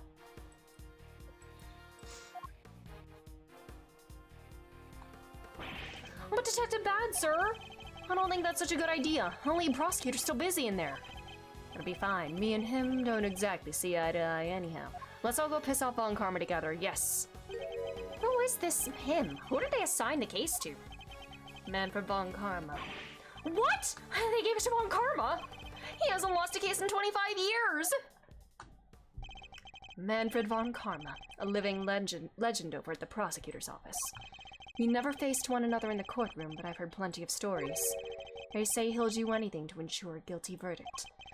But I can't let that distract me. For now, I need only to continue to do what I believe is right. Oh my god, I didn't realize I was that close to it to be continued, and I just took a bathroom break. I'm sorry. If I'd known we were right there, I would have waited. I'm so sorry, y'all. Well, that's where we're gonna leave it for tonight. Alright, that's where we'll leave it for tonight. We will pick this up on Saturday, then. Is this Delicia Scone, the ruthless lady? Oh my.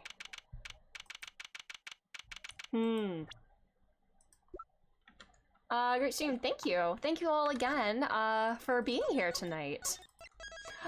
We will pick up with this on Saturday, about noon Eastern Standard Time. I don't know, we probably won't finish this case, because we did just start it, but we'll do as much as we can. Thank you all again so much for being here.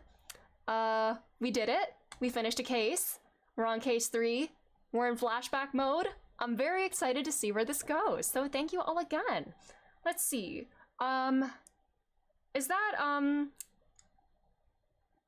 okay, I think, was that named Sinfritz? Let's raid Sinfritz, who was recommended earlier, playing Sonic All-Star Racing, which I might need to check out now. And I see there's an ad coming right now. Sorry about the ad. But let's rate them. Oh, hold on.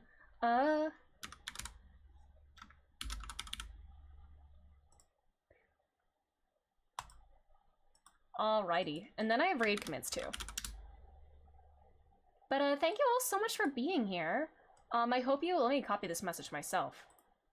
I hope you have a great rest of your day, night, time zone, whatever it is where you are. And that will be all then. That's all. Bye-bye.